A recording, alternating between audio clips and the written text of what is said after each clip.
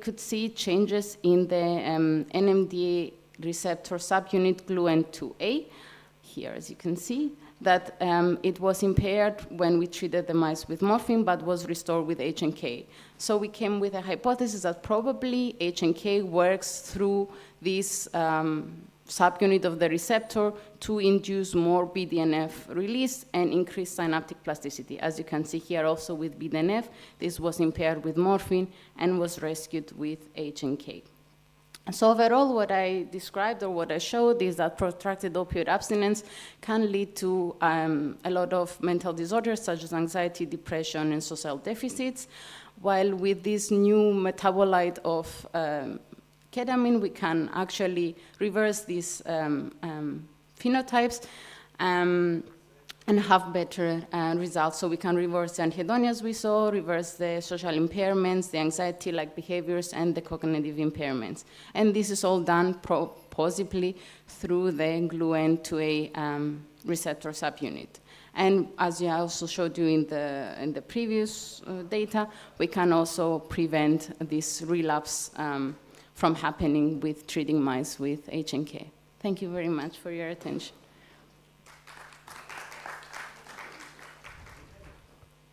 Thank you very much, Dr. Mikhail, for your very nice presentation. We will continue with the next speaker.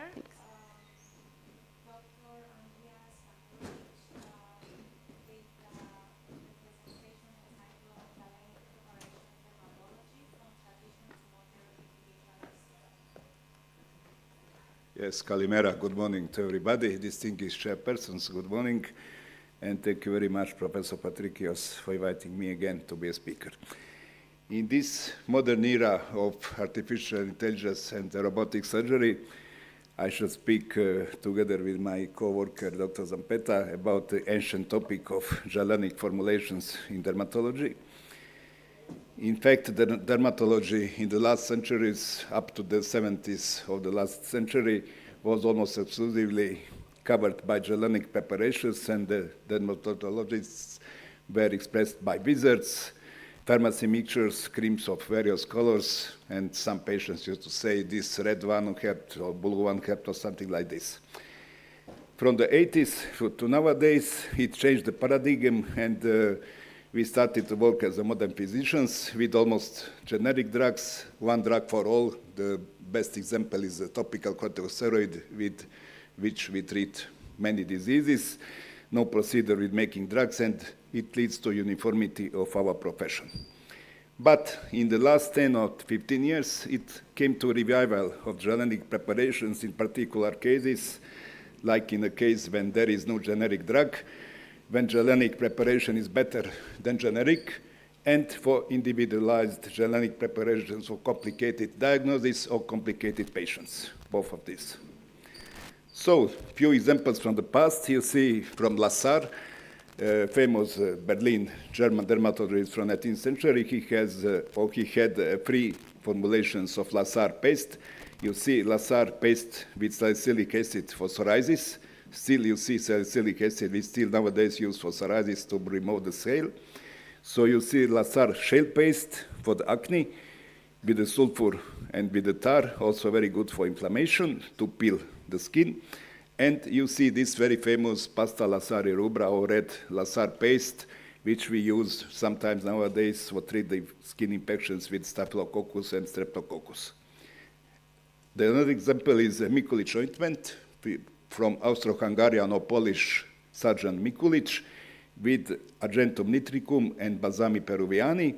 And you see that Argentum nitricum cyval nitrate has a very good efficiency as antibacterial and corrosive topic, and Peruvian balm we use in many, many indications in dermatology. And one very interesting indication is scabies in small children, because in small children we cannot use permethrin 5%, which is the standard of usage for the adult patients.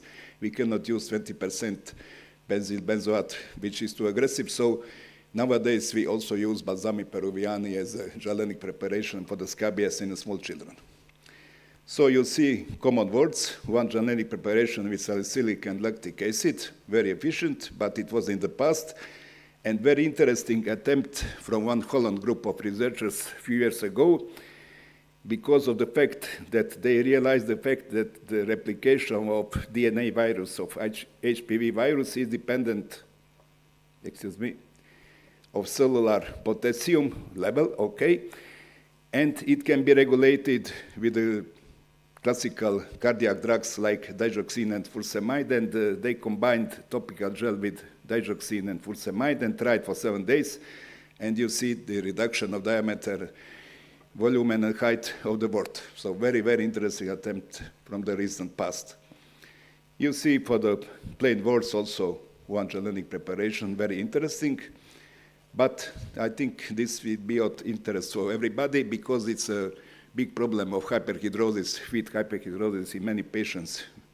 We see these patients every day and they are very unhappy with this. How it works, the urotropine. In fact, it has the name of methenamine or hexamine, and what happened by the action of acetron sweet, it connects together, it makes formaldehyde, and this formaldehyde decreases the activity of the sweat gland. So it decreases the sweating. Very good action. So, few examples of topical preparations for diapedermatitis with calcium and with talc. You can also sometimes use and add the topical hydrocortisone. You see this old antiseptic Rivanol, this yellow, if you remember this yellow substance, Rivanol. If we mix this with the talcum and zinc, you can make a very good topical preparation for Incerbice ostropholus.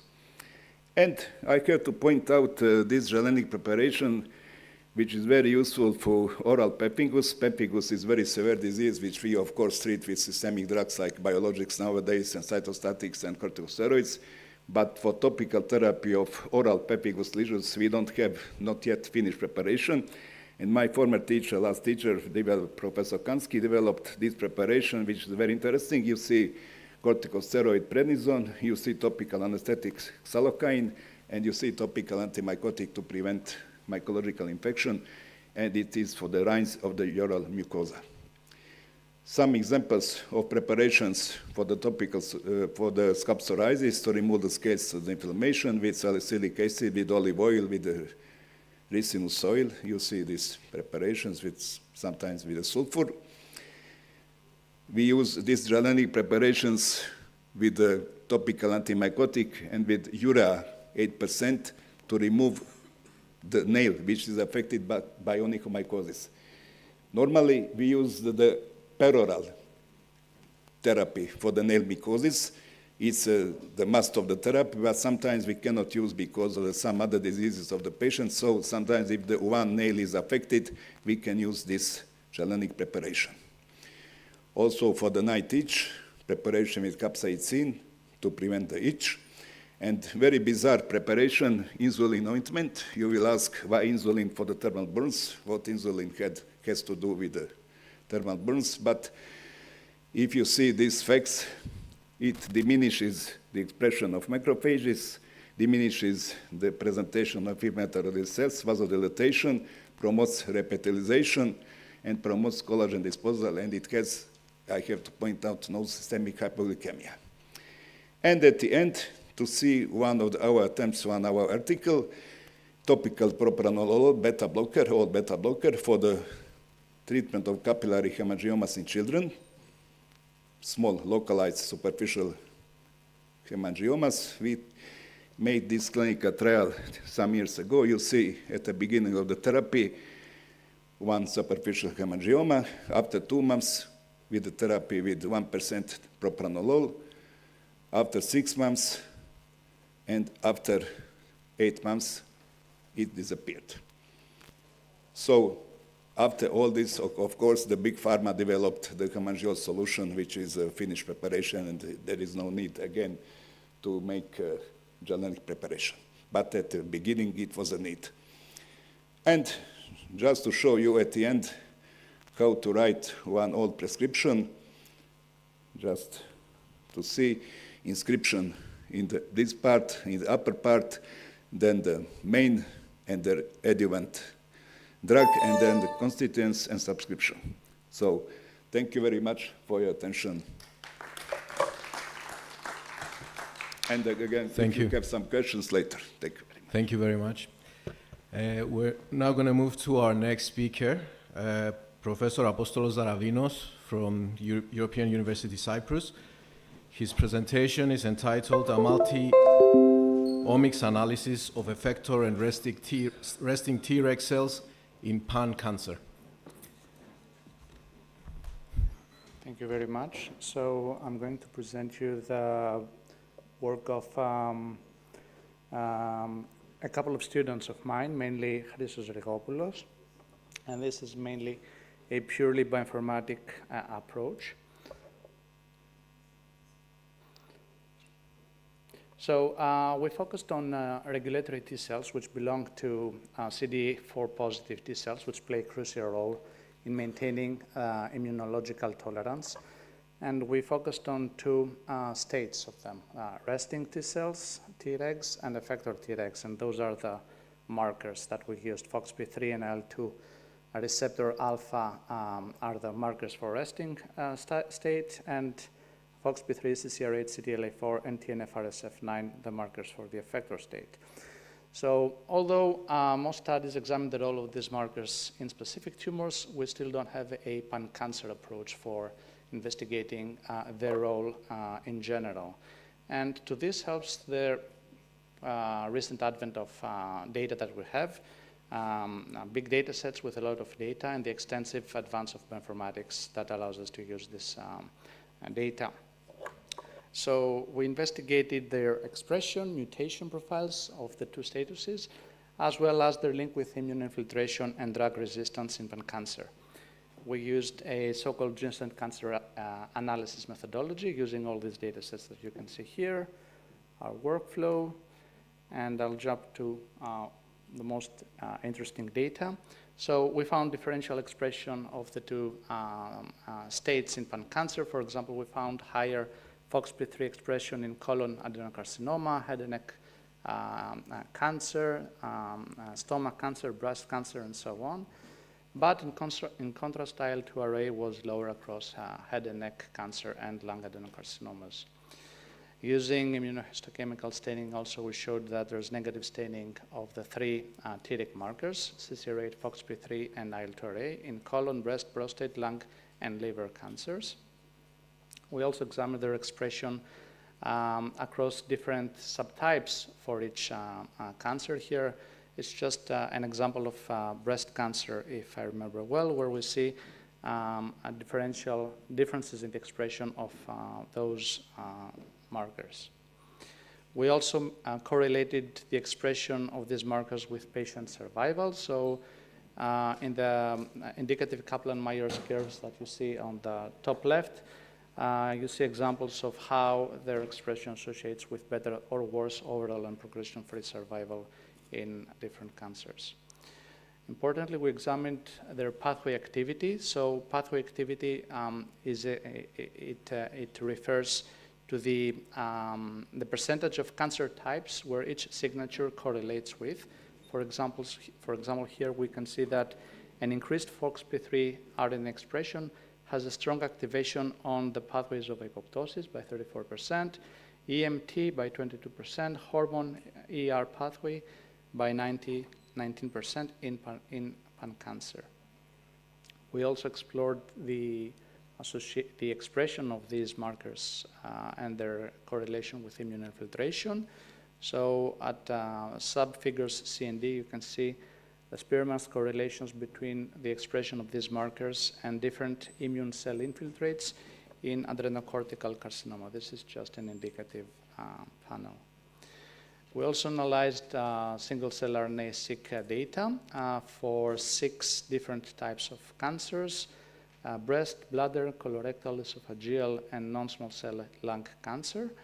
And we focused on the expression, of course, of these markers in specific data sets using the 10x genomic platform and analyzed differences between their primary and metastatic status of the tumors.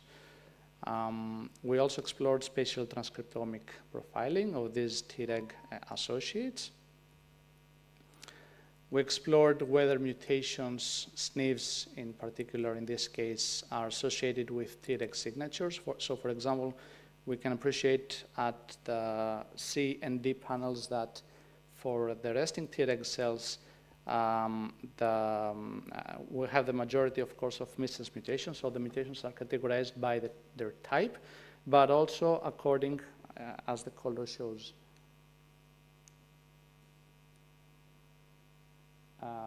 according to different types of cancers as well. We also explored their copy number variations and post-translational modifications in the two statuses, and found some association with CNVs affecting loci where FOXP3 and IL-2 array can be found. Regarding differential methylation, we didn't find any significant methylation that affects those two loci.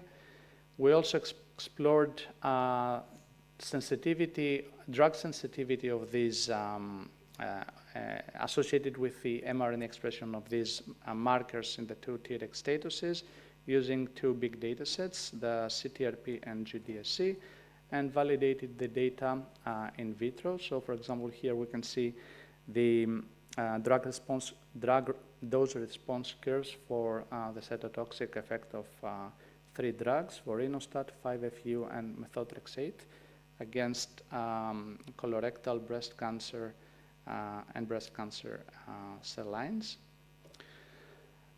So there's a lot of data, so I'll just jump to the conclusions because it might be chaotic for someone who is not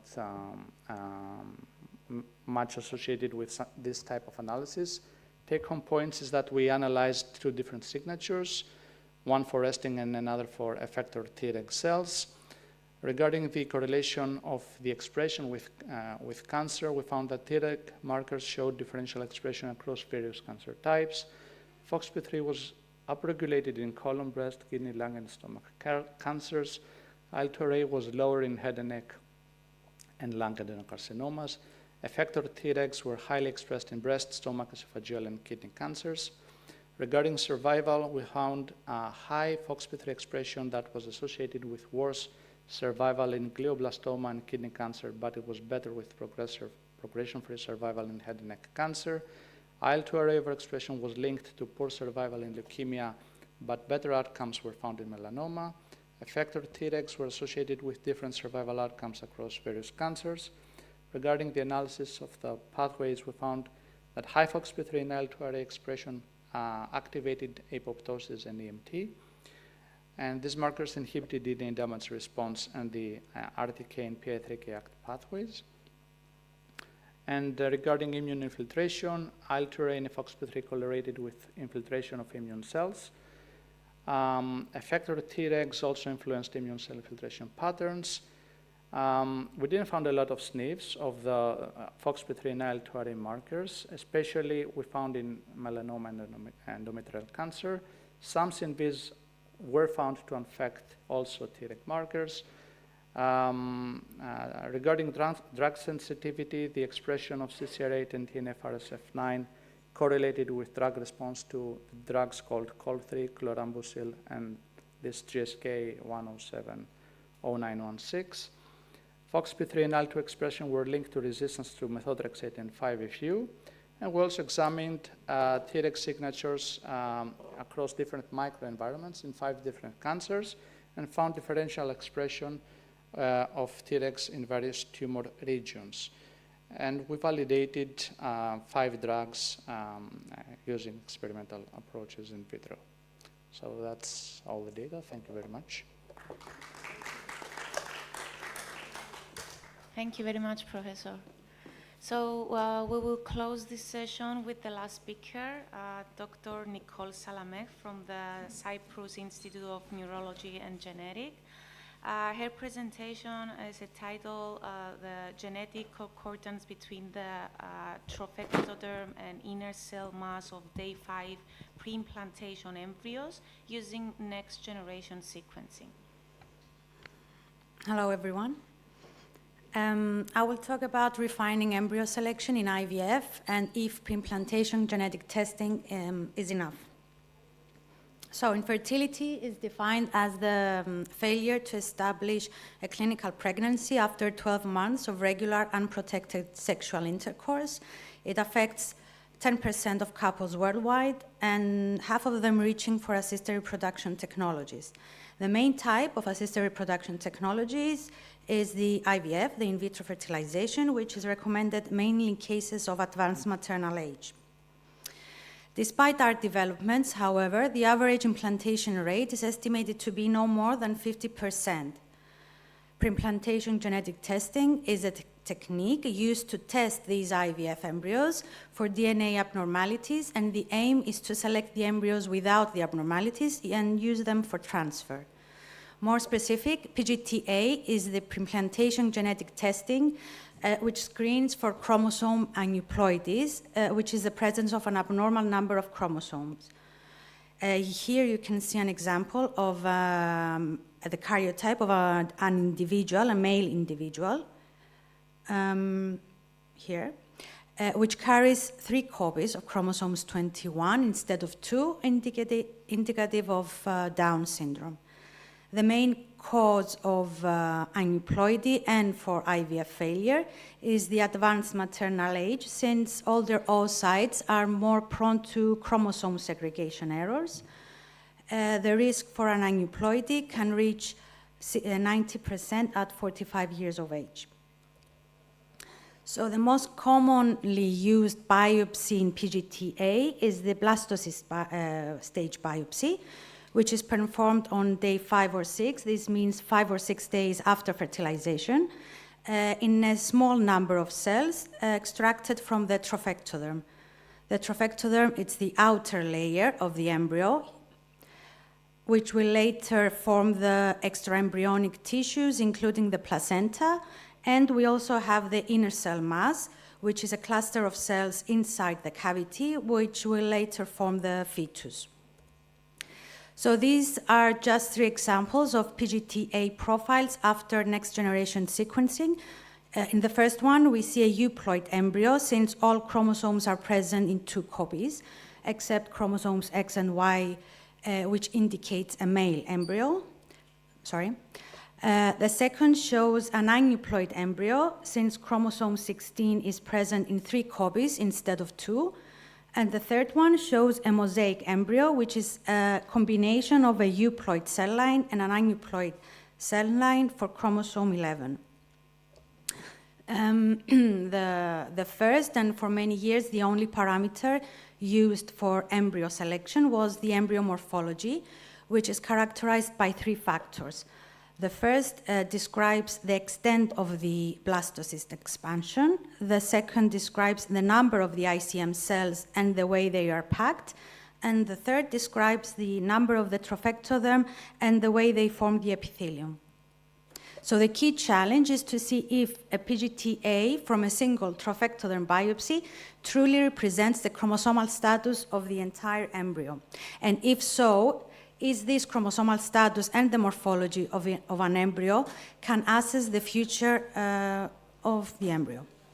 So it is reported that after transferring PGTA euploid and of good morphology embryos, the success rates of clinical pregnancies are no more than 60%. So do we need any additional markers to enhance this selection? Further to the ploidy and the morphology, the mitochondrial DNA is studied as a potential marker for embryo selection. As you can see, after oogenesis and through oocyte maturation, the mitochondria and the mitochondrial DNA replication is enhanced. And right after fertilization, the replication stops, having all mitochondria with their DNA diluted into the daughter cells. During blastocyst formation, around day 5 or 6, the replication of the mitochondria and their DNA is again enhanced, but only in the trophectoderm cells, since these cells are now starting to differentiate in order to initiate implantation, where the ICM cells still carry their pluripotent status. So we had 32 donated blastocysts. These are day 5 embryos, which were separated into their ICM and the trophectoderm. Both groups were processed and analyzed with new generation sequencing using a low-pass whole genome sequencing. In addition, 14 of these 32 embryos underwent PGTA, and these results were also available to compare. So we had now available the ploidy status and the mitochondrial DNA copy number given after NGS analysis, and the embryo morphology, which was given with the embryos. In this table, we can see the comparison of the ploidy status between the ICM and the trophectoderm of each embryo. 26 out of the 32 embryos showed a full concordance between their two cell samples, and 6 showed partial concordance, but this was limited to mosaic or segmental findings. In this table, we can see the 14 embryos who had a PGTA result as well. 13 of the 14 showed full concordance, and 1 showed partial concordance, but again, this was due to a mosaic finding in addition of multiple identical aneuploidies present in all 3 samples of the embryo. When we compared the mitochondrial DNA copy number with the ploidy status, we saw that the mitochondrial DNA copy number was higher and much variable in the non-euploid samples compared to the euploid in both the ICM and the trophectoderm groups. And when we tried to add the embryo morphology into this equation, we saw that the morphology had no correlation between either the mitochondrial DNA copy number or the ploidy status in both the ICM and the trophectoderm. However, we wanted to see if these 2 factors tested, the mitochondrial DNA copy number and the ploidy, had any correlation with the morphology of only the ICM or only the trophectoderm and not the whole blastocyst. We saw that in the trophectoderm, the highest rates of the mitochondrial DNA copy numbers were of those of the A score than the B score. And when we tried to separate the euploid from the non-euploid, interestingly, we saw that in the euploid group, the mitochondrial DNA copy number was again of those with the A score and not the B score. So we saw a high concordance of the ploidy status between the whole ICM, the whole trophectoderm, and the trophectoderm biopsy. Therefore, PGTA provides a representative chromosomal assessment for the actual embryo. We saw that the mitochondrial DNA copy number is higher in non-euploid embryos. Some scientists believe that this is because of the high energy demand of these cells due to the extra chromosomal material, and that the mitochondrial DNA replication never stops during early embryogenesis. Others believe that there's a defective mitochondrial function to start with, which disrupts the spindle, increasing the risk for an aneuploidy. We also saw no significant association between the mitochondrial DNA copy number and the ploidy with the embryo morphology. Is embryo morphology a reliable predictor after all? We saw that the mitochondrial DNA copy number is higher in the trophectoderm than in the ICM of the same embryo, and this agrees with the literature since these cells now are starting to differentiate in order to initiate the implantation. And we saw that there's a higher mitochondrial DNA copy number in A-score trophectoderm than in B-score, translated to enhanced chance of implantation potential. And this may lead to the evaluation of the mitochondrial DNA copy number as an additional marker. For example, if we have 2 or more euploid embryos available and we need to select one for transfer, we can give priority to the one with the best trophectoderm morphology than the ICM or the expansion of the blastocyst. We had 2 limitations. We had no low morphology embryos, and these may justify the lack of association between the embryo morphology and the rest of the factors, and our sample was small. I would like to thank everyone and you for your attention.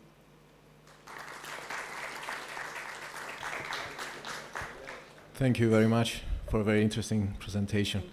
And thank you everyone for your attention.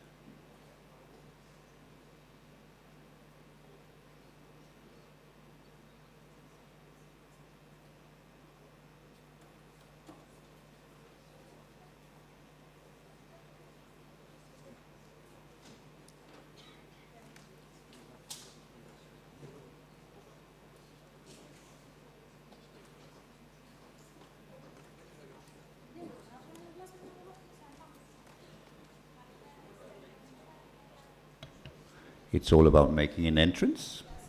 So why would we go the direct route when we actually had in the entire stage to fill? Thank you so much for joining us for this particular session. We are going to dive into a mix of the International Multi-Thematic Scientific Biomedical Congress and the One Health, One Road Alliance policy tracks. In this immediate time, it is my great pleasure to be here. I am a last mentor from the Nordic Wellbeing Academy, also representing the European Health Futures Forum with me, Karina Dantas. I think you have to press the red one, yeah? Yeah. Good morning. It's a great pleasure to be here as well, especially with my colleague Lars Munter and the great panel of speakers we'll have. I'm the CEO of Shine to Europe from Portugal, and it's very nice to be in Cyprus with you. And in this particular session, we are going to dive into both the complexities, but also some of the wonderful solutions we can find in the area of European policies when it comes to the issue of healthy aging. We have a great panel of wonderful speakers that will initially present their views and ideas and thoughts, and then we dive into the real brain power of it, a debate among our speakers.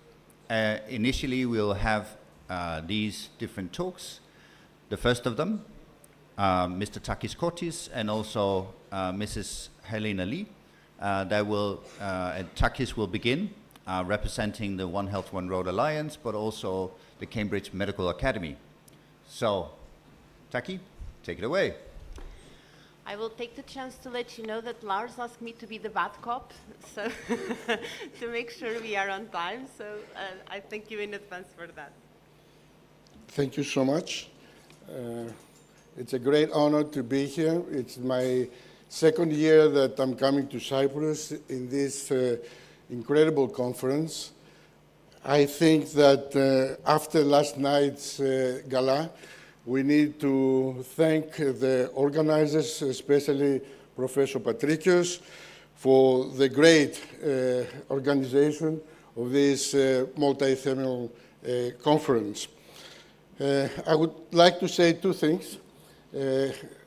I would like to express my deep gratitude to be invited here. As I said again, it's the second year that I'm participating, and it's a great honor to be able to present to you our initiative, which is called One Health, One Road. So I think I should warn you, because our concept derived from Cambridge. It's quite a breakthrough, and I would appreciate your comments at the end of all our presentations, because we believe what we present to you today, it's the way forward in healthcare systems. So with no further ado, I would like to start. I would like to mention that because of the time restriction, I'm going to be giving both presentations for myself and Ms. Lee Jun. And I would like to later on invite our guests from Beijing. So let's start looking at the bridge that we try to construct in order to create an integrative and personalized medicine approach. So the idea started in Cambridge, UK, then Cyprus, representing the European Union, and also Denmark from the European Union participated in this initiative, and from the part of China, in Shanghai, Beijing, Shenzhen, Sichuan, and Henan. What we're going to be discussing today, it's about a new challenge in healthcare. We see that it's fragmented. The healthcare as we see today, it's fragmented, and we try to analyze how we can approach it and view it from a different perspective. The problem that we see, it's the traditional one-size-fits-all model, ignores certain things, ignores genetic, social behavior, and cultural differences. Also, the chronic diseases, aging, and mobility overwhelm the hospital systems as of today. Limited integration between Western and traditional Chinese medicine practices hinders translational outcomes. So our focus is a new, data-enabled, prevention-oriented paradigm which we feel is required. This is our approach. We call it One Health personalized healthcare model. We believe that is a new generation healthcare model that unites genomics, herbal innovation, social behavior analytics, and using artificial intelligence. This is a framework model that is based on prevention, longevity, wellness, and rehabilitation. Let's look on prevention-oriented and what we call a precision-driven initiative. The prevention shifts from population level screening to individualized risk forecasting and intervention planning. AI and genomic integration, we mean prediction and precision. In prediction, AI algorithms model disease susceptibility and predict treatment response. On precision, it's a genomic data that we identify metabolic profiles and drug-herb compatibility. We believe that the herbal innovation and validation is going to give us a different view of analyzing data using AI. So the One Health Herbal Registry platform achieves data integration, AI-based prediction, and what we would like to achieve is to advance the scientific validation and global standardization of herbal medicine through digital innovation.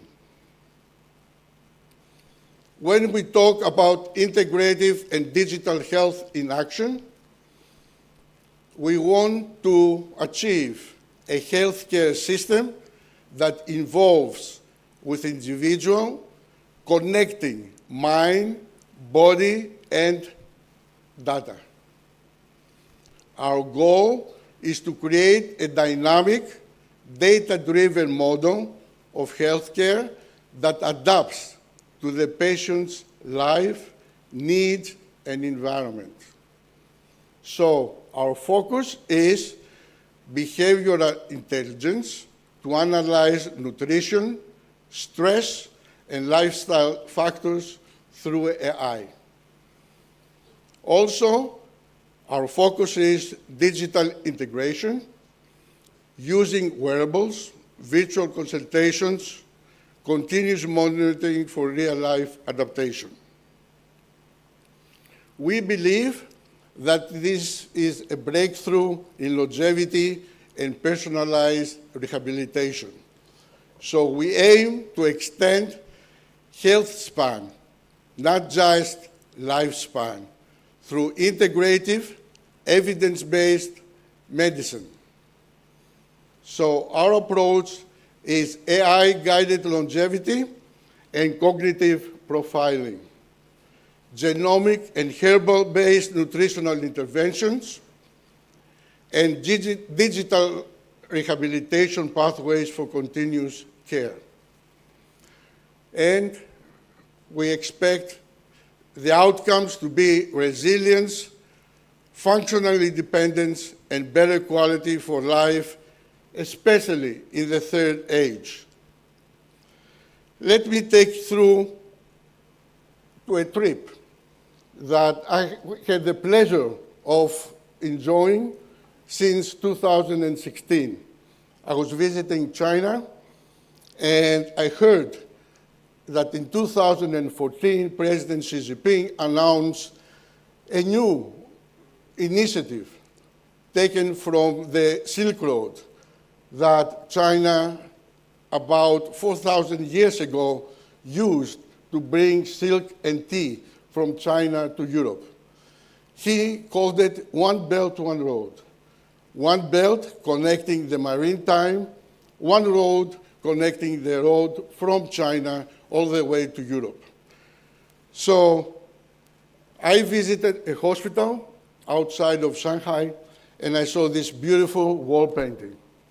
In this wall painting, you can see on the upper right a Greek physician examining a child. On the bottom left, you can see a traditional Chinese medicine doctors.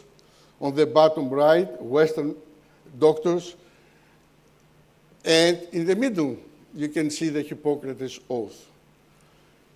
That was a great, I thought, description, the best I had seen of what the health attitude has been for the last 4,000 years. So I called it One Health, One Road. So the One Health, One Road is a novel approach promoting a universal model of healthcare, delivery through innovative means of training, experience sharing, and technology transferring, aimed to unite the practices of traditional Chinese medicine, ancient Greek medical practices, and contemporary Western medicine. We believe this is the path to breakthrough for global health challenges. So linking One Health, One Road through personalized primary care. This is what we believe the 21st century healthcare system needs. So the One Health, One Road pioneers a new model of primary care, integrating Western medicine, traditional Chinese medicine, and AI-driven precision. Also, we want to train the 21st century general practitioner doctor. That is going to be a 2-year program, Western medicine the first year, TCM and ICT the second year. That forms a globally skilled family doctor through a joint EU-China postgraduate pathway. Through the One Health personalized platform, healthcare becomes predictive, preventive, and truly personalized. And we believe that this is the way to connect East and West in unified path to global health. This is our activity. We started from Beijing, that we intend to build One Health integrated biomedical campus. In Shanghai, we have already offices in Pudong for research and development, training, and education. Also in Sichuan, Manyang, we intend to develop a center of excellence in imaging. And in Henan, we expect to be involved in medical plantation cultivation based in Henan. Hippocrates said, the aim of medicine is to relieve suffering and care for health. This integration is precisely to make healthcare more humanistic and scientifically accurate. From WHO, the Director General says, public health is a common cause for all humanity. Only solidarity and cooperation can overcome challenges. So, we firmly believe that only through integration, innovation, and open cooperation can truly achieve the goal of health for all. The future of medicine lies not in isolated technological breakthroughs, but in cross-border integration and symbiosis.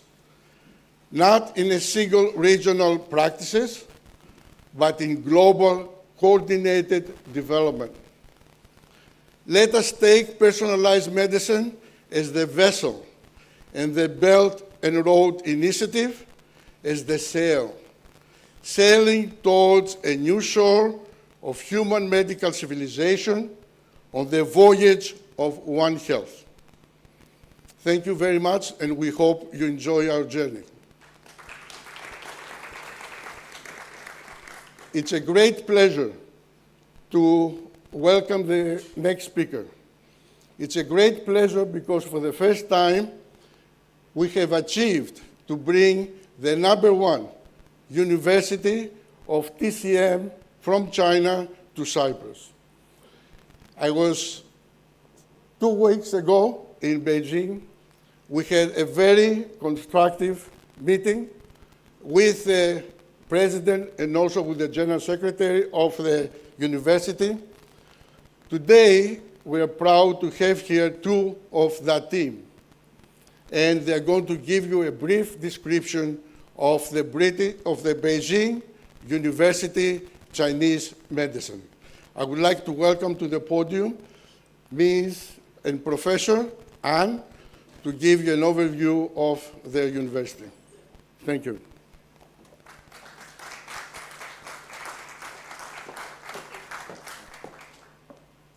Thank you, everyone. Good morning. It's really a great pleasure and my honor to be invited here. This is for my first time to come to the fancy country, Cyprus.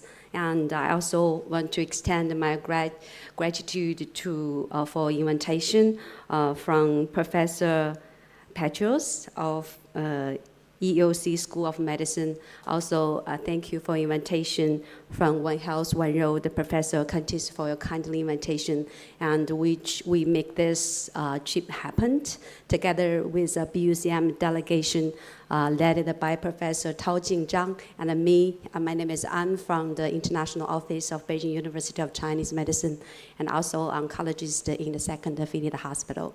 So today I'm going to introduce briefly about the Beijing University of Chinese Medicine, especially for the International Cooperation Department. So Beijing University of Chinese Medicine was established in 1957. So next year is our 70th anniversary. So we warmly welcome all of you. Have the chance to go to Beijing to join our 7th anniversary celebration. Also a big event of international conference named the Traditional Medicine Conference. We collaborate with the WHO. And BUCM was directly under the Ministry of Education of People's Republic of China. We are the top university of Chinese medicine in China and all of the world, as Dr. Kanz has said. And we have, right now we have 3 campus, and there's no Hepingjie campus and our new campus. And the totally 3 campus, we have the totally 1.1 million square feet, and right now we have 15,000 medical students studying the school, including the bachelor degree, master degree, and a doctor degree. And among all the, Chinese medicine university, we are the double first class, and we have 3 very important disciplines, including Chinese medicine, integrative medicine, and with Western medicine and the Chinese material medica. That's our first class discipline in China, and also the key discipline under the National Administration of Chinese Medicine. And in our hospital, and there's 3 campus, and welcome to this campus to experience Chinese medicine. We have a Chinese Medicine Experience Center, and you can see Chinese medicine culture, herbs, and Chinese medicine AI facilities there, and to learn the integrative medicine. And we also have overseas centers. Okay, let me check. Yeah, here.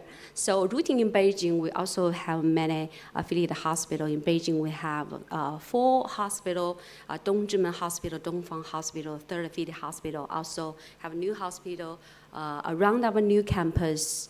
And just beside Beijing, we also have another 4 educational hospital. So each hospital have more than 1,000 beds, and we have 3 million visits. We take care of 3 million patients per hospital annually.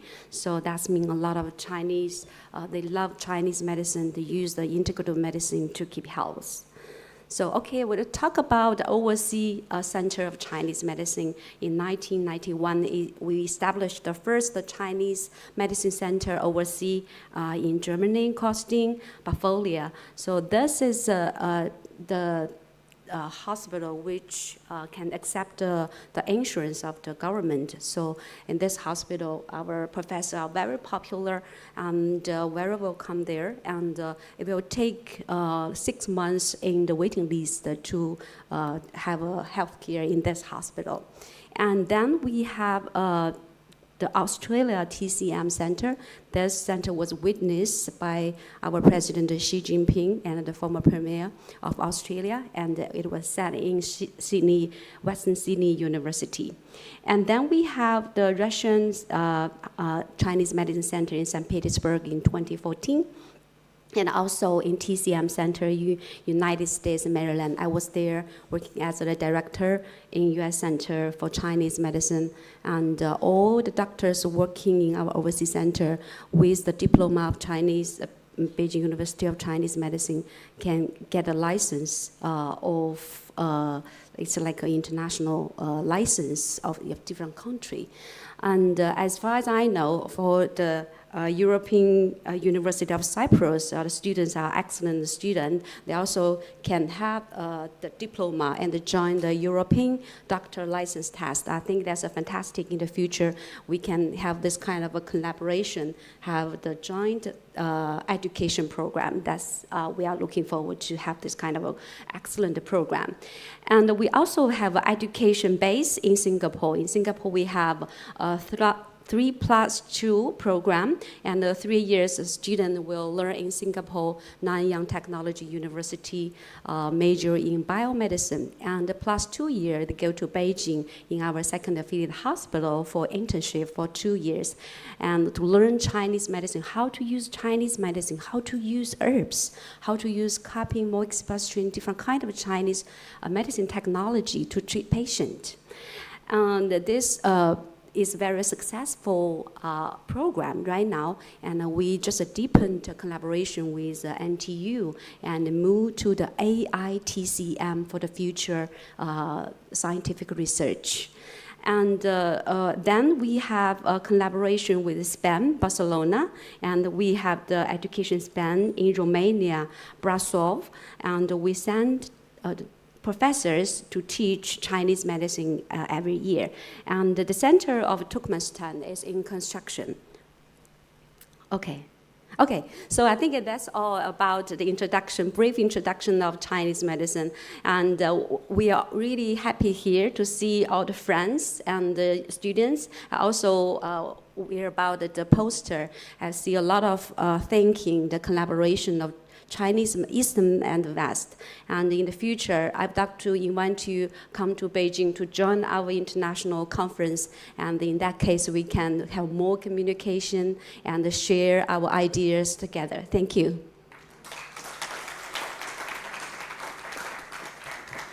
Thank you so much. A global insight also to this issue. It is our great honor now to skip a little bit in the program. It's a Cypriot custom.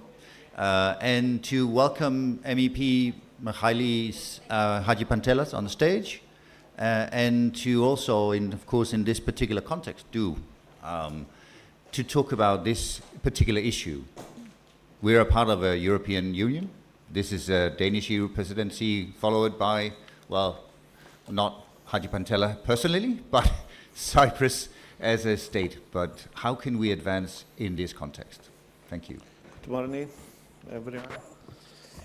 Distinguished colleagues, researchers, healthcare professionals, dear friends, I would like to thank the organizers, and particularly my dear friend Dr. Patrikios, for the invitation to take part in this interesting congress and for the opportunity to share my perspective on your work.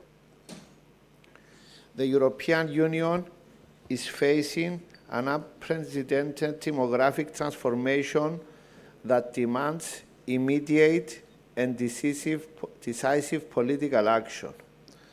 As we gather for this important medical congress, I address you not only as a member of the European Parliament representing Cyprus, but also as someone who has witnessed firsthand the challenges of health system management during my tenure as a Cyprus Health Minister from 2021 to 2023.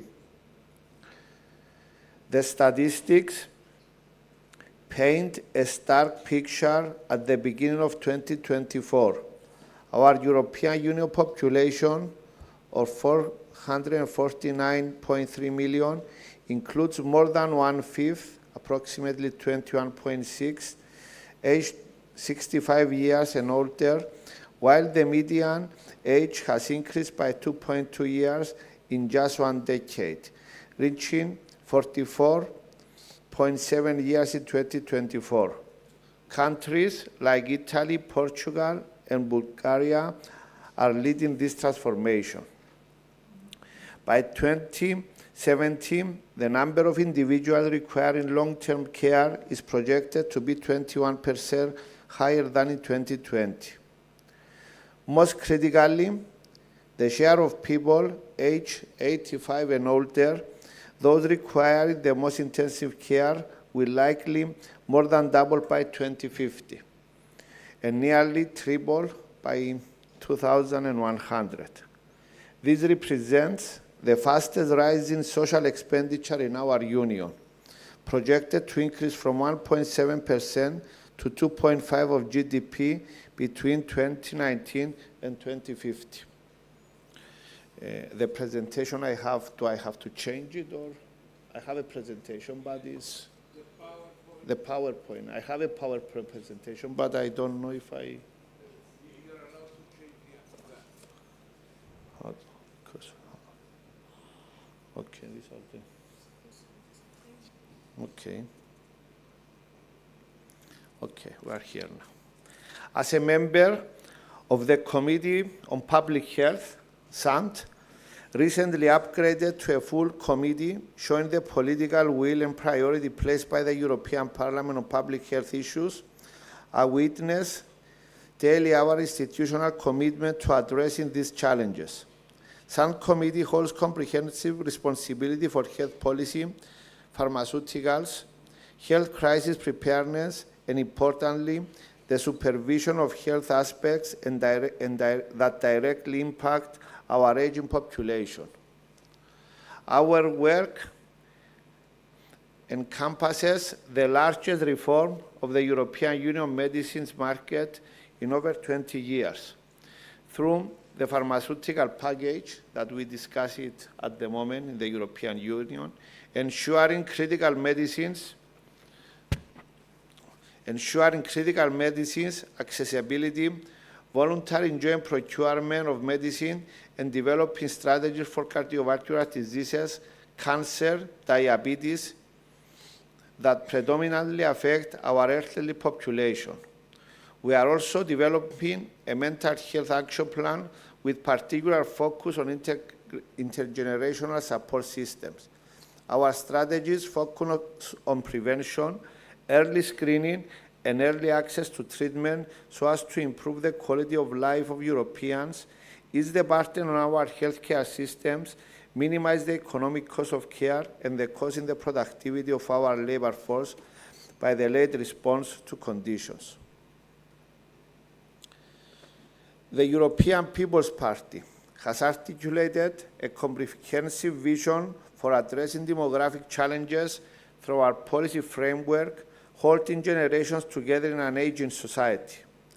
We advocate for a multifold strategy that includes increasing wages and improving working conditions in healthcare sectors, providing professional support for workers, and crucially recognizing and assisting the 53 million informal caregivers across the European Union. The APP supports the installation of high-capacity mixed professional care services, including home care, community-based care, and residential care. We are particularly concerned about the gender gap in healthcare sectors and the display between urban and rural access to long-term care facilities. Okay. The European Union for Health Programs represents the European Union unprecedented financial commitment to health challenges with 551.3 million allocated for 2025 alone. This program addresses crisis preparedness, health promotion, health system strengthening, and digital health innovations. However, I must note with concern the reduction by the Commission in prevention funding to 68 million compared to 2024, which undermines our long-term approach to healthy aging. As we prepare for the next MFF, the Multi-Annual Financial Framework, the SAND Committee is advocating for appropriate funding increases for health programs, including through the dedicated funds and Horizon Europe, which finances research, recognizing that health inequalities must not depend on postal codes. The European Union must be at the forefront of cutting-edge healthcare, equitable access, and top research. The APP has entrusted me with the role of standing rapporteur on budget issues for health and the environment through the ENFI and SAND committees. In my role, I have advocated for significant increases in health-related funding. The 2025 European Union budget includes an additional 110 million for health actions, reflecting our recognition that demographic challenges require sustained financial commitment. Our focus should be on improving healthcare workforce sustainability and addressing the health workforce crisis, as we cannot treat aging populations without ensuring adequate, well-trained healthcare professionals to serve them.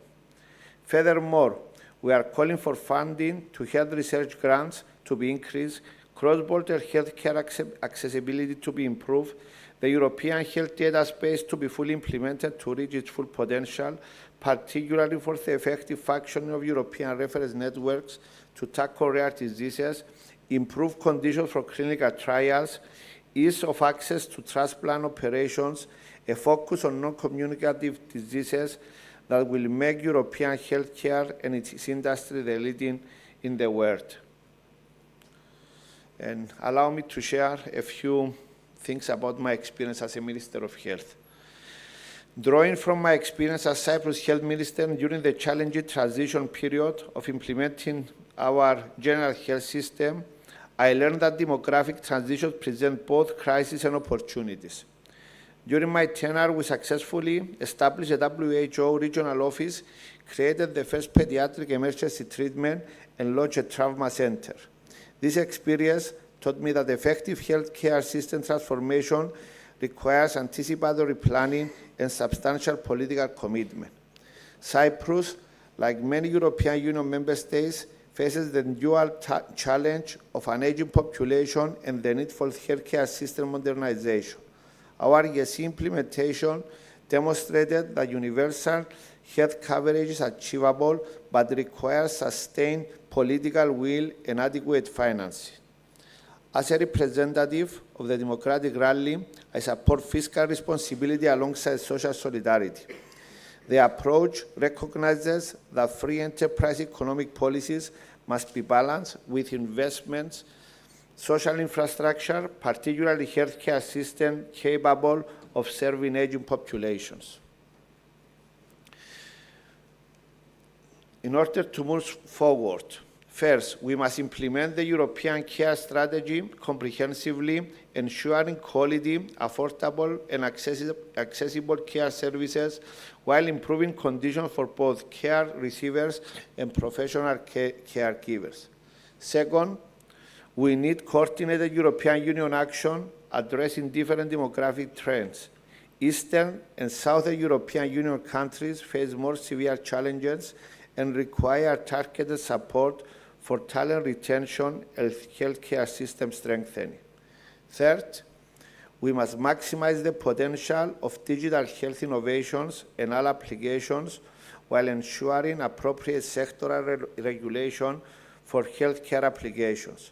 Finally, we need sustained investment in prevention and healthcare promotion, recognizing that healthy aging policies can significantly reduce long-term care needs. To conclude, the demographic transition represents one of Europe's greatest challenges alongside our green and digital transitions. We need proper planning, adequate funding, and political commitment to create sustainable systems that honor European values while ensuring quality care for all of our citizens. As members of parliament, healthcare professionals, and policymakers, we must act now to ensure that the Europe of 2050 and beyond can provide dignity, quality care and opportunities for healthy aging across all member states. The time for action is today. Thank you very much.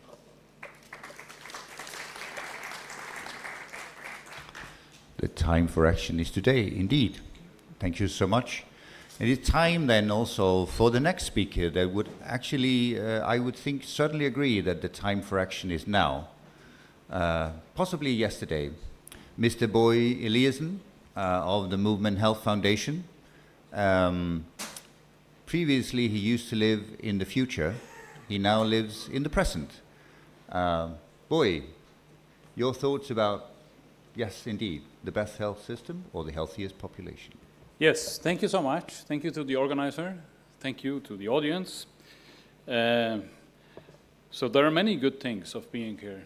The best thing was running at 6:30 in the morning and not freezing your butt off like I do in Denmark at this time. That was very, very nice. And that's clearly an improvement of quality of life, which I think I should do more often. So I think we've heard three very, very interesting presentations on challenges, also on how we can go forward, and what is it? So when I work, I always have one question first. Where is dignity in the equation? So how do we make sure that dignity drives? And with dignity, of course, comes the question that all have raised here. So we have an aging population that we need to deal with. But the majority of the challenge is because we are dealing with it as if we lived 100 years ago. As if the solution is to drive access to problems that have arrived. So I'm very happy to hear this morning that there is a huge work in the Chinese-European collaboration on really taking this in a different road, and also trying to figure out what is it really we want. What I did a lot when I worked with Copenhagen Institute for Future Studies was to say, okay, what does it look like if it's the best possible quality of life and well-being during the lifespan? So there is some kind, when we have personalization, it also means that it's a bit individualized. So we cannot say we want to leave one size fits all and then everybody wants the same quality of life. That's not how it works. So we also need to get into those parts of working. The biggest challenge I've seen is that, so I should say that I started working with genomics some 25 years ago. I initiated the first population genome program in my native Faroe Islands, so very small nation, and everybody wanted small nations at that point. And I've been following this precision medicine public health clash all the time. And the time is really to push for how do you combine this paradigm to the next level and not have it conflicting. So we need precision health and we need public health and we need to work together with that. It sounds really simple, but it's not. And here, in all of the programs that I've been trying to work with, it always ends up being a demand for how do we build a more efficient health system and health delivery system. But our goal is really the healthiest population.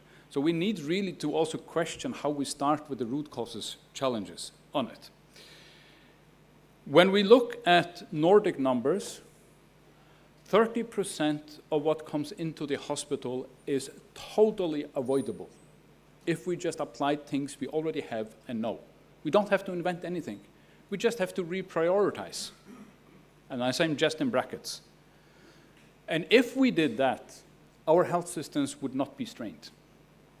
So this is really about when do we intervene with the technology that we have, and how do we do it. So Leroy Hood, some 20 or 25 years ago, pushed forward P4 medicine, personalized, preventive, predictive, participatory. And this is still a mantra going forward. I also heard a lot of that in the East and West approach. What we have tried to push in here is to say, okay, we actually need to capacity build the person, the patient. So how do you give this tools to the individual so they actually are a real part of it? So it's not about saying we are personalized because we give some information to the person. We are personalized when we make the person be a part of their own journey. And we all say it, but we don't do it. So how do we walk that next step? And I'm fully in on that. We can work predictive, we can work preventative, we should work participatory. But we also move from, we also move from a world where we have built all our systems on static data. The reality of the future is real-time data, and it is person-produced data. It's a different game. So we also need to take that part into how we go forward. So coming back to why is this relevant for aging? It's relevant for aging because we actually have the tools to intervene early. We have the tools to have people be a part of changing the behavioral side on it. So if we think about the 4 big diseases that we see, so being cancer, cardiovascular, cardiometabolic with diabetes, and chronic respiratory diseases, the root causes are likely 80% the same. And many of them are totally avoidable. So if we really want to work with an aging population, it's also saying quite firmly, it's not necessary that you have a bigger disease burden just because you get older. That's not necessary. It's not necessary as a given that because we gain 10 or 20 or 30 years of lifespan in 50 years, that needs to have a bigger combined disease burden. So that is the question that we need to solve in it. So if you got a bit confused, that's on purpose with that. So what we did in 2019 with the Nordic Health 2030, where we tried to bridge digital and data between the Nordic countries, was to say, okay, what happens if you give all the existing data, no new data? We are very boring, we don't do anything new. Just existing data, but you give the frames. So this is 19, so this is many years before ChatGPT and easy things with AI. But you take societal factors, biology, genomics, health records, personal behavior on watches, micro, macro environmental factors, which we also heard very much about in what's happening in China.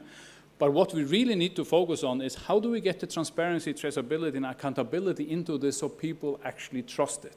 How do we make it so that it can't harm you as a person on the long term? So the challenge is not the data per se. The challenge is not the technology per se, it's the governance, the transparency, and traceability that we need to get right. And this, I think, would be a marvelous thing to bridge in an East-West approach. And if we give this to people on a longer term, why is this time going so fast? There must be something in Cyprus, right? You still live in the future, boy. Yeah, I know.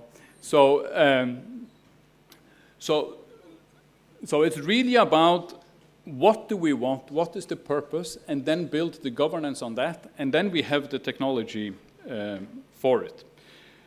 And what I try to do a lot with many of my hats, so a part of it is really the think side, which nobody wants to do. So what are the root causes? Where is it we want to go? What does it look like when it's good in 10 or 15 or 20 or 50 years? How does that look? Then the act part is building the coalition and really going in and making it possible to work, because nobody does this alone. And then the do part is just executing as good as you can. And that's the hard job. But we really need to understand that it's the three part. It's not one of them. It's all of them that we need to do all the time. And then where we really go wrong is with the short, medium, and long term. We have a huge challenge because we spend 95% of the resources on the short, acute part, which doesn't give us energy to go in the medium part, which would be secondary prevention, and the long part, which is primary prevention. And that balance we need to get right.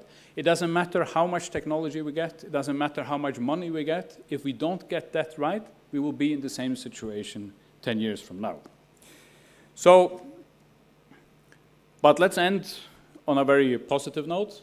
We have everything we need to do this. Yeah, and we heard this morning that everybody wants to do it. So now my question is to you, each person, what can you do in this?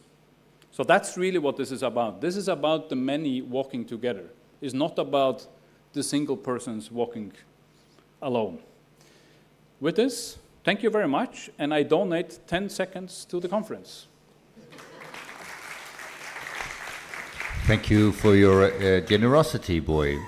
It doesn't happen every time, but it's wonderful to get 10 seconds when you need them. It's time to invite the last of our speakers or presentations on the stage. CEO Diana Arsovich from the Danish Life Science Cluster. And of course, in this context, really wonderful that we, from this context of talking about the Danish EU presidency and the Cypriot, actually have two Danes on stage, or at least... yes, thank you. But Diana, please.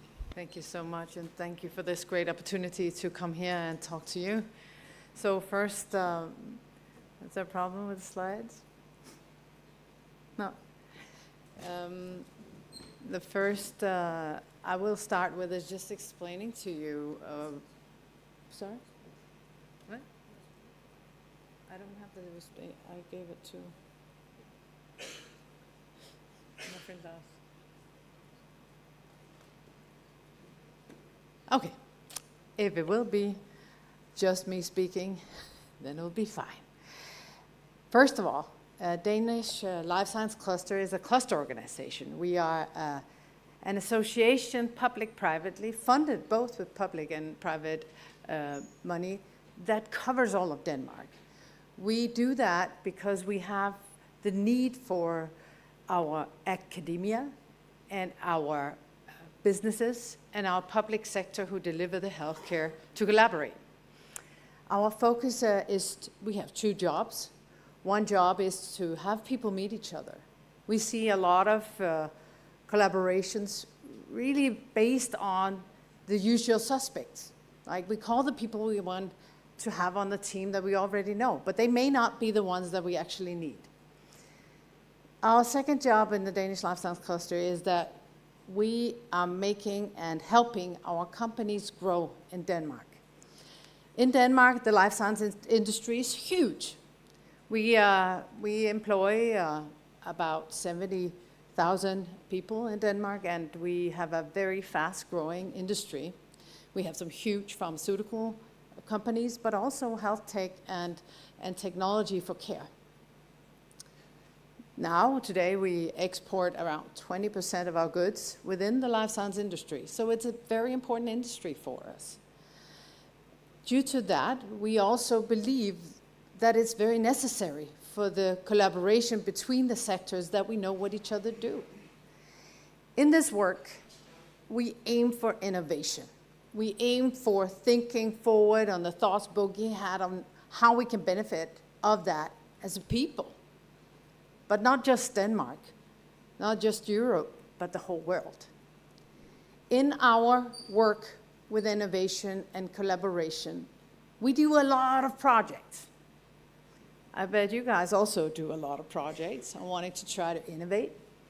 One of the projects I would like to share with you is one we call Phase 5, focusing on how we can actually make medicine personalized through decentralized trials. Oh, look at that. Yes, you can now go to the presentation, and thank you so much for the very nice improv until now. I will just continue. Oh, I got extra minutes.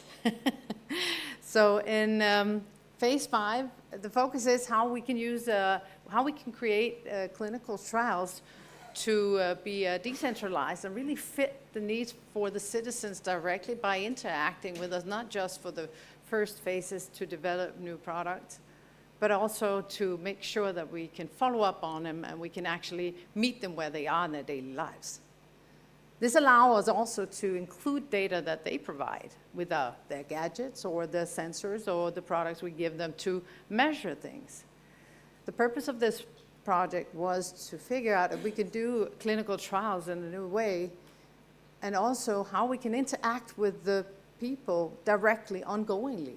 So it doesn't just stop with the study, but moves on. This project is also done in a public-private setting with our pharmaceutical industry, but also our tech providers, because these products, they need collaboration across the industry as well. The scaling of this becomes a hurdle. A lot of European projects within the Horizon programs and so on are born to be internationally thought, but it has a challenge on the implementation, on the impact, and the next step.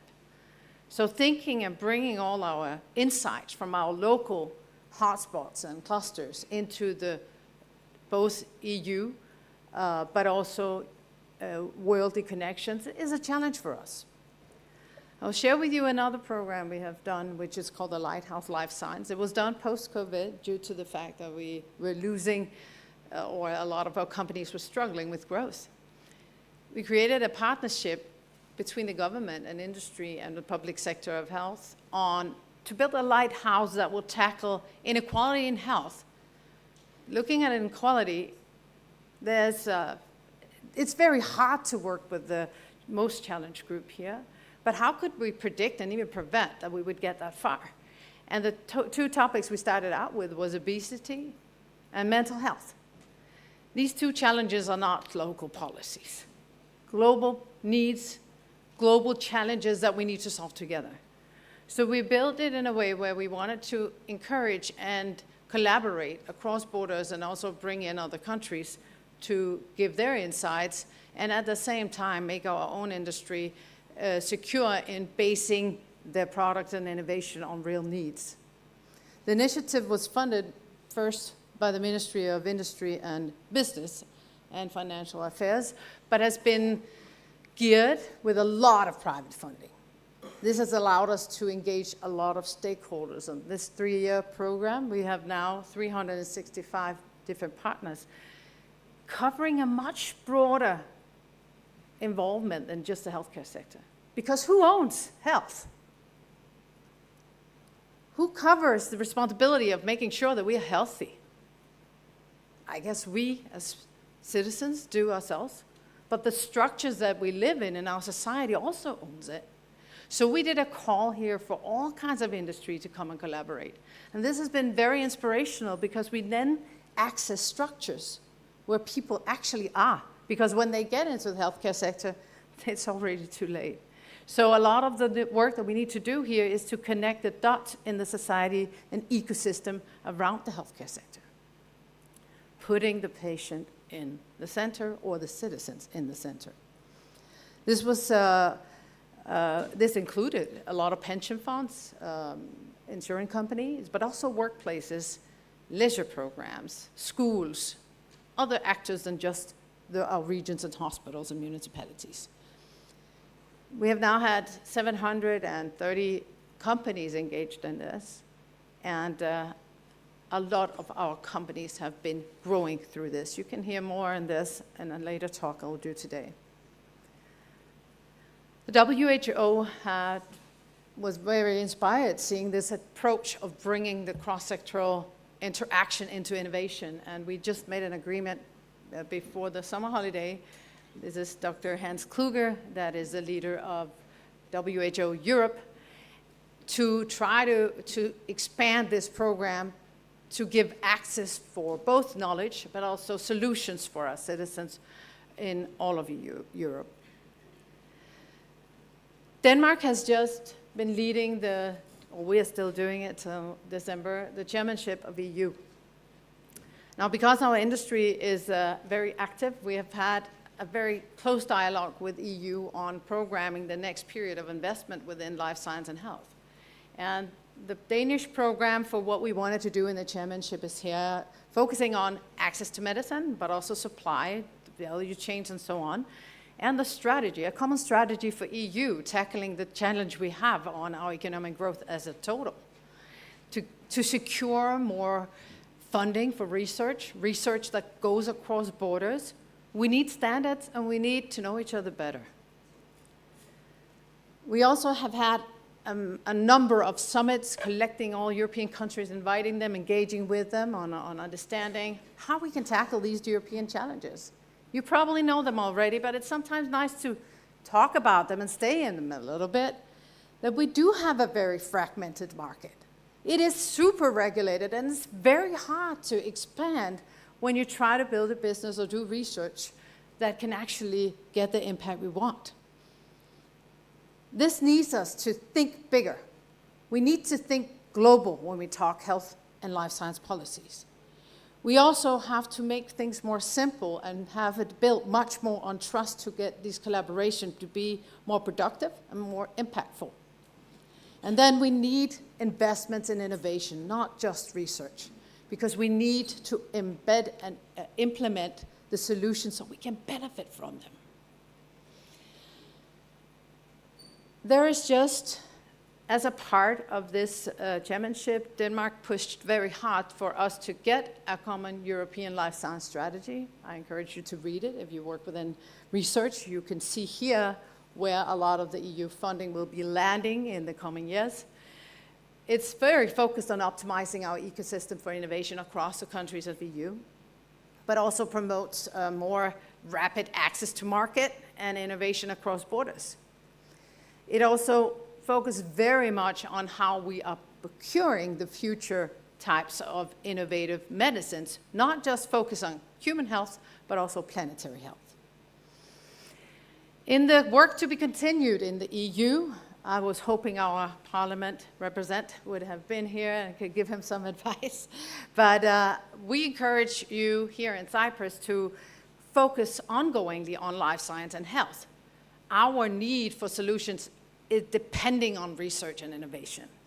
So focusing on making things even more personalized, even more into the need for our aging population, but also to really keep pushing on to get the funding for these amazing ambitions that have been put into our new European life science strategy. I will end on that note and look forward to the coming panel. Thank you so much. And actually, Diana, you might be, or you might actually stay a little bit on stage. We are a little bit over time, and I have now the opportunity to also welcome Takis Kortis, Helena Lee, Dr. Anne, and of course also Boy Eliasson on the stage for just a short round. And I have good news and bad news. The bad news is this will be a short round, so very short. But the good news is that the One Health, One Road Alliance will also invite you into a coming webinar where all the questions that you really died for in wanting to ask would be possible for you to also engage in. The date will be one that we will circulate. If you approach either Mr. Takis Kortis or myself via LinkedIn or otherwise, we'll be able to do so. But as a short round and a reflection, and we'll start with you, Taki. What are the key things, though, and I think that Diana said it well, what are the key advice that you would think that the coming Cypriot EU presidency should consider in building a solution for healthy aging? Well, some of us, we have quite an experience dealing with the European Union. We know how bureaucratic the system is. We know how policies take a lot of time. By the time they implement, something has changed in technology. And also, it gets affected a lot by different politics that different countries try to push through. I have a suggestion. I think we have to see the problem more globally. We have to see long-term policies coming out of EU. We have to see commitment from them, not only financial, but the political commitment. And we have to realize that we have very serious problems.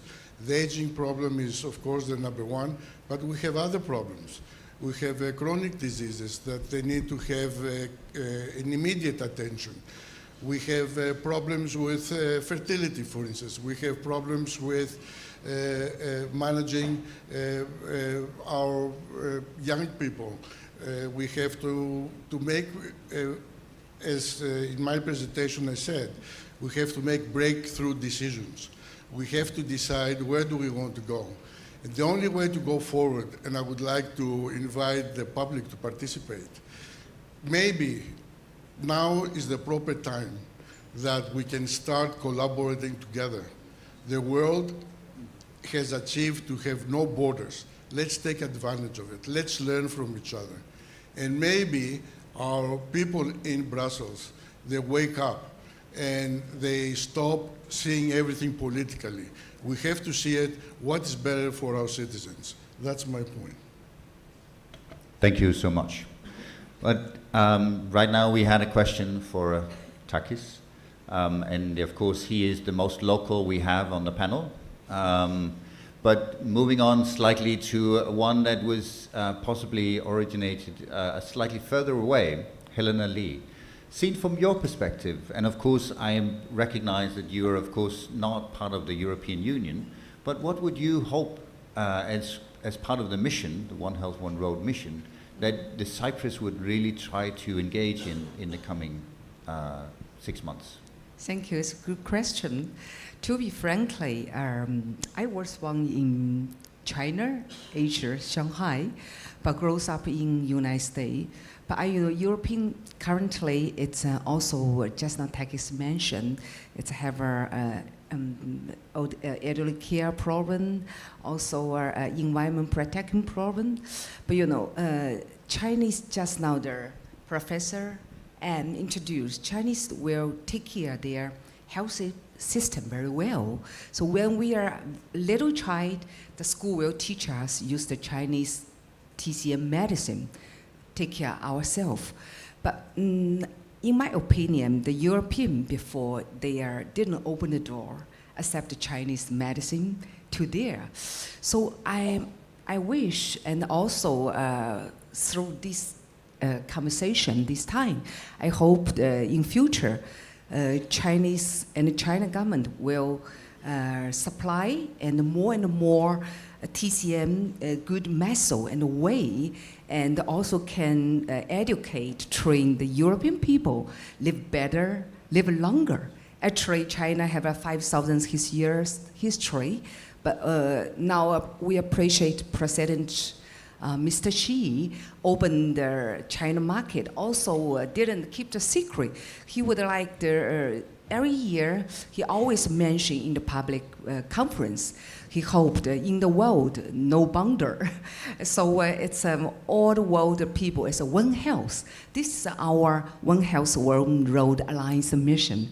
So I will do my best, help China TCM good product and China good, the system can integrate in European, in Western system.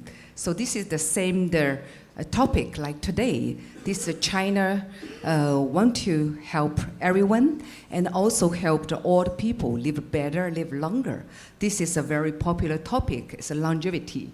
So this year, China National Holiday Festival.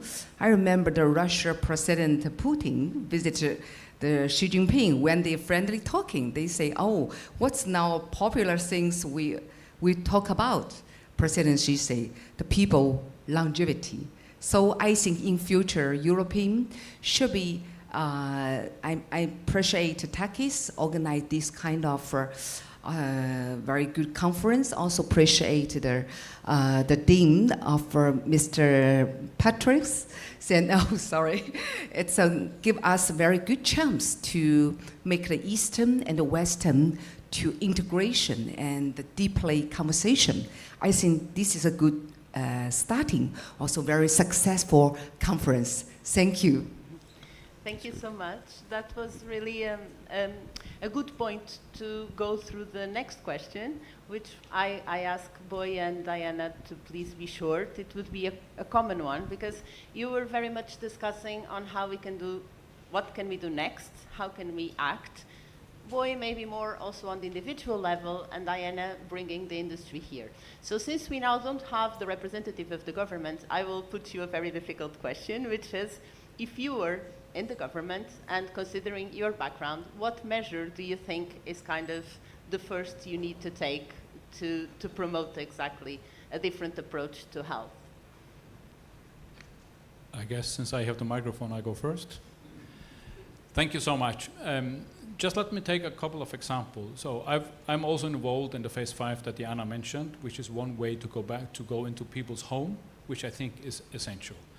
The other part I would like to mention is that with our movement health approach, we do a pan-LATAM AI approach, which is very similar to that we heard from China, on how do you make this fit for purpose. So not just saying, now we have a technology, let's run, but really identifying what are the needs, but most importantly, what are the capabilities that we have, so we start where people are and the societies are, and not necessarily where we want to be. So I think those are the most important things to do. It's very easy to make very flashy documents. It's very hard to execute. Yeah? So that is the first thing I would do. And as I said before, I'm always boring. I just want to do those things. And what's your question on the individual? Well, I was more on the policy level, but you can close on the individual as well. The policy level is, so what we are trying to flesh out in all our programs in Africa and Latin America is to be much clearer on what does the whole pathway look like. Disease, health, all of these things.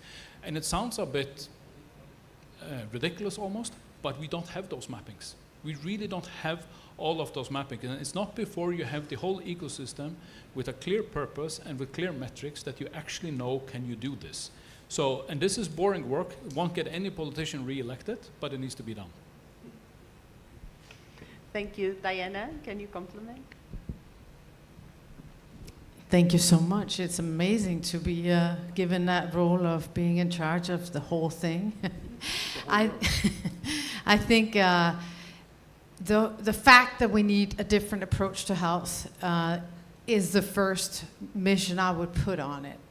I love the vision that Takis represent with One Health, One Road. I believe in prediction and prevention to be the factors that will make the largest difference. But we need to combine our skills. We need technology. We need the best medicine, of course, from all over the world. And then we need it to become accessible. We need their integration with our citizens. We cannot think of them as clients or patients in something we have to handle. No, we have to empower them. We have to teach them about health so that health becomes individual responsibilities that we can do in all the structures that we are in as human beings, taking care of each other. The structures of the world of health is very different. It's based on culture and upbringing and so on, and we can't do one size fits all anymore.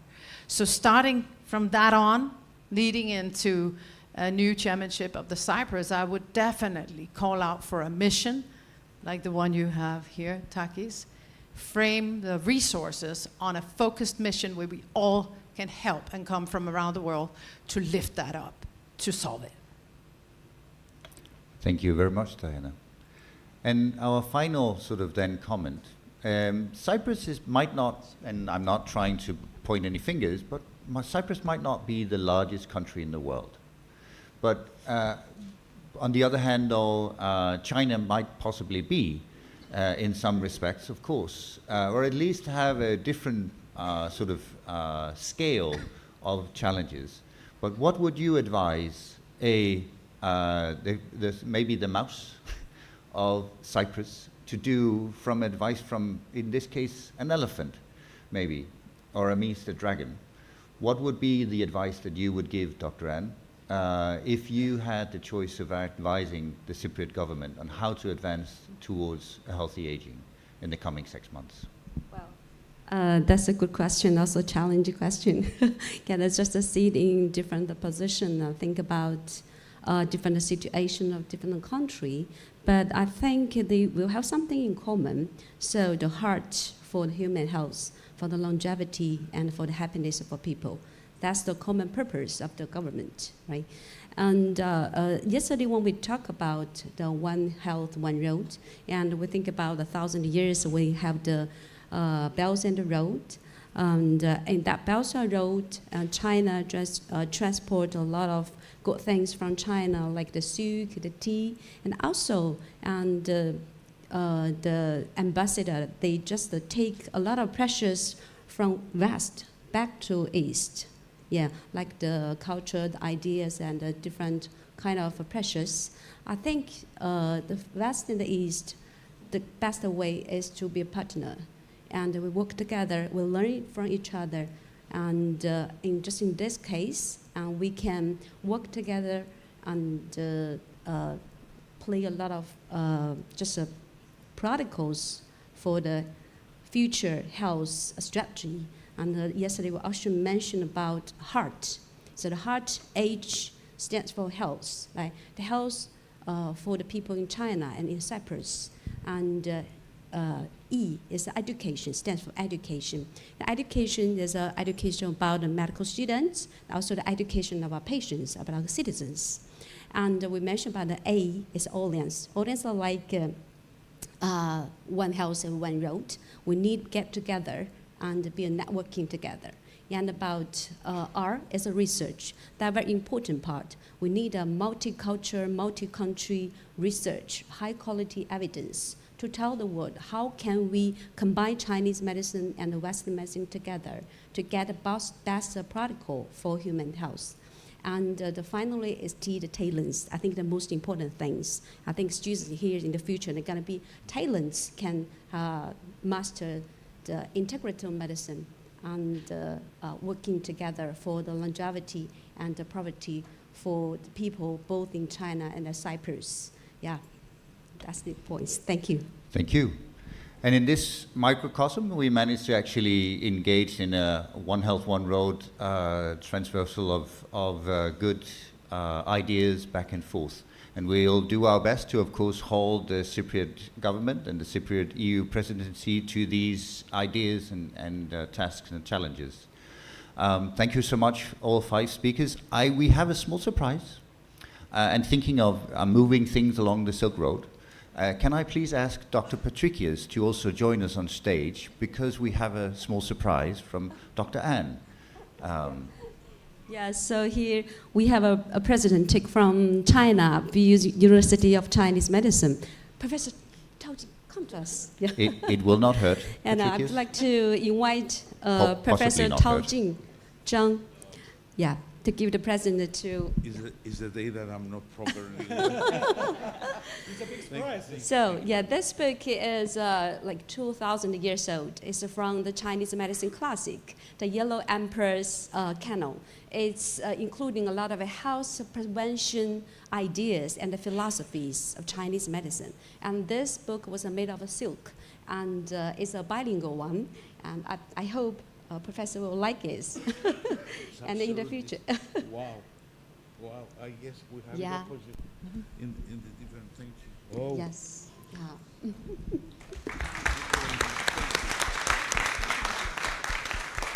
Can we have all the guests together? Thank you, everybody. Thank you. Group photo, yes, of course. Group photo. Group photo, Karina.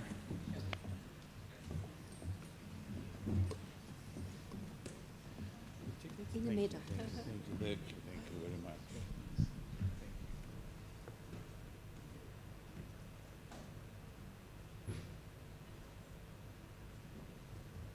Thank you, everybody, for attending this meeting. Okay, I keep one thing, though, that you said before, that we're going to have this collaboration between the universities. So that is a promise, we're going to keep working on that. We're going to invite you and your fellow and students come to Beijing. Thank you, everyone. Thank you.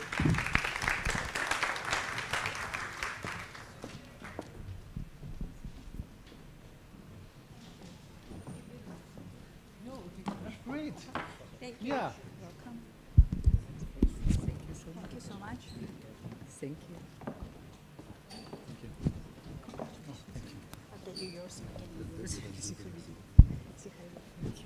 Κύριε Κότσι, επανέρχομαι σε ένα λεπτό.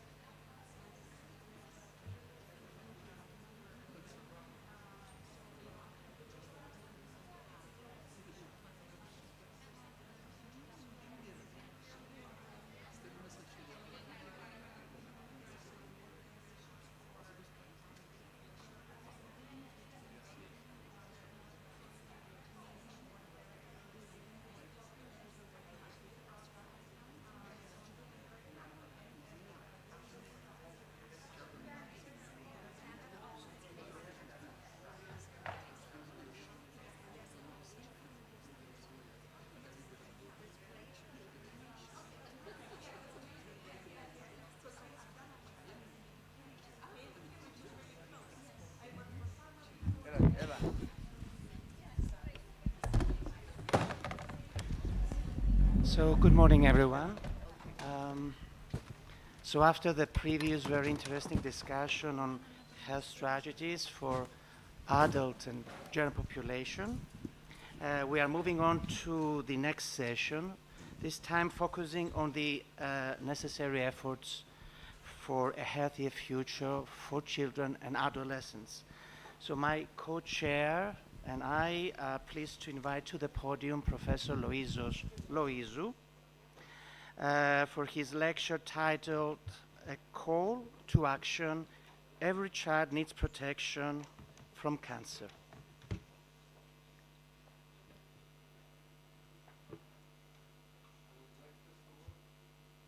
I would like, first of all, to tell you how I feel, and I believe most of my colleagues in the medical and scientific community also feel.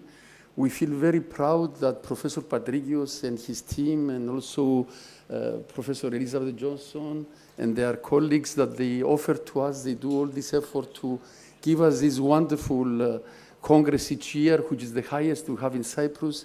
And not only we get enriched with knowledge, but at the same time, they show how much small Cyprus can do in this very difficult field. So thank you very much and keep up the good work. One child is diagnosed with cancer every 2 minutes. One child dies of cancer every 5 minutes. 400,000 children, at least, are diagnosed yearly with cancer globally. 14 million children will be diagnosed with cancer in 30 years' time from 2020 till 2050. 80% of these children live in low-income countries. Approximately 80% of these low-income country children, they will not survive. They will lose their battle against cancer. And this is a huge inequality because in developed countries like Cyprus and Greece and the Western world, cure rates are in the order of more than 80%. So there is a big problem. There is a big problem because of this inequality. And there are actions by the WHO and other organizations, but they are not enough. More is urgently needed. A new initiative in 2023 started from Cyprus. Someone could ask why small Cyprus could enter such a very difficult field. Cyprus has been there in 89, 90. We have been in a similar position. We received help from rich countries. We used that help effectively, and in 35 years' time, we have one of the highest cure rates in the world for children with cancer in the order of 85%. Additionally, Cyprus has a very strong academic, medical, scientific system, economically very healthy. Also, it is a gateway to Europe, and therefore, we believe that a small Cyprus, and with the ELPIDA Foundation that was created 35 years ago, the same time that we started creating the pediatric oncology services, we thought that we were in a position to help other countries also. Therefore, we started our Cyprus International Action Plan for Childhood Cancer.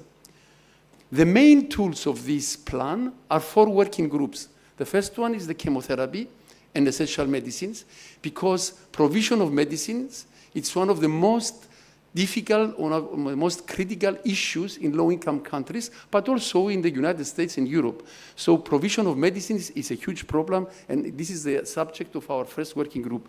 The second working group is very important because it has to do with the awareness and the education of the people, because we believe that through this awareness and education, we can achieve good prevention, early diagnosis, better compliance to doctors' guidelines, so that overall health will be improved.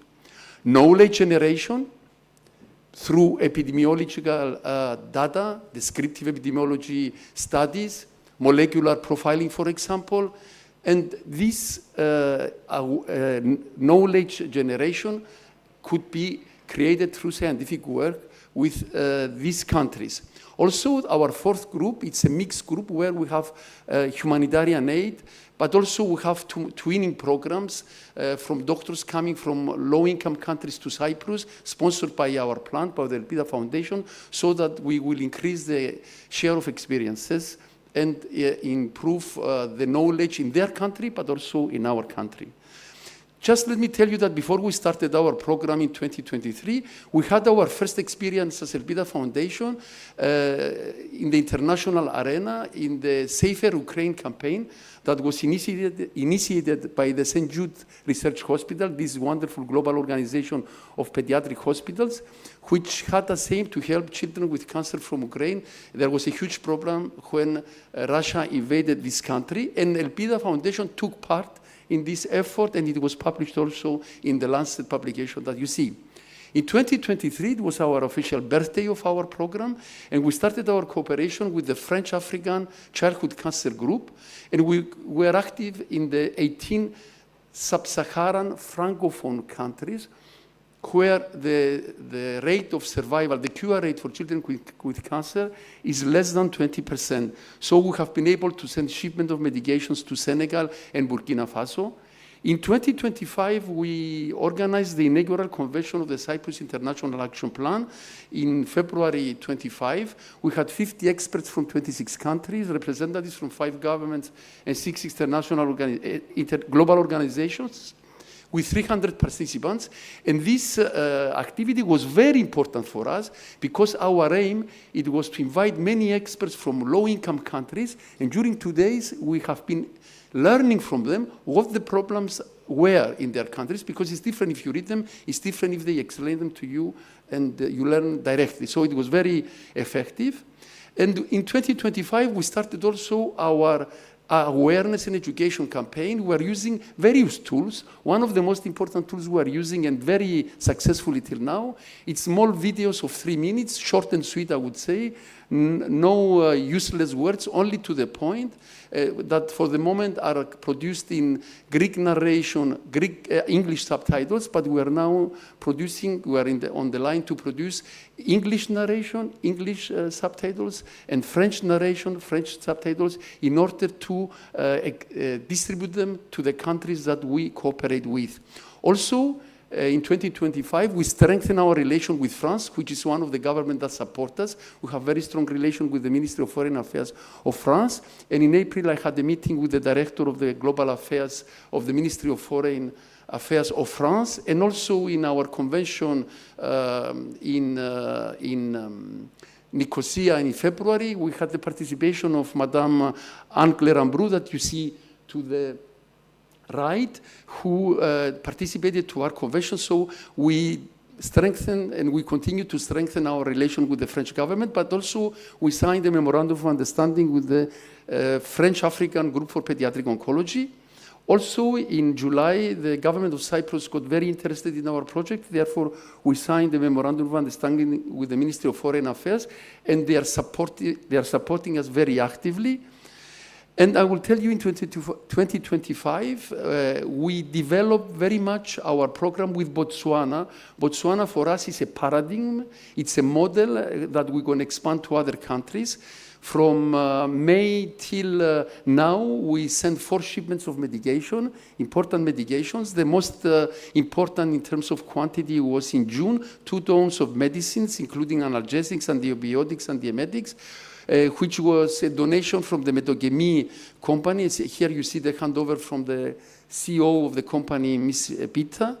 But also we sent other medications, chemotherapies, targeted therapies. And also this week arrived a shipment of medication for tuberculosis, because they have tuberculosis problems in Botswana. So we send a shipment of medication of a value of 30,000 euros for approximately 30 children for 6 months medication, and we're continuing this effort. On this point, I will tell you that till now, for the first 2 years of our program, it's actually our birthday now, since 23, we have been able to mobilize through ELPIDA and give donations to countries in need of approximately 420,000 euros, and we are continuing. In September, we had our first mission in Botswana. We have been honored by the Minister of Health of the country with a certificate of appreciation and honorary distinction. But very important, that is important for Cyprus, we strengthen our relation with the South African Development Community. South African Development Community, we call it SADC.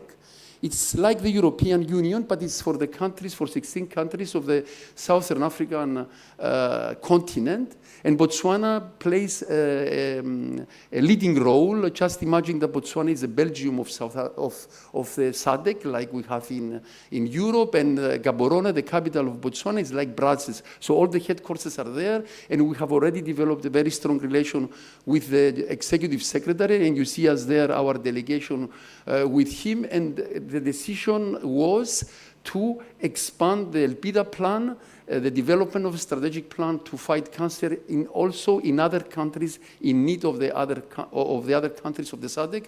And this is a unique opportunity for Cyprus to produce an extraordinary, difficult work in an area that other bigger countries are not active. We also had many meetings during our mission in Botswana with the Minister of Health, who had press conference with the Minister of Health to explain to the people of Botswana what we are doing with the donations of medicines and with the strategic plan to fight cancer. Very important, our cooperation with the WHO of Botswana, with whom we are working actively now to develop this national strategic plan to fight cancer, also for cancer for children, but in general also. And this plan, we are in our projects in the next couple of years, is to expand it to the other countries of the SADC. So it's a very important work being done now. We also had meetings with and cooperation with the European Union ambassador there, and I was given the privilege to present for 30 minutes at prime time at the national television of Botswana exactly what I described to you, a national plan to fight cancer, and more particularly for children. So again, we had the occasion to promote what medicine in Cyprus can do, and how can small Cyprus contribute significantly in a very difficult field. Now, for 2025, we are still have some actions pending. We are waiting now in our twinning program some doctors and nurses from the children from the hospitals of children with cancer from Botswana to come to our hospital at the Archbishop Makarios. So we start our twinning program. We learn from them, they learn from us, and also doctors and scientists or experts or even students will go there to learn. So we're advancing there, and at the same time we're working on a telemedicine program to develop it. Let me tell you that next week we are presenting our national plan to Athens on the 14th of November, because our purpose is to unite the Hellenism, like we did with the American Hellenic Educational Progressive Association, the AHEPA. We did the same thing. So we are going to present our program to the Greek society, to the Greek scientific, medical, and corporate society, to tell them that we need their help, they can participate. So this is also an important step.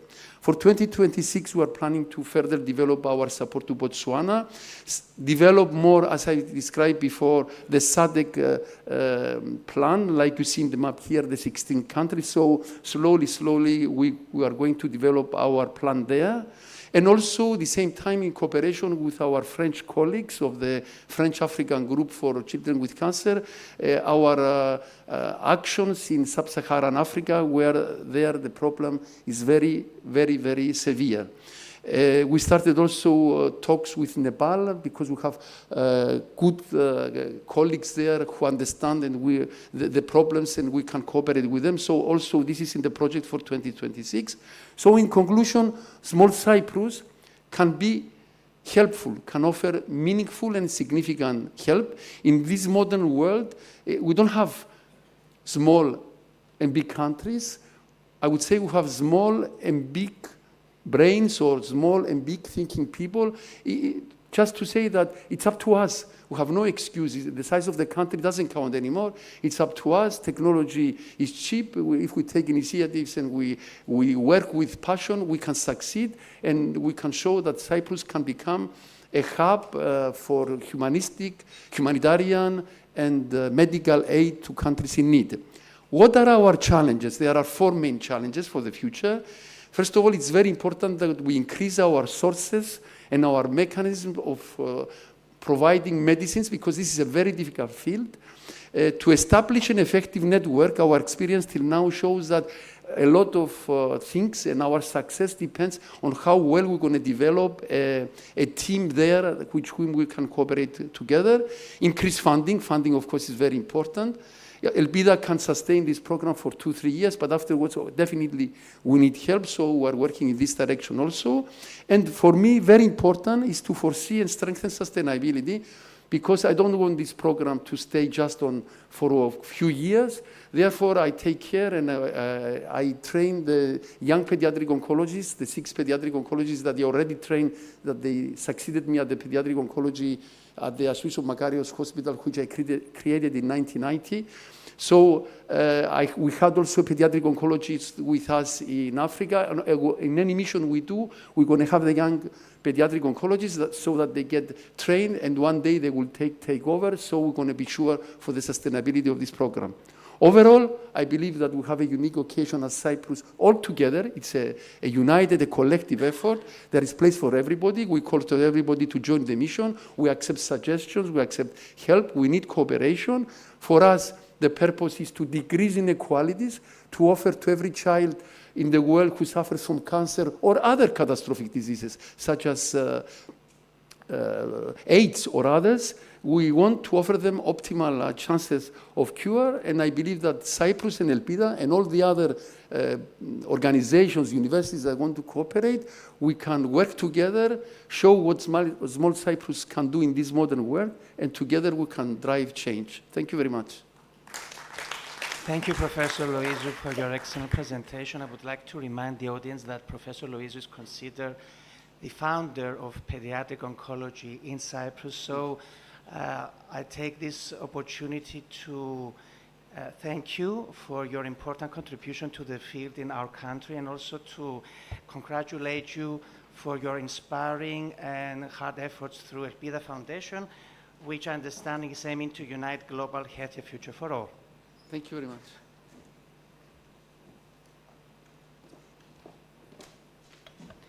Okay, now we'll proceed to our next session, which is about chronic diseases and integrated medicine, therapeutic tools, novelties, and emerging targets, natural products, and reproducing drugs. I would like to ask our first speaker, Dr. Konstantina Stylianou, to come. She will talk us about the integrative oncology, myths, evidence, and the future of cancer care. Dr. Stylianou. Hello, everyone. Firstly, I want to thank Professor Patrick here for the warm invite for, again, the second year. Thank you for organizing this and actually bringing some other perspective in the medical field in Cyprus. The session before was really inspiring, and I'm glad I'm not going to be, again, the first person in this room that will talk about something different than regular oncology and conventional oncology. So my talk today will talk about what integrative oncology is, some of the myths, evidence, and the future of cancer care. I want to point out that I'm talking also today as part of the executive committee for the Society for Integrative Oncology, and I'm the ambassador for Cyprus and Greece. So who does know Dr. Google or Dr. Social Media, Dr. TikTok, Dr. Instagram? This is what has been going around in the last couple of years. And we get so many patients coming into clinic and telling us, oh, I found the miracle cure, ivermectin or fenbendazole. All these social media influencers are coming in the room and they're like, they're getting to know from Instagram that this miracle supplement is going to cure my cancer. This is not integrative oncology, okay, guys? This is way behind of what integrative oncology is. So what does integrative oncology is? Integrative oncology, according to the Society for Integrative Oncology, is referred to as patient-centered, evidence-informed field of cancer care that utilizes mind, body practices, and natural products from, and lifestyle modifications from different traditions alongside conventional cancer treatments. Integrative oncology aims to optimize health, quality of life, and clinical outcomes across the cancer care continuum, and to empower people to become active participants before, during, and beyond cancer treatment. So what does an integrative oncology clinical care model looks like? So in our toolbox, we have a lot of modalities, such as acupuncture, oncology massage, yoga, meditation, mindfulness, based stress reduction, nutritional support, herbal and dietary supplements that they do not contraindicate with conventional cancer treatments, exercise programs, patient education, health coaching, survivorship, and palliative care. I want to point out that every time a patient walks in our door, we do a comprehensive assessment of current health condition, including full symptoms review with specific assessments related to potential toxicities and cancer-related symptoms. And in order to provide a whole person care approach, we create a patient-tailored strategy of care that is individualized and taking into consideration psychological, social, cultural, and spiritual needs for each patient. So let's look into some myths and facts. So the first myth that I usually hear from lots of colleagues is that integrative oncology is just a placebo. That is not true, guys.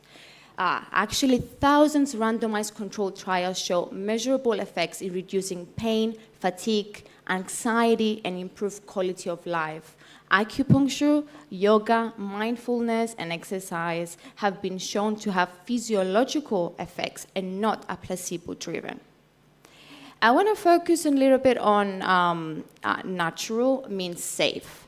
So natural products, they can actually contraindicate with some of the chemotherapy agents, but we're doing lots of clinical trials recently and collaborating a lot with traditional Chinese medicine hubs, including Chinese hospitals, and we figure out that they can actually enhance some of the chemotherapies when it's given by a licensed healthcare professionals and integrative oncologists that they know how to combine the herbal formulas and supplements alongside conventional cancer treatments.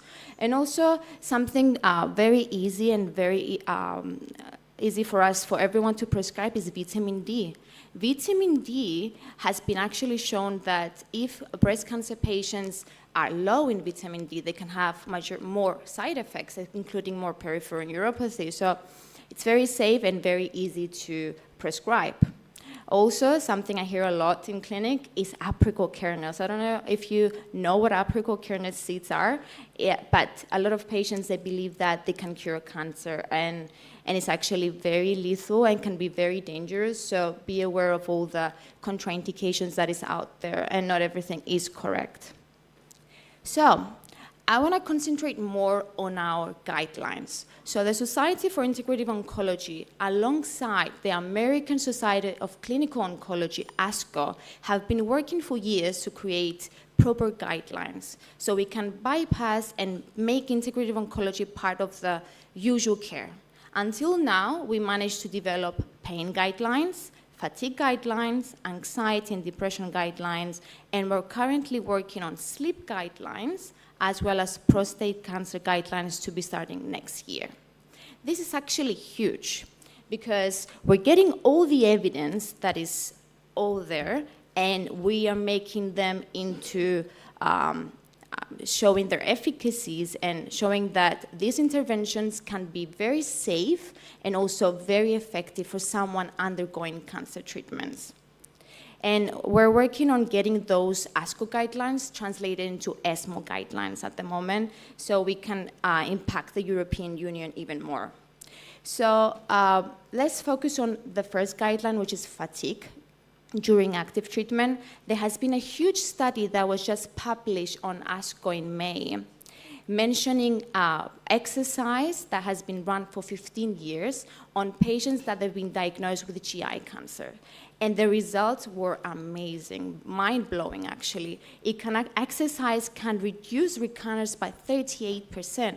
So why we don't prescribe our patients to exercise? Move more a little and have them join an exercise class, a Tai Chi class that can actually help reduce stress at the same time, or have a safe American ginseng that can help with fatigue. When patients are diagnosed with cancer, they have so much anxiety and stress. So why we don't educate them in undergoing mindfulness-based intervention, a yoga therapy, or some relaxation therapies and music therapy? It's amazing that can help relieve of those patients with anxiety. And I want to focus more on the pain guidelines, because I'm going to talk in the next slide why pain guidelines have been so important, but cancer pain can be very deliberating.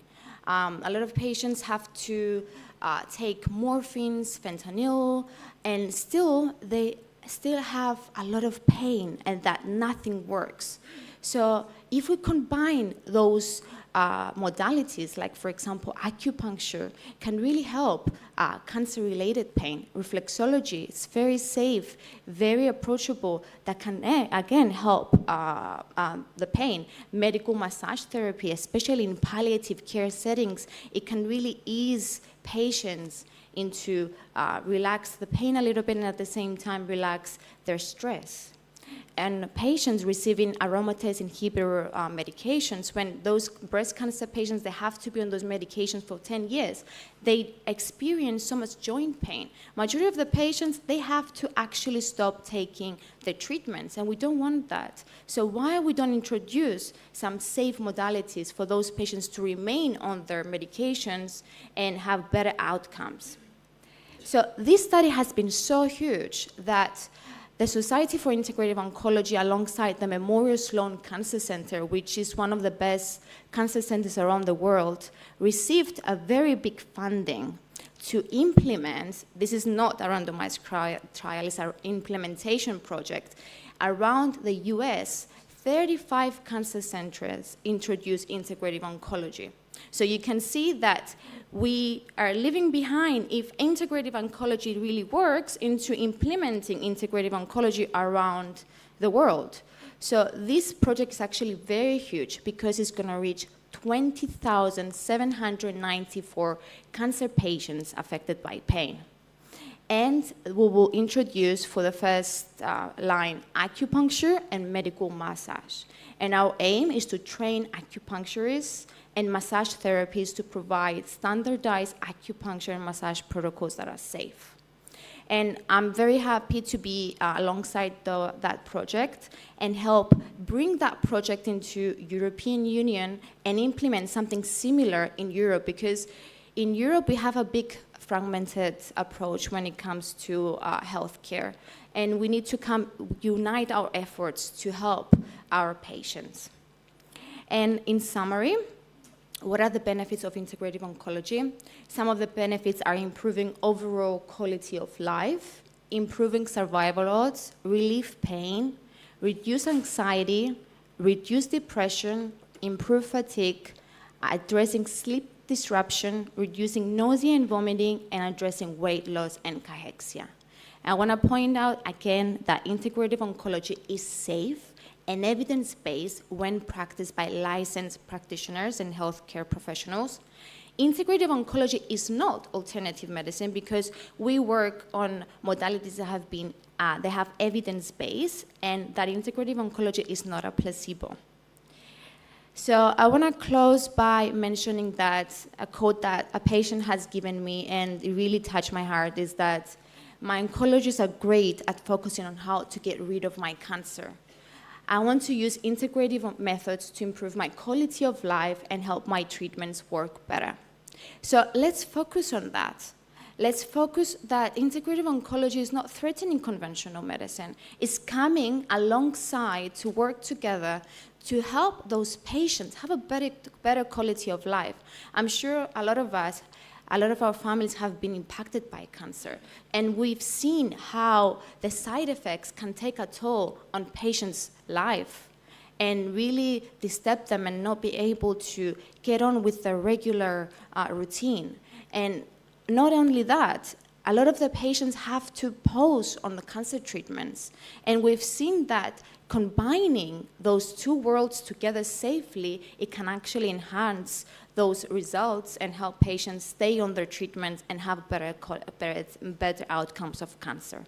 So thank you so much.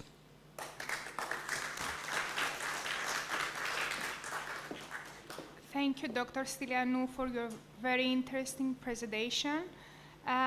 It is important to point out that integrative oncology is a part of a holistic approach of cancer care, a very important one.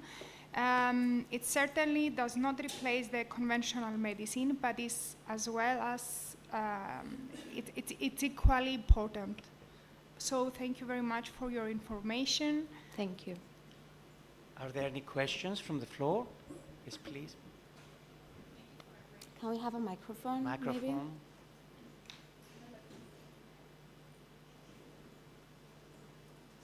because there's people in the back, so probably they're not going to be able to hear you.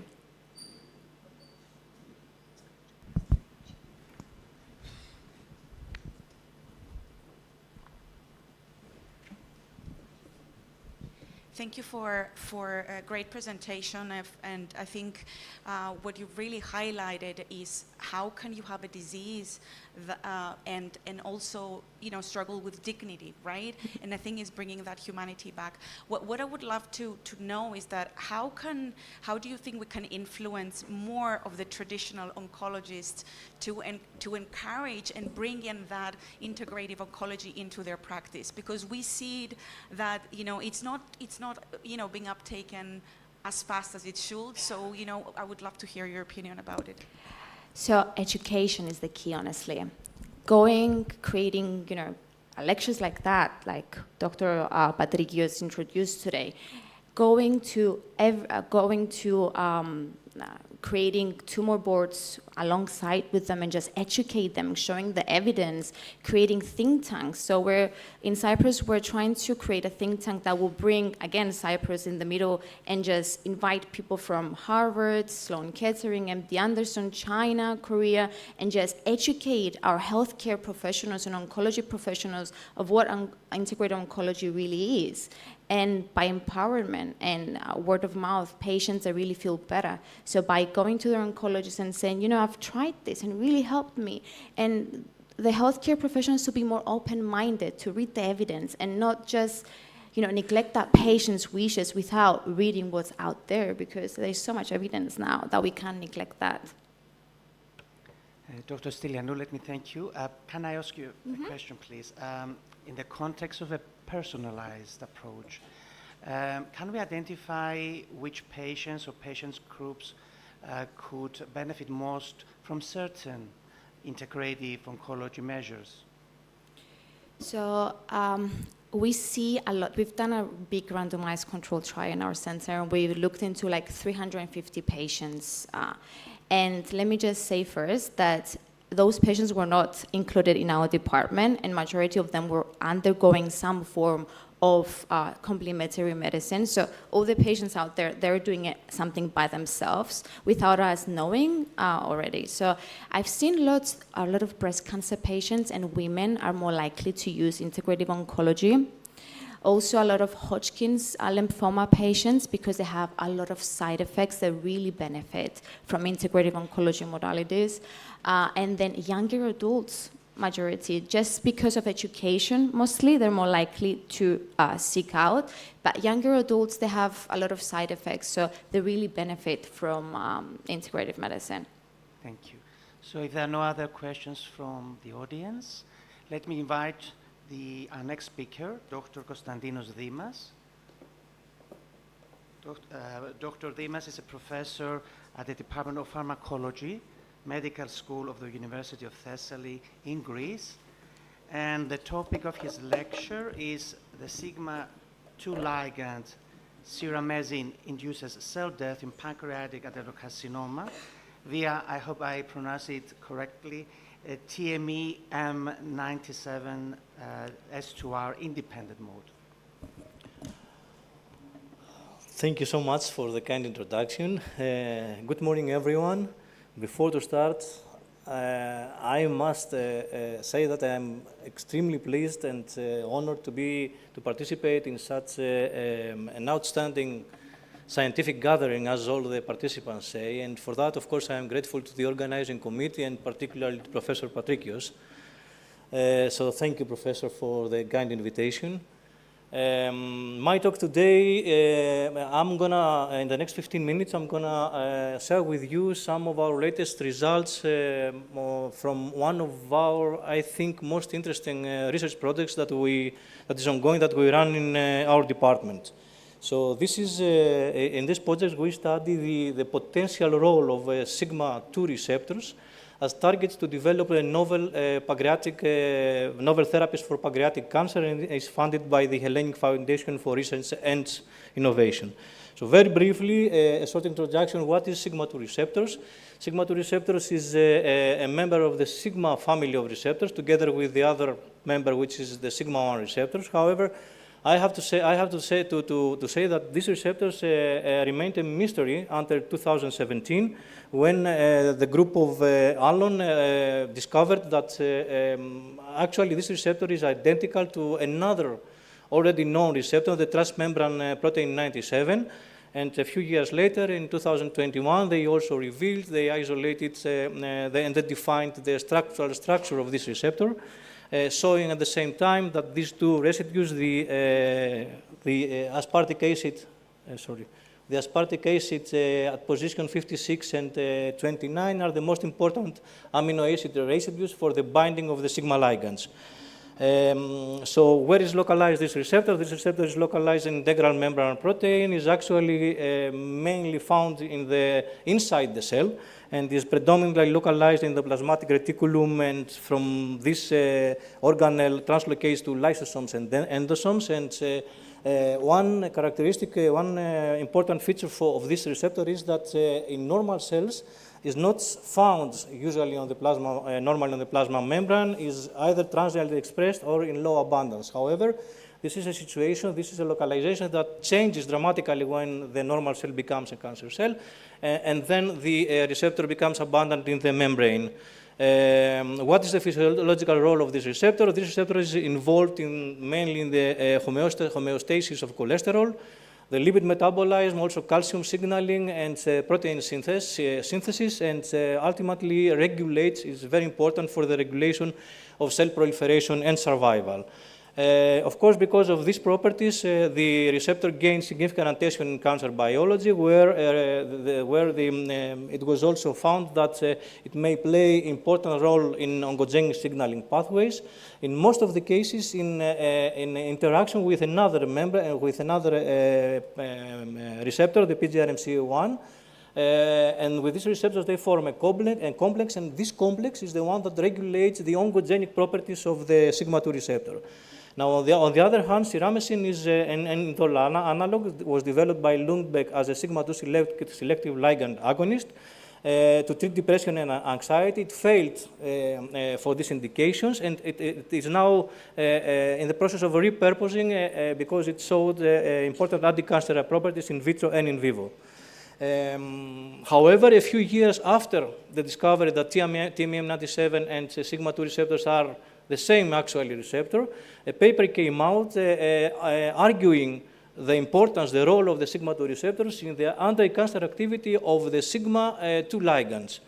In this context, our group published a couple of years later, a similar work where we test a panel of commonly used popular sigma ligands in a panel of different cancer cell lines from different cancer types, so that to relate the expression of the sigma receptors with the activity of these ligands. What we found is, first of all, that that siramycin was the best among all the ligands that were tested, because it showed the best in vitro anti-cancer cytotoxic activity and safety profile, as it's shown in the therapeutic index. But we also observed that the link between the sigma-2 levels and the activity of these ligands, not only siramycin, for all these ligands, there was a very little correlation between the levels of the sigma-2 receptors and the activity of the ligand. Furthermore, we observed that the mechanism of action of the siramycin, by running a program that's called, an algorithm that's called compare algorithm, we got a hint that the mechanism of action may be different than what is described so far, and it may act as a DNA damaging agent. Well, at the same time, we found that among all the cancer types that we tested for sensitivity, pancreatic cancer was the most sensitive against the activity of the two sigma-2 agonists that we tested in this work. Now, to explore further this work and these observations, we developed a novel patient-derived xenograft from a patient with pancreatic cancer, and from this xenograft we isolated this cancer cell line that showed high levels of expression of both receptors, the TMEM97 and PGRMC1, as compared to the other member of the family, which is the sigma-1 receptor. Subsequent experiments showed that this primary cell population had the same sensitivity, showed the same sensitivity as the primary pancreatic cell lines. We also confirmed that ceramecin may kill cells by inducing DNA damage and in a dose and time-dependent manner performing a COMET assay, and that it can arrest the cells, both the primary population and the established pancreatic cell line PANC1 in the G1 phase of the cell cycle. One more important observation that is not published so far is that ceramecin could also suppress the metastatic and invasive potential of this primary cell population. Now, when we come to now in our effort to address the question of the potential role of sigma-2 receptors in the activity of ceramecin, we silenced all the receptors, both the PGRMC1 and the TMEM97, either alone or in combination, and we then studied the effect. We tested the effect of this silencing in the oncogenic properties of these primary cells, and we found that the silencing of these two receptors suppressed, first of all, the ability of the cells to form colonies, as it can be seen, and it can be seen here in this graph in a clonogenic assay, and that also this the silencing, the knockdown of these receptors could also suppress the metastatic and invasive potential of the primary pancreatic cancer cells, suggesting that both of the receptors are related to may be related to the oncogenic properties of these cancer cells. However, what we didn't see is that is a relation of the protein levels of those receptors with the activity of ceramecin. So the activity of ceramecin remained the same regardless of the expression levels of both receptors. As well as the ability of ceramecin to to inhibit the colony formation was not affected from the presence from the levels of both receptors, which suggests that the activity of ceramecin, at least based on these results, is not related to the levels of this, to the expression of these two receptors. In another experiment, this is one of the latest experiments we did in an effort to see what. To confirm the properties, the oncogenic properties of both receptors, TMEM97 sigma-2R and PGRMC1 in vivo, we developed xenografts. We developed xenografts from all the cell lines that we have produced, both the wild type and the two cell lines with silenced receptors. And what we observed is that indeed the silencing of the two receptors could delay in vivo the growth of tumors, from this primary cell population. So to conclude, I would say that the so far data, the data that we have collected so far from the work, there are many more data that I don't show you due to the time restriction in this presentation, in this talk. When it comes to the TMEM97 sigma-2 receptor, it seems that it may be a good target to develop new therapies, since it seems that it's involved in the oncogenicity of the pancreatic cancer cells. However, of course, there are more studies that need to be done. In our laboratory, we develop now stable knockdown cells with both the receptors, and we also try to collect clinical data so that to see whether the levels of the two receptors are related to the clinical outcome, to the outcome of the disease. Now, when it comes, however, to ceramecin, I would say that here ceramecin may indeed be a good candidate to develop novel therapies for pancreatic ductal adenocarcinomata. However, I don't think that this activity, this anti-cancer activity, is due to the role to its function as a sigma-2 ligand. Most probably, there is another mechanism of action that is related to the anti-cancer activity of these ligands. So with that, I would like to finish. I would like to acknowledge all the members of my group. This is the work I just presented you is part of the thesis of Vangelia Sereti and Fani Koutsogani. Fani's thesis is ongoing, and we expect to have at least one paper out very soon regarding all these results. our collaborators from various universities, of course, the institutions that supported us with funding, and of course you for your attention. Thank you.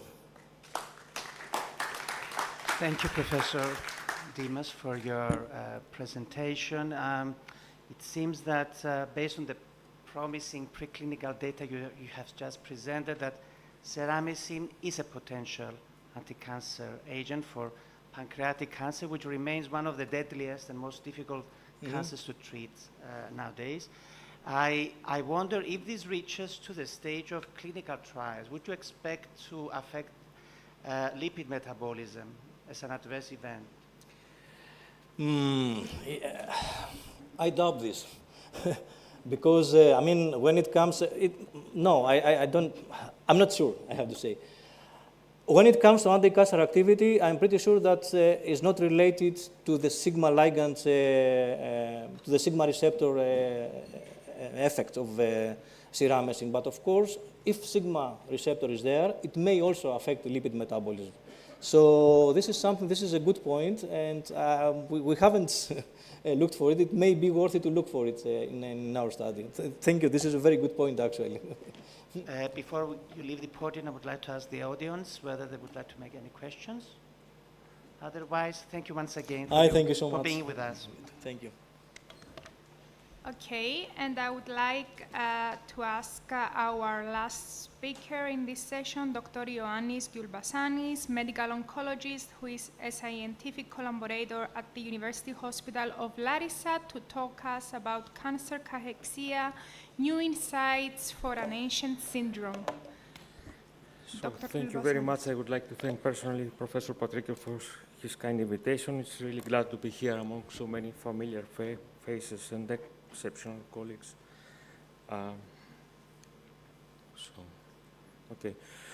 So in the next 15 minutes, we are going to talk about cancer cachexia. This is an ancient syndrome because cachexia was firstly described by Hippocrates. Cachexia literally means kachexis, so bad condition. And it was not up to 2011 when a formal definition of the syndrome was given. So cachexia was defined as a multifactorial syndrome characterized by an ongoing loss of muscle, skeletal muscle and fat that cannot be fully reversed by conventional nutrition support. And the pathophysiology is characterized by a negative protein-caloric balance driven by a variable combination of reduced food intake and abnormal metabolism. Now the paradox is that we are going to talk about a wasting syndrome that in an era that electronic devices are getting thinner, but people are getting thicker. So we also know that obesity is causally related with tumor genetic. And it was not a surprise that in a collaborative study with the University of Montpellier, we find out that more than 40% of our patients were overweight or obese at diagnosis. But if you take the classical definition for malnutrition that dietitians used, only a small fraction of our patients actually fits within this low BMI cutoffs between 18.5 or 20, depends on the cutoff. However, cachexia is a common problem. It affects more than 50% of our patients among the most common tumor primaries. And in this busy slide, you can see the organs that may be involved, but the one thing that we have to keep in mind is that the syndrome is produced by the production of catabolic factors by the tumor directly, or by the overproduction of cytokines as a result of the interaction between tumor and our patient's immune system. Anorexia is the main symptom of the syndrome cachexia, and there are two pathways, the ghrelin and the leptin pathway, and there is, under the effect of cytokines, the leptin pathway overrides, which is the anorexogenic one, overrides the ghrelin pathway, and our patients are feeling constantly a satiety on their appetite. In another pathway, that one of GDF15, so GDF stands for growth differentiation factor, which is also a cytokine, and it's produced by endothelial cells throughout the body, but it just acts on the brainstem to produce symptoms like taste aversion, nausea, and alters food preferences. This actually was an evolutionary pathway to protect pregnant Homo sapiens women from getting poisoned. And in 2007, we figured out that this might be also important in the field of cancer cachexia. Now, given this evolution of our knowledge, we have drugs, as we will see later on this talk. So one thing that we have to keep in mind is that cancer anorexia is not starvation or anorexia nervosa. There are a lot of things that are happening in the pathophysiology of our patients that, for example, render these symptoms untreatable with conventional nutrition support. So first of all, the energy expenditure is not adapting to the caloric restricted conditions due to all these reasons. Another thing is that we have the activation of unprofitable biochemical cycles. So we know, for example, that humor burns the glucose under the anaerobic condition, even in the presence of oxygen. This, of course, is the known Warburg effect. So it produces lactate. Lactate is then uptaken by the liver, which is converted to glucose again. And just this, just this vicious cycle may cause to our patients more than 400 calories per day. This is what happens to our patients' adipocytes. So two things are going on there. One is that we have an excessive lipolysis, so our patients are burning more fat that they need to cover their daily demandings. This might not be a problem because one might think that we all have some extra fat to burn. The problem is that the byproducts of this process, the free fatty acids, actually are accumulating to muscle cells, and they are quite toxic there.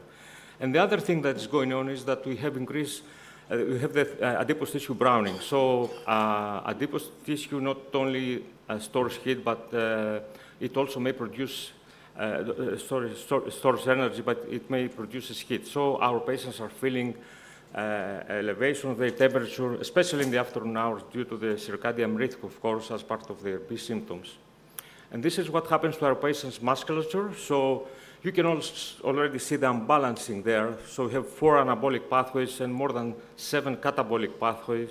Most of them are driven by cytokines.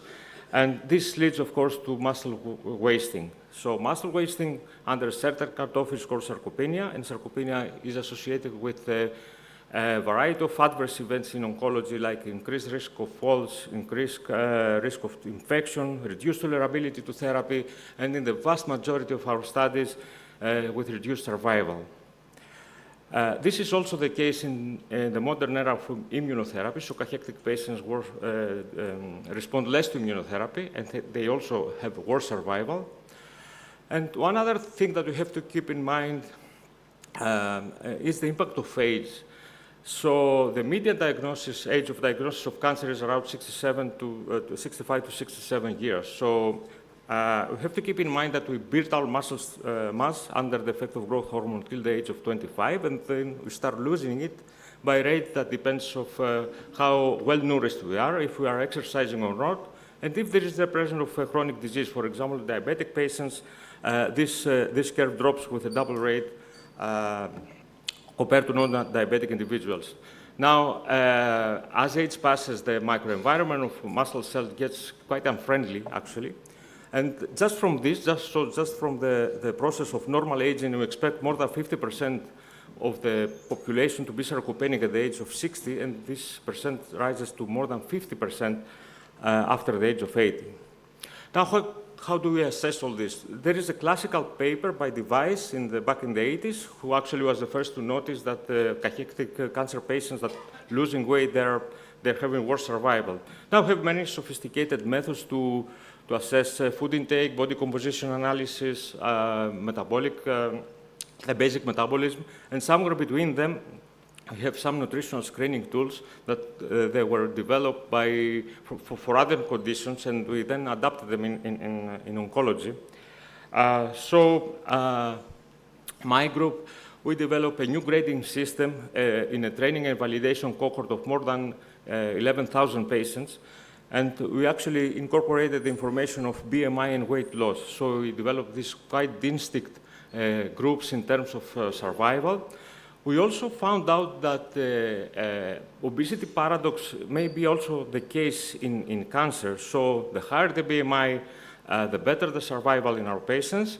And this is the case, but with the prerequisition that our patients are not sarcopenic, because if if you combine the two conditions, sarcopenia and obesity together, then these patients have the worst survival And this was independent among the most known factors, prognostic factors that we have in oncology, so tumor stage, tumor site, and performance status. Now, the grading system is under development, so if you take the best of these patients and you divide them according to their to the presence of systemic inflammation, you can see how survival drops from almost 2 years down to no more than 5 months. And this is also the case if you divide them according to the muscular attenuation. So this has to do with the muscle quality. So you can see also the survival discrimination here. Now, bottom line, what we are going to do with these patients. So the mistake that it has been done in the previous decades, not only in the clinical practice, but also in the research setting, is that we opt to support this patient when it was quite late. So when they enter in a refractory cachectic stage. Now we believe that we have to do this timely, so probably in a precachectic stage. So there are 3 therapeutic targets. The nutritional support, we mentioned that it is not enough per se, but we can imagine that every patient is a closed thermodynamic system, so we have to be able to fulfill their daily protein-caloric demandings. Then we have physical exercise. Now, there are some drawbacks here because our patients may feel fatigue or may have anemia or may have neurotoxicity, so it's better to be done in an individualized basis. And then we have medication. Now, the common practice, in common practice, we use two medicines, 2 categories, the progestins and corticosteroids. They actually may increase some weight, but this was just because of fluid retention and fat accumulation. So, not surprisingly, they never saw an improvement in our patients' quality of life or overall survival. Now, based on the evolution of our knowledge, we have developed medicines that are tested in better designed clinical trials. So we have, for example, anamorelin, which is a ghrelin analog. It was tested in the Romana trials in patients with non-small cell lung cancer. And this actually was able to show an increase in lean body mass, but not an increase in muscle strength. This medication actually gets approval to Japan, but I don't think that it's going to work in Europe or the United States based on this exactly effect.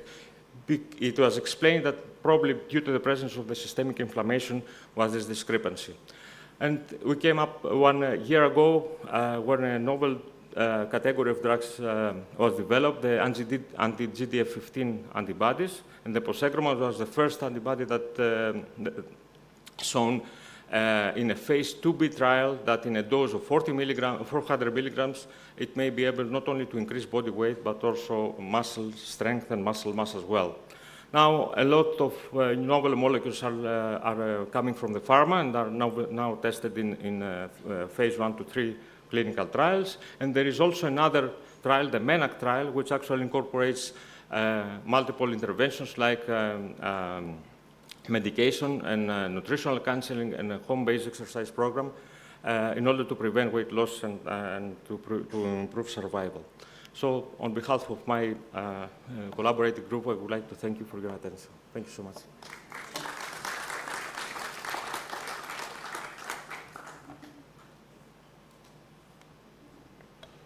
Thank you very much for your speech. Are there any questions?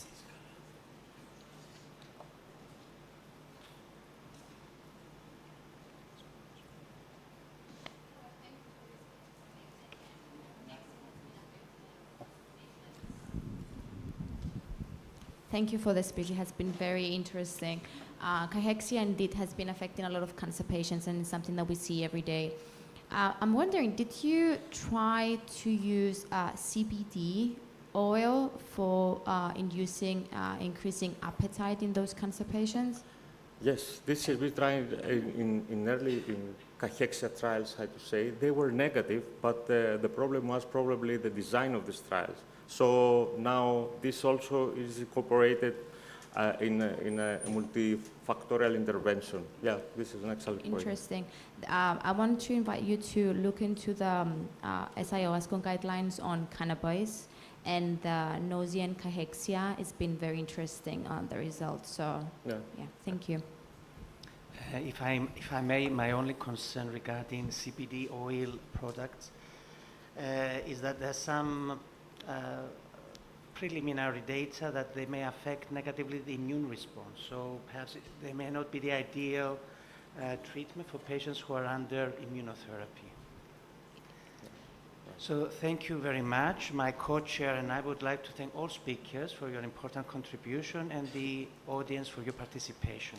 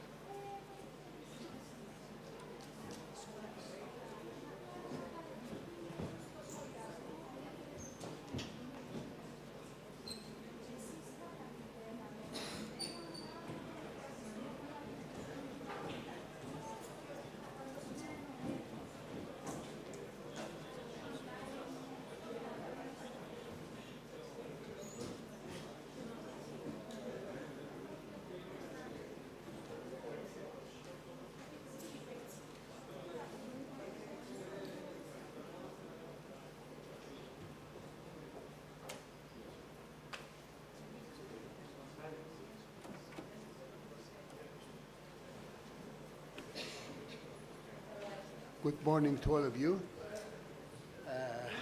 will start the session now with Dr. Steli Agavi and hybrid Mr. Ioannis Kyriazis. Hi. Hello, good morning. Good morning. Good morning from Athens.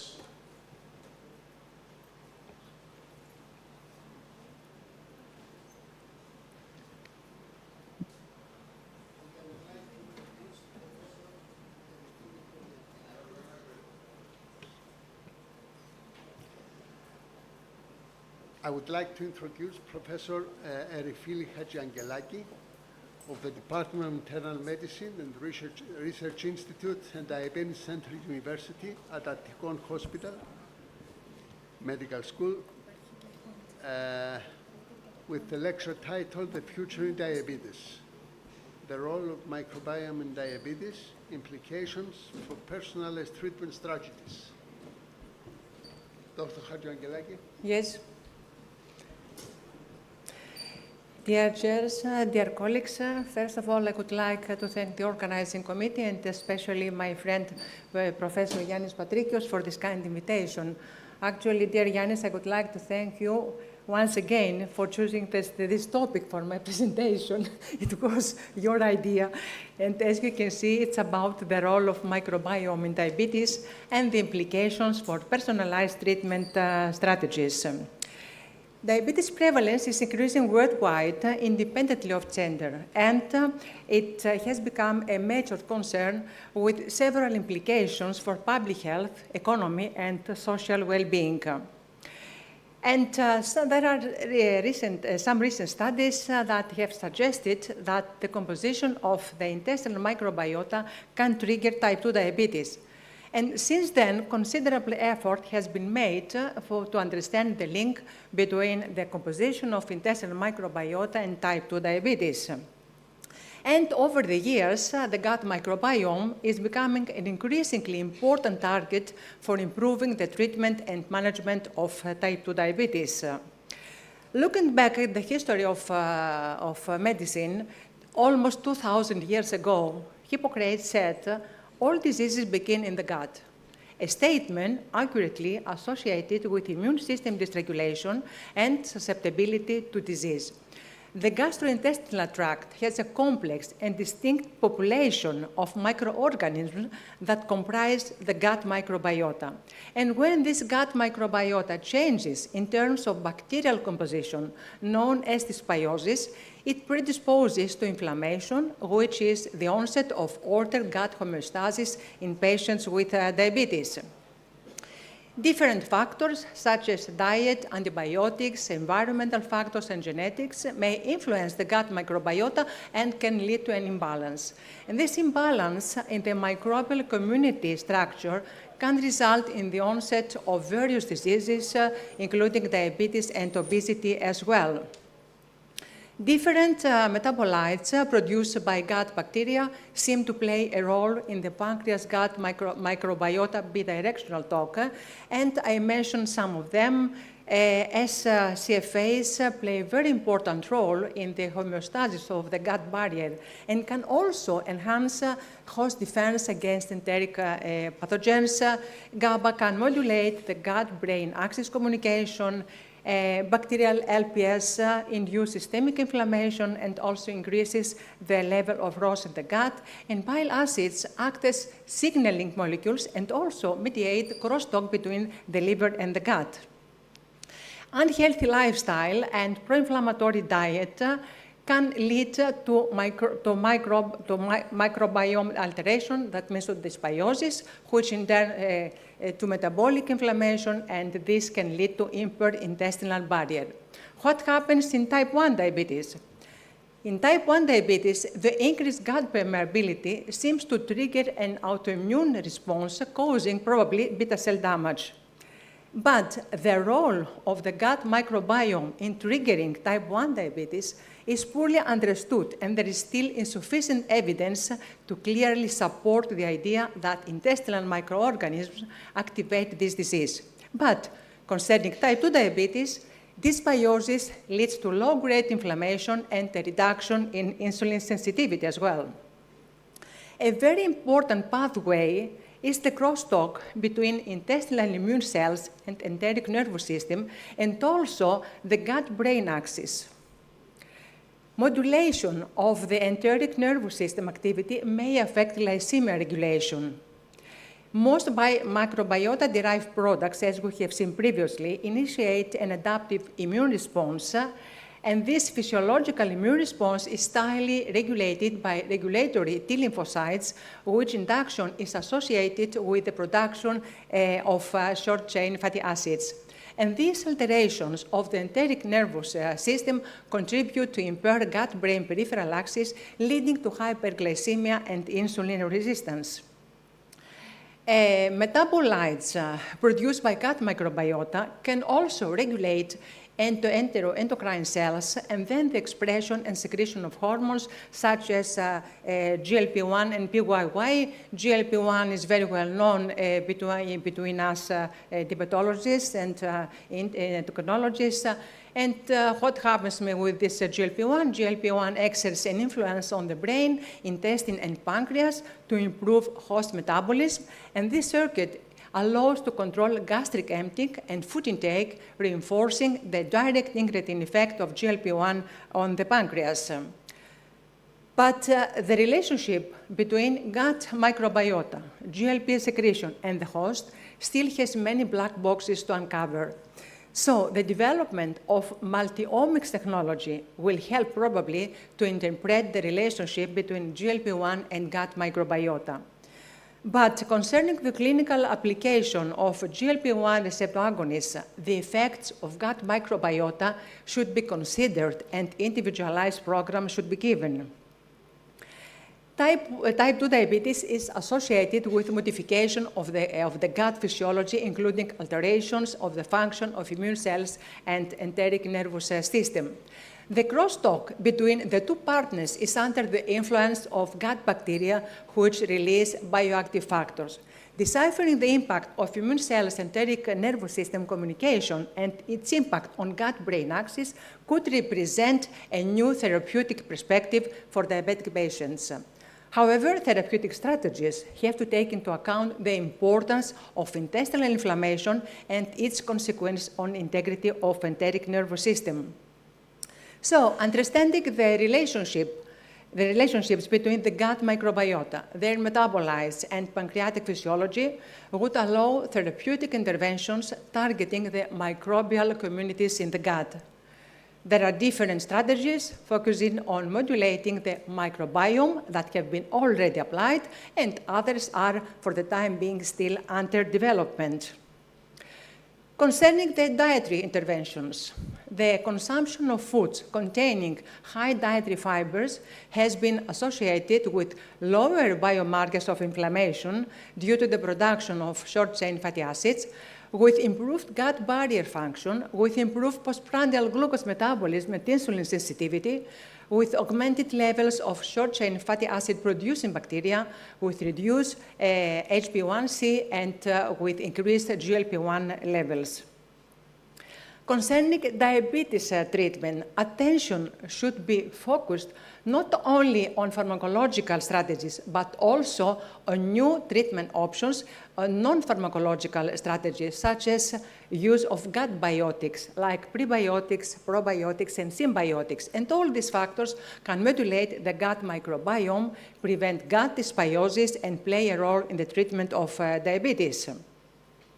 So concerning these gut biotics, prebiotics are substrates that are selectively utilized by host microorganisms and are associated with the production of short-chain fatty acids, which reduce inflammation and improve gut barrier integrity, are associated with the control of the glycemic index in type 2 diabetes, leading to a reduction in HbA1c and fasting blood glucose levels. Probiotics are live microorganisms that confer a health benefit on the host and are associated with reduced circulating levels of LPS, fasting plasma, blood glucose, insulin resistance, and HbA1c level, and also with improved glycemic control in type 2 diabetes, combined with improved of gut barrier integrity. And symbiotics are a mixture consisting of live microorganisms and substrates that are selectively used by the host microorganisms and have also been tested as a potential complementary intervention to alleviate diabetes. This study addresses the effect of antidiabetic drugs on gut microbiota and also emphasizes the host microbe-drug interactions, providing promising microbiome targeting approaches to treat type 2 diabetes. While deliberate targeting of the microbiota to ameliorate type 2 diabetes is clearly in early stages of development, it is increasingly being appreciated that several drugs that have long been used to treat type 2 diabetes result in impacts on gut microbiota in a manner that might contribute to their efficacy. I mentioned some of them, starting with metformin, a very old-known anti-hyperglycemic drug, and studies have shown that intravenous administration of metformin does not control hyperglycemia compared to oral administration, thus suggesting the intestine as an important site of metformin action. Furthermore, metformin alters microbiota composition to make it more resembling of microbiotas of healthy, as it is shown through the studies in mice and humans as well.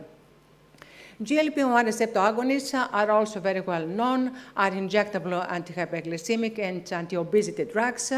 They positively alter the gut microbiota by increasing the production of beneficial bacteria and short-chain fatty acids, while the microbiota itself, as we have seen, produces short-chain fatty acids and secondary bile acids that stimulate GLP-1 secretion, and can also lead to a reduction in inflammatory compounds like LPS. And this interaction contributes to improved metabolic health, including better glucose regulation and weight management by reducing inflammation and enhancing gut barrier function. The DPP-4 inhibitors also altered, as it is shown through the studies, gut microbial composition in diabetic rats, reduced the diversity of microbiota, increased the abundances of short-chain fatty acid-producing bacteria, and the beneficial effects on blood glucose are partly through maintaining the gut barrier integrity and correcting the dysbiosis of intestinal microbiota in diabetes, although human studies are needed in this regard. The SGLT2 inhibitors can also alter the gut microbiota, promoting beneficial bacteria and decreasing the production of short-chain fatty acids. And this interaction may contribute to the drug's cardiovascular, renal, and metabolic benefits by reducing harmful bacteria and uremic toxins and rebalancing gut microbial communities. While the long-term effects require more research, the relationship suggests potential for personalized diabetes and kidney disease management strategies.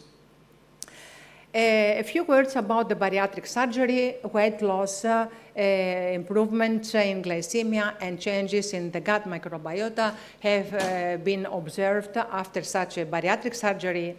And one of the main mechanisms is considered to be the increased endogenous GLP-1 signaling, which is probably due to the rapid gastrointestinal nutrient input and increased plasma bile acids. Bile acids interact with the GLP-1 through signaling pathways, potentially contributing to the metabolic improvements seen after such surgery. But the exact role of each component is still under investigation, with evidence suggesting that bile acids and GLP-1 work together with other factors to drive these benefits. Now, with an eye to the future, metagenomic studies could probably help to unveil which metabolic pathways are enriched at different stages of diabetes development, and moving a step further, transcriptomic analysis would be an informative way of elucidating the specific mechanisms involved in the trigger and development of the condition. Nevertheless, the studies, as you understand, are still expensive and require extensive resources. Given the predominant role of gut microbiota in diabetes, there is growing interest in pharmacomicrobiomic studies. These studies have been proposed to describe the bidirectional effects between the gut microbiome and antidiabetic drugs. Interactions between antidiabetic drugs and microbes can lead to changes in microbial composition and chemical structure of compounds, which in turn can directly or indirectly affect the drug response in the host, including patients with type 2 diabetes. And the last question, can actually these innovative therapeutic approaches have a translational impact on type 2 diabetes?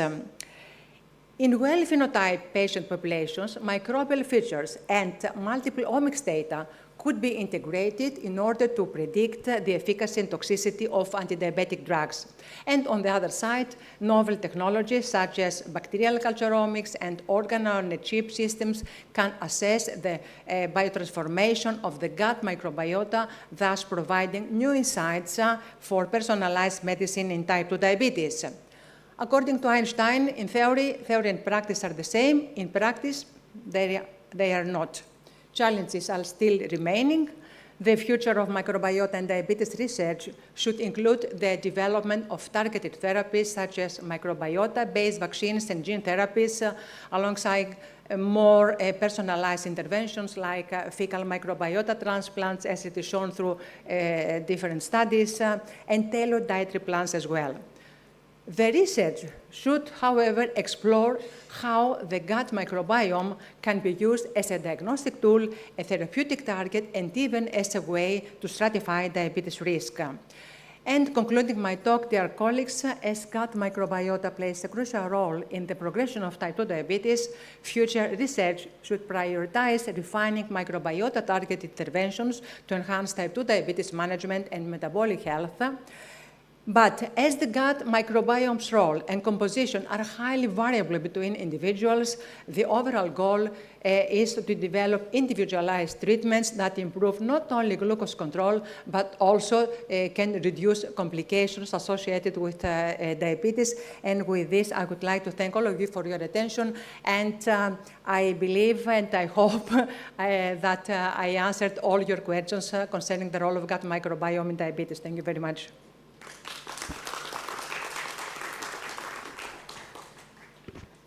Thank you very much, Professor Hadjiangelaki, for this interesting lecture. Do you have any questions, please?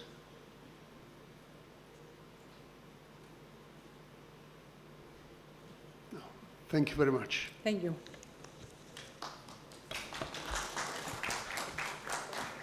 Okay. Good afternoon from me as well. I would now like to welcome Dr. Nadia Othonos, specialist in endocrinology, diabetes, and metabolism, working at the CARE Medical Institute in Nicosia, who will be expanding on the topic of the link between GLP-1 agonists, nowadays commonly used in diabetes and obesity management, and thyroid cancer risk.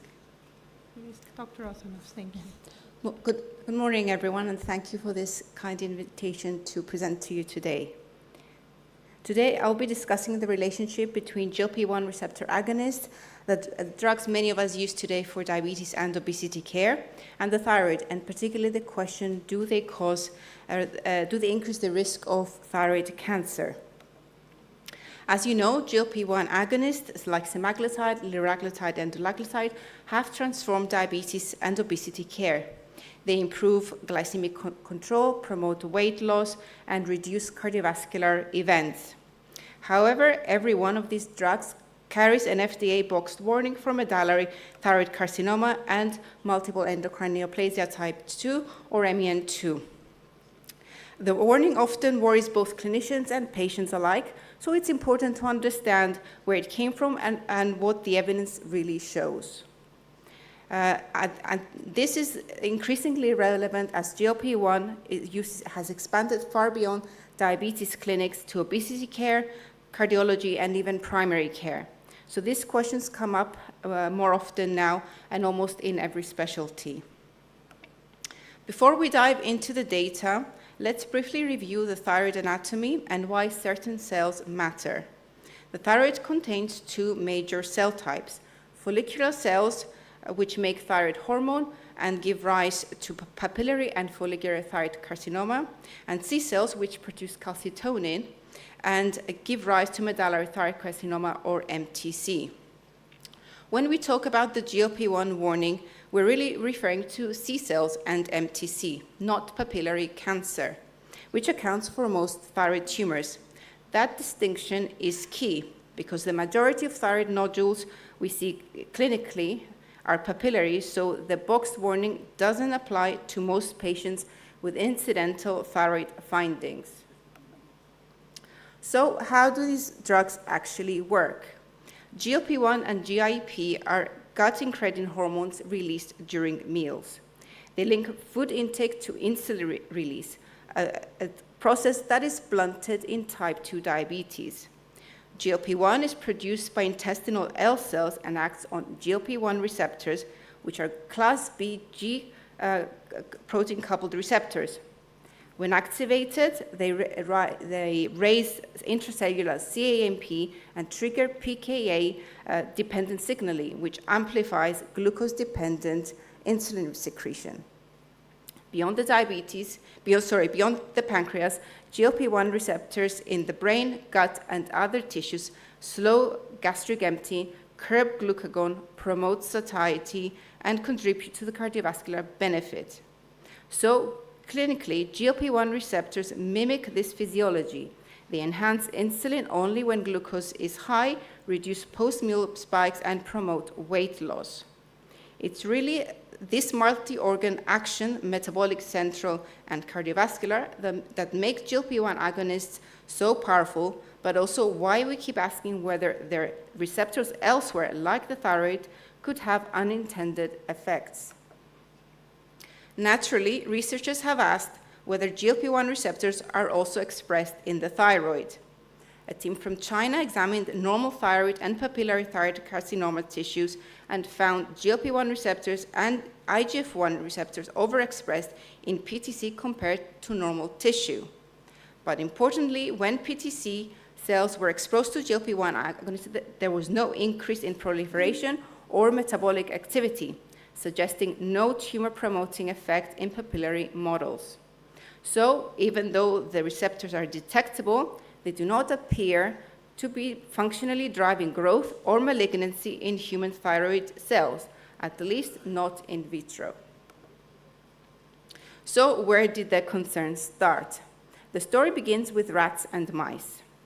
In early toxicology studies, high-dose GLP-1 agonists caused C-cell hyperplasia and tumors.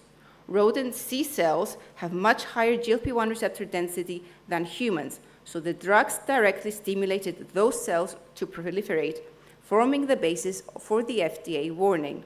It's worth remembering that these were lifetime exposure studies using doses dozens of times higher than human equivalents. They were designed to stress every possible biological system, not to reflect therapeutic use.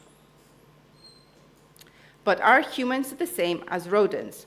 The answer is not really. In humans, C-cell receptor expression is very low or absent. In 2013, a Swiss group compared rat versus human C-cells in primary culture. Rats showed GLP-1 receptor expression and a modest calcitonin rise, while human cells did not. This species difference explains why rodents develop C-cell changes, but human trials show no calcitonin rise even after years of treatment. Let's look at the large outcome trials. LEADER and SUSTAIN 6 reported no case for medullary thyroid carcinoma. In REWIND, a few thyroid cancers were reported, but there was no causal link as most patients already had thyroid risk factors.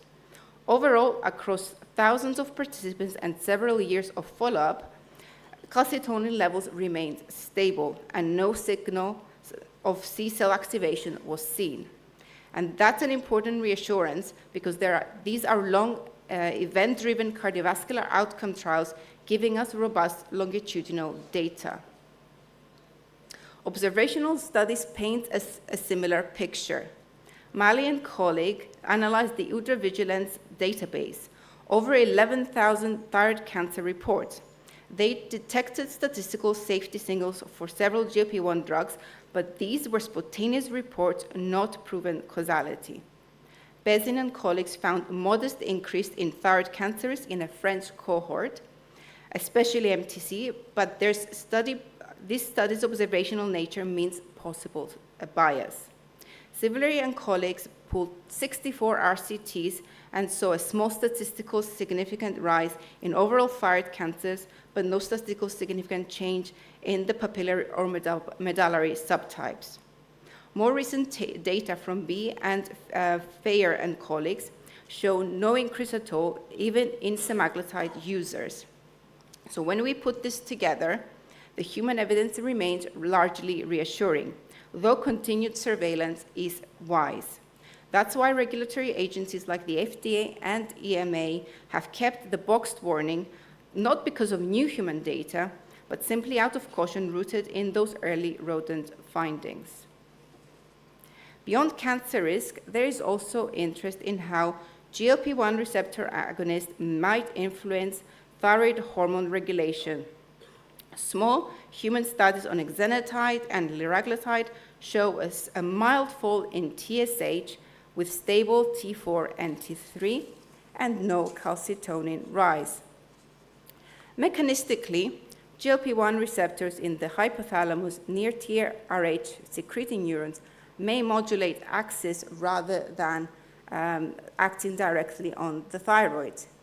Clinically, TSH changes likely reflects weight loss and rather than thyroid stimulation, and it often normalizes. So while this physiology is interesting, the overall hormonal impact in humans is minimal. Still, it's a good reminder that when we interpret thyroid labs in patients losing weight rapidly, small TSH shifts may not represent true thyroid disease, but adaptive physiology. Let's move to the practical side. How do we manage these patients safely? Remember, GLP-1 receptor agonists improve glycemic control, support weight loss, and lower cardiovascular risk. Benefits that far outweigh any theoretical thyroid concern. We should avoid them only in patients with MEN2 or medullary thyroid carcinoma, the group specifically mentioned in the box warning. At baseline, it's reasonable to check TSH and/or free T4, especially if thyroid disease is known. For those on levothyroxine, remember that substantial weight loss can reduce dose requirements, so thyroid function may need more frequent monitoring. And finally, routine calcitonin or ultrasound screening isn't necessary unless there are clinical symptoms of thyroid disease. So the practical message is stay alert but not alarmed. Monitor sensibly and focus on overall metabolic benefit.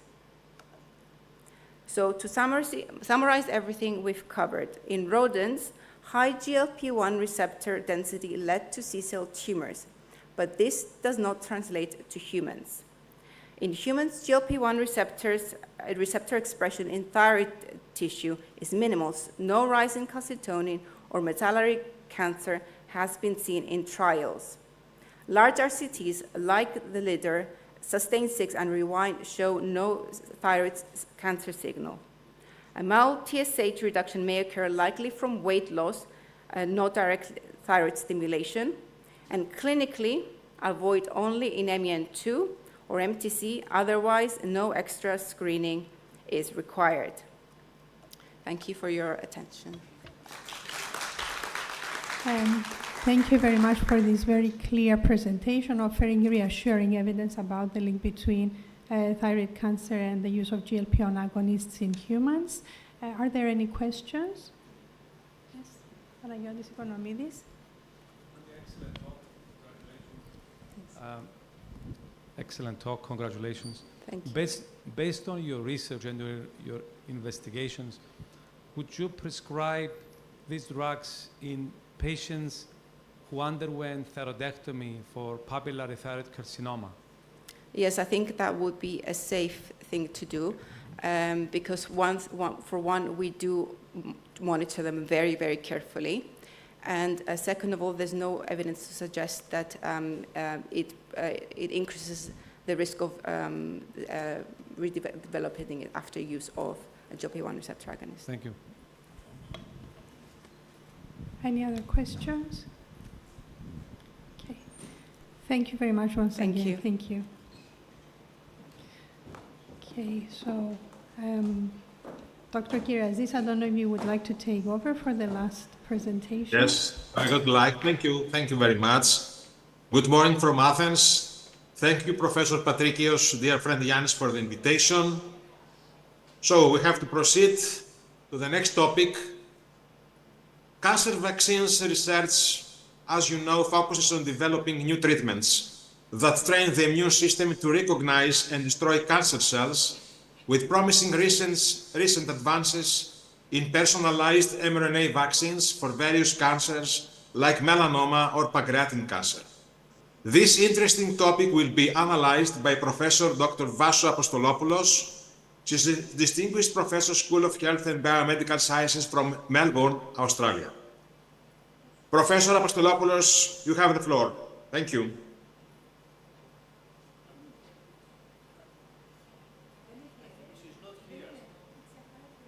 It's a hybrid, actually, so hopefully we'll have a connection soon.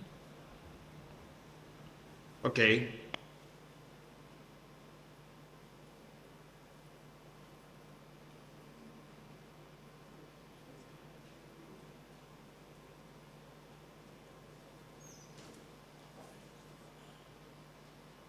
We'll just hang on for a couple of minutes.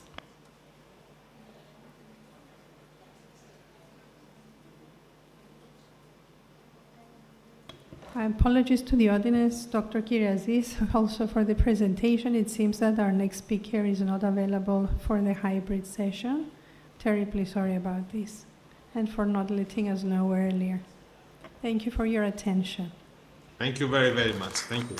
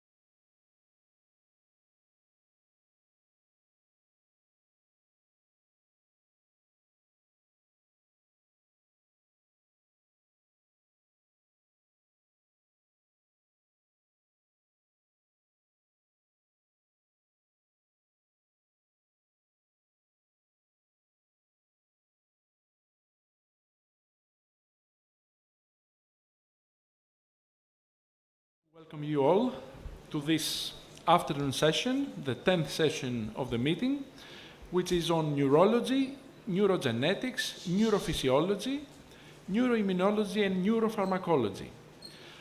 We're going to talk about chronic diseases, therapeutic tools, novelties, and emerging targets, natural products, and repurposing of drugs. This session is sponsored by the Cyprus Biological Society, and our first speaker is Professor Maria Kostandou. Professor Maria Kostandou is professor at the Department of Pharmacology at the Faculty of Medicine at the University of Ioannina. And the title of her lecture is Herbs in Therapeutics, Benefits and Risks. The floor is yours. Thank you for the nice introduction.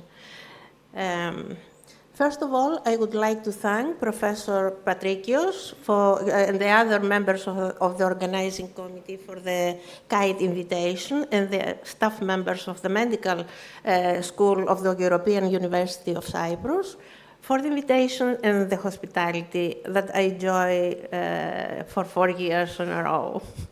Thanks again. Today, I'm going to talk about an issue that is related with the use of herbal medicines and supplements in therapeutics, which is growing. The use is growing the last year, the last decades, I would say. And I will highlight some points that are very important even for clinical doctors and the patients. For thousands of years, medicinal plants have been used in traditional, alternative, and complementary medicine to cure, prevent, diagnose diseases, or to relieve symptoms, or even to maintain health. In Ayurveda, the traditional medicine of India, thousands of herbs have been used for over 5,000 years. In Chinese medicine also, more than 6,000 herbs are used still today. Sumerians were the first to record the knowledge related to the use of herbs in therapeutics, and herbs have been used in ancient Egypt, in Arabian countries, in the ancient Greece, where the famous physicians, Hippocrates, the founder of medicine, and Dioscorides, the founder of pharmacology, used drugs, hundreds of drugs, Galinos, Theophrastos, and others, and they recorded this knowledge. Of monumental value is the 5-volume book of Dioscorides, which contains hundreds of recipes based on herbal preparations. This is the first pharmacopoeia and the basis of therapeutics for over 1,500 years. The last century, in the pharmaceutical industry, the herbs have been used, are used and still used, as raw materials for the isolation of active compounds to be tested as potential drugs, or as linked compounds or parent compounds, as we say, that can be modified and acquire specific properties and then to be tested as potential drugs.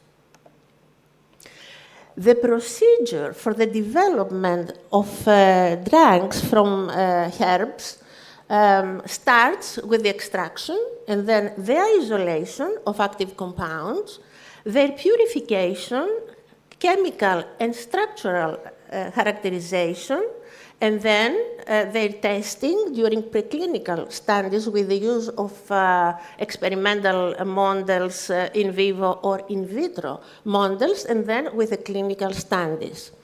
in order to get new drugs or linked compounds or template compounds to be the basis for the synthesis of new molecules. And to achieve these procedures to be feasible, they use the knowledge from bioinformatics, analytical and computational chemistry, pharmacogenomics, systems and molecular biology, and high-throughput screening techniques.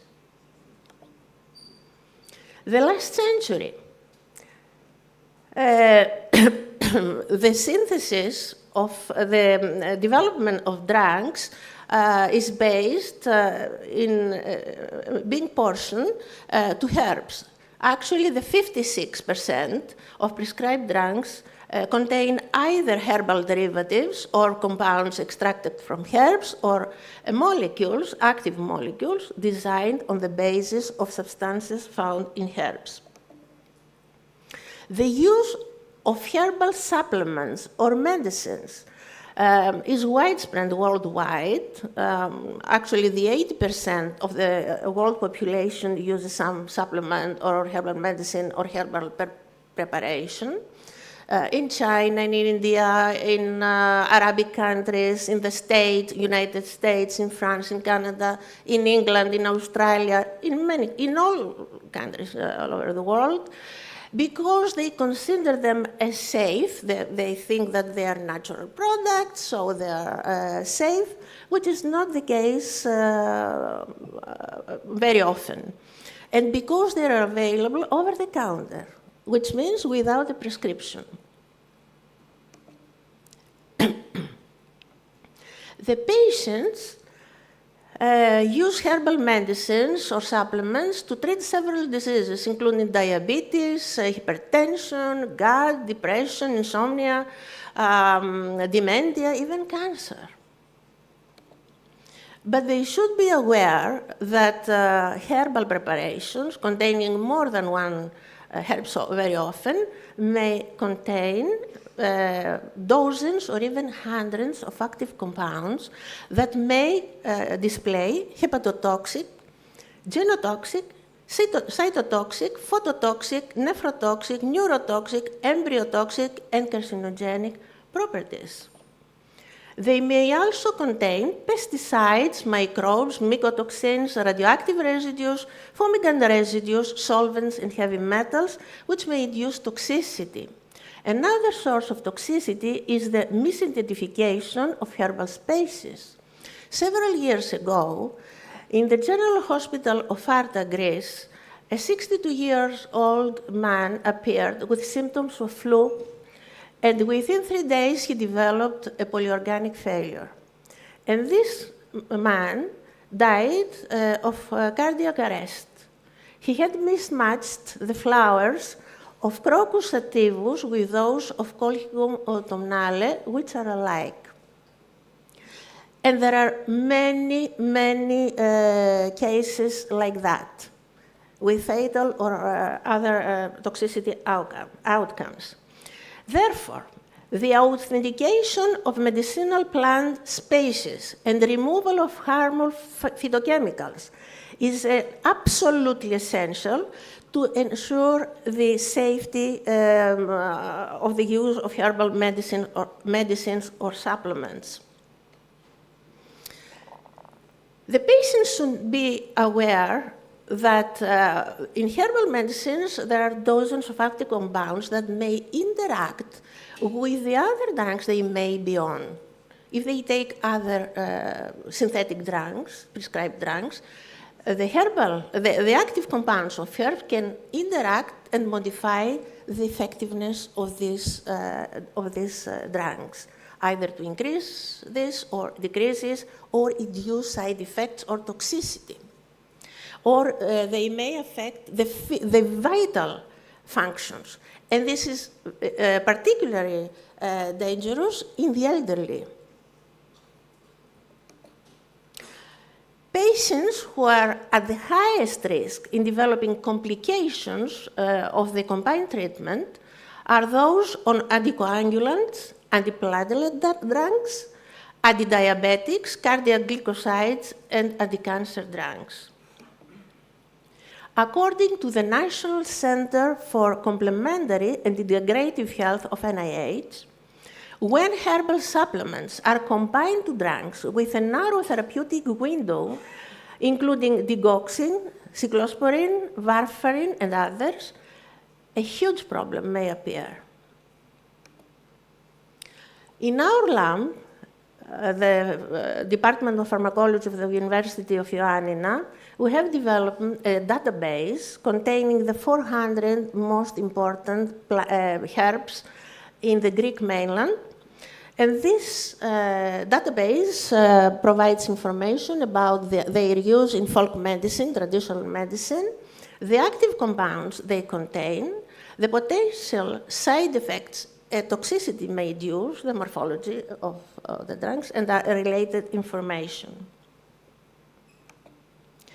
Here, today, I will present you several cases of complications appeared from the combined treatment of synthetic drugs and herbal preparations and supplements. When a patient is of warfarin, an anticoagulant drug, should avoid, or aspirin, used as anti-inflammatory or antiplatelet drug, should avoid ginkgo biloba because of the increased risk of bleeding. These patients should also avoid ginseng or excessive consumption of chamomile for the same reason. These drugs, when also take paracetamol, should avoid garlic because of the same danger. Patients on ibuprofen should avoid ginseng because of the risk of bleeding, and there is a case of fatal bleeding in a 71-year-old man consuming ginkgo biloba. And another report of an old man on trazodone who received ginkgo biloba to improve his memory and fell into coma. Patients who are going to have anesthesia should inform their clinical doctors if they take some supplements containing Chinese herbs, including ginseng or ginkgo biloba, because they contain active compounds that, in combination with anesthetics, may cause severe arrhythmias or hypertension, increased blood pressure, or other complications during anesthesia. Young ladies on contraceptives should avoid hypericum because they will have failure in contraception. And patients on amitriptyline, digoxin, warfarin, and cyclosporin should avoid hypericum. A very important issue that physicians should bear in mind, and patients, mainly physicians, is the fact that hypericum induces the expression of the most important cytochrome in drug metabolism, the CYP3A4, that metabolizes the majority of prescribed drugs, the 60% of them, thus accelerating their metabolism and reducing their effectiveness. In contrast, the juice of grapefruit that is taken from people normally who are on a diet, it's very often they consume grapefruit juice. They should be aware that it inhibits the metabolism of cyclosporin, statins, calcium channel blockers, oral antidiabetics, and anti-cancer drugs. That means that they will have increased levels, and which may lead to toxicity or severe side effects. Patients that are on immunosuppressants should avoid echinacea that boosts their immune system because they will have reduced immunosuppression and increased risk of transplant rejection or inadequate treatment of their autoimmune diseases.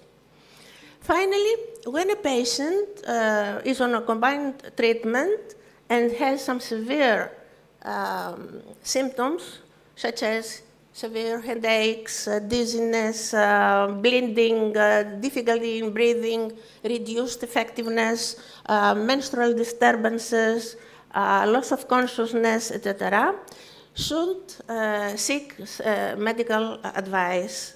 First of all, they should stop taking the herbal preparation and then to seek advice. After all, are herbal medicines safe? Well, the patient should be aware that when they take a herbal supplement or medicine, they are exposed to dozens or potentially hundreds of active compounds that may interact with the other drugs they may take and modify their effectiveness or induce side effects or toxicity or affect their vital functions, as I said before. Therefore, especially the older patients, therefore, both patients and physicians need to weigh the benefit over the risk and decide accordingly. Well, can we enjoy a cup of tea or maybe two of mountain tea, of black tea, green tea, salvia, dictamo, chamomile? I think, of course, we can, because these herbs have been used for centuries, that they are safe, but even these need to be used in moderation. Thank you. Thank you, Professor Kostadou, for the excellent presentation. Are there any questions from the auditorium to our speaker? Yes? If we can have a microphone.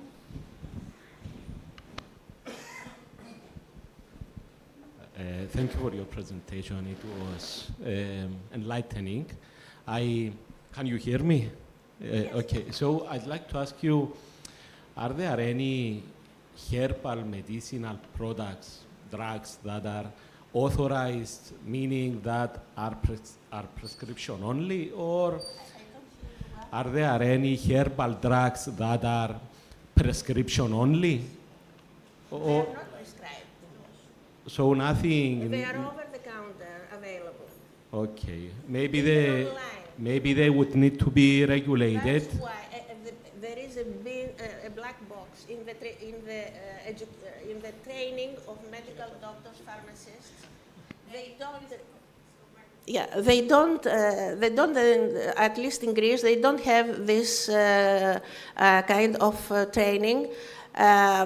But okay, they need to be aware that if a patient asks them if he can use some supplement, he needs to think carefully before he gives the permission to the patient, because he may be exposed to many active compounds.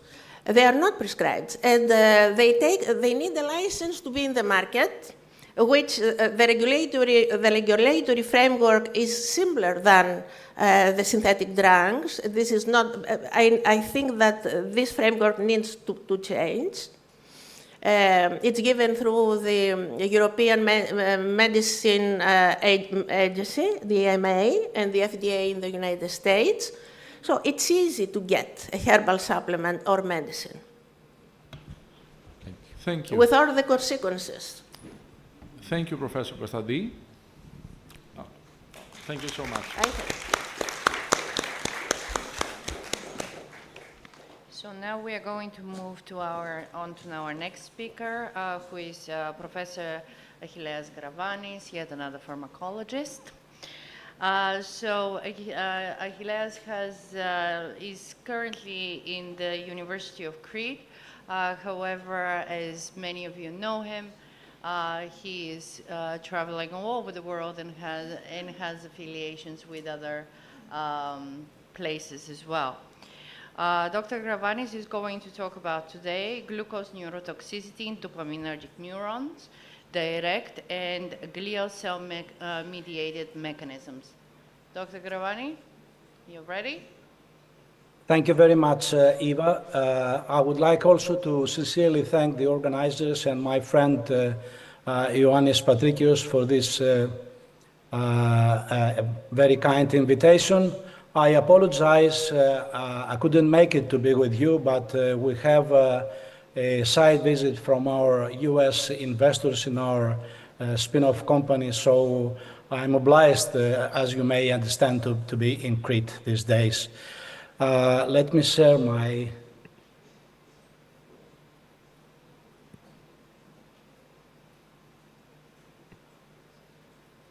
Can you see my screen? Thank you. So I will follow the tradition, dear colleagues, to present, as always, unpublished data from our group. And today I'm going to discuss the neurotoxicity of high glucose levels, specifically on dopaminergic receptors. We know now that diabetic patients have lots of problems in their CNS, and high levels of glucose interfere with many neuronal cell types. We have data coming from the literature showing that most of them are coming from studies using animal cell cultures or animal models, showing that we have a dysfunction of dopaminergic neurons and their release of dopamine and, of course, neurotransmission. We have also clinical data showing that diabetic patients show increased risks for neurodegeneration, including actually Parkinson's disease. One of the main factors that are linked to this phenomena is neurotrophins. Neurotrophins, and I will give you some more information in the next slides, are extremely important in the equilibrium of and function of the neural tissue from our birth towards our death. And if we miss neurotrophins in a certain diseases, then we clinically develop specific diseases depending upon the area that has not the capacity to produce them. So we know now that diabetic patients have lower CNS levels of BDNF, brain-derived nerve growth factor, and we have found high levels of expression of the pro-apoptotic pan-neurotrophic P75 NTR receptor. And also we know that in diabetic retinopathy, there is a very vibrant, actually an active pro-NGF P75 and NTR receptor. I will give you some more information to understand why this is very important. Neurotrophins are oligopeptides. The first one described was NGF, nerve growth factor, by Levi Montalcini, this wonderful lady, and Cohen. They got the Nobel Prize of Medicine and Physiology in '57. We have already three of these classes, NGF, BDNF, and NT3, NT4. These neurotrophins are the enzymatic cleavage, actually, of pro-neurotrophic molecules. And pro-neurotrophins have quite different actions, actually, in the brain, our brain, if we compare it with the mature cleavage products on them. So NGF is recognized by specific TrkA membrane receptor, BDNF by TrkB receptor, and NT3, NT4 by TrkC receptors. All of them, plus their pro-neurotrophin molecules, are recognized by a pan-neurotrophin receptor, P75 NTR, which is a very actually important molecule because in contrast to TrkA receptors, which are neuroprotective and neurogenic, P75 NTR receptor belongs to TNF receptor superfamily, and if it's activated mainly not by the end products, but by the pro-neurotrophins, induces neuronal cell death. So our brain, during the development of its tissue in the first days of our lives and months, depends upon the stoichiometry and the equilibrium between the expression of pro-neurotrophins and the mature neurotrophins, and of course the expression of specific loci in the brain of the different types of their receptors. So if we have a stoichiometry towards pro-neurotrophins, then we will have deleterious neurotoxic effects. We need to have the end products, so we will observe neuroprotective and neurogenic effects within our brain. Most of the studies, mechanistic studies to find out how high levels of glucose interferes with the CNS action, specifically with dopaminergic innervation. All the studies were done, as I already mentioned in my introduction, by using animal cell cultures and mostly rodents. So we decided in Crete to perform mechanistic studies by using human neurons, and we were privileged enough to have human-induced pluripotent stem cells, which can, based on specific protocols, well-defined and validated protocols, to differentiate them towards human dopaminergic neurons, human astrocytes, and human microglia cells. So we use these different cell cultures in vitro, and we expose them to a high level of glucose for 48 hours, and we used 100 millimolar of the glucose. This work was done by our colleague, a postdoc fellow, now elected junior faculty in our department in pharmacology in Crete, Kostadina Hanoumidou. And I'm going to present Kostadina's data today, which are under revision in stem cell therapy and therapeutics. So we exposed, Kostadina exposed dopaminergic neurons coming from induced pluripotent cells, human actually, and she found that high levels of glucose induce a very strong cytotoxic effect, studied by a specific and very well-known cell toxicity assay. And this action is mediated by the phosphorylation, the activation and phosphorylation, increase in phosphorylation of a very known, actually, kinase, JNK kinase, which is involved in neurotoxicity and in toxicity, in cytotoxicity in general. We have done comparative genomic analysis with the gene ontology studies, and we found that indeed in human dopaminergic neurons exposed to high levels of glucose, we have the induction of a very specific gene networks involved actually in DNA damage, apoptosis, and excitotoxicity effects, and of course oxidative effects.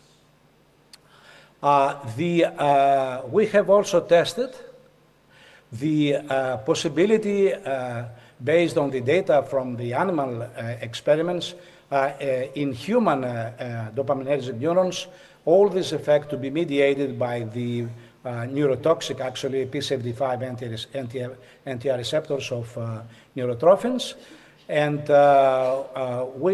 Konstantina showed that indeed in these cell lines, in these cells exposed to high levels of glucose, there is a vibrant and very active increase in the expression of this neurotoxic receptor. And not only that, but we have also an increase in the release, in the production and release of the neurotoxic pro-neurotrophin, pro-NGF neurotrophin. Konstantina could block this neurotoxic effect of glucose levels, high glucose levels, by blocking actually with a specific P75 NTR receptor inhibitor. And you see the arrow, the blue arrow, showing that indeed this P75 NTR inhibitor could block this deleterious effect. We have also tested a series of molecules we designed and synthesized in our group. We named them microneurotrophin, small molecules, high lipophilic molecules, which are entering passively into the blood, into the brain-blood barrier, and bind to different types of neurotrophin receptors.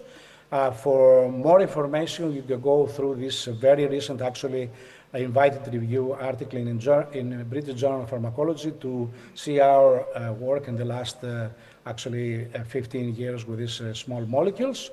They are proprietary of our spin-off company, BioNature. One of these molecules, BNN27, could indeed block the deleterious neurotoxic effect of high levels of glucose. And if we used inhibitors on the TrkA receptor for this molecule and p75-NTR receptors, we could reverse this effect, reversive effect by using these receptor antagonists.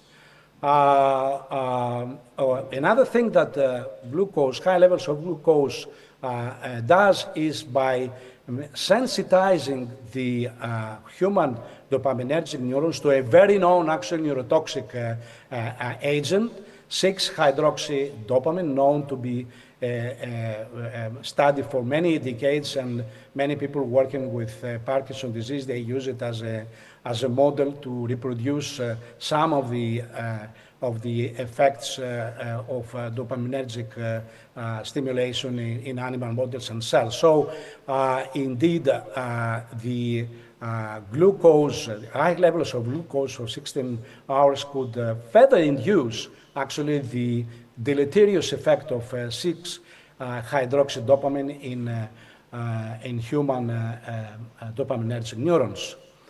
And we know now with the experiments, in vitro experiments by Konstantina, that we can, even this effect, deleterious effect of 6-hydroxydopamine, be reversed by blocking the p75-NTR receptors. It means that this receptor has a crucial pivotal role in the neurotoxicity of glucose. We have also used the effects of high levels of glucose to study the activation by this condition of astrocytes. So we exposed human astrocytes coming from differentiation of human-induced pluripotent cells to high levels of glucose, and we found that indeed two of the major, actually, pro-inflammatory factors, cytokines produced by astrocytes, human astrocytes, interleukin-1 beta and TNF-alpha, is heavily induced by this condition. And we have done also experiments by defining what is the mediation of this, what is actually the importance of this effect on astrocytes. We collected a conditioning medium from human astrocytes exposed to high levels of glucose, and with this conditioned medium, we cultured human dopaminergic neurons, and we found indeed that the medium could further induce a neurotoxic effect of glucose on these neurons, suggesting a paracrine effect, deleterious paracrine effect of human astrocyte stimulation on their voisin neurons. In conclusion, high levels of glucose can propagate neurotoxicity in dopaminergic neurons mediated by p75-NTR receptors. Targeting p75-NTR receptors activity, we can alleviate some of these neurotoxic effects. High levels of glucose can increase the inflammatory component of the human astrocytes, which are known to have deleterious effects in the nearby neurons and supporting cells. And I didn't have time to present our studies with human glial cells, but it seems that conditioned media from high glucose exposed glia cells, human glia cells, can indeed induce neurotoxicity to neurons, dopaminergic neurons. And thank you for your attention. And I will again notice the very important contribution to this work of Konstantina Hanomidou. Thanks again. Thank you, Professor Gravanis. Are there any questions from the audience? Okay, I have just a quick comment, Dr. Gravanis. As you know very well, even 20 millimolar glucose for the brain is high. I know that you start with 20 millimolar and the culture is eating some of the glucose, but if you were to go more in the more physiological ranges of 1 to 2.5 millimolar, I think you would find even more striking results than you have already presented to us. Oh, thank you, Eva. I'll let Konstantina know your comment, and I'm sure that she will be interested. I can talk to her later. To do experiments, and because she continues on this project, and we are going now to test more actually small compounds of our chemical library, targeting not TrkA and P75 receptor, but BDNF receptor, TrkB receptor. Yeah. Thank you. Thank you.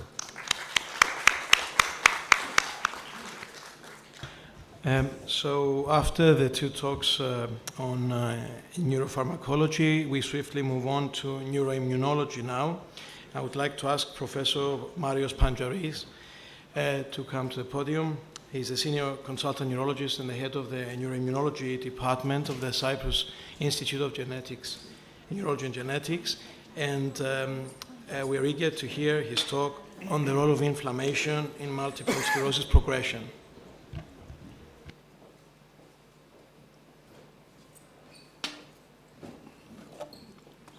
Well, thank you very much, the organizer, for inviting me here today, and thank you all for being this time here.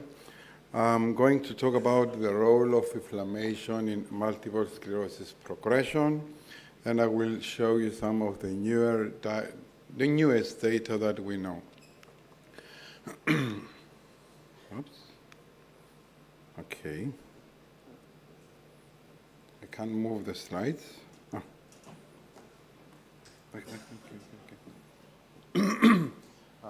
Since the first description of multiple sclerosis in the 19th century, it was obvious that the disease was having a relapsing and remitting type of progression.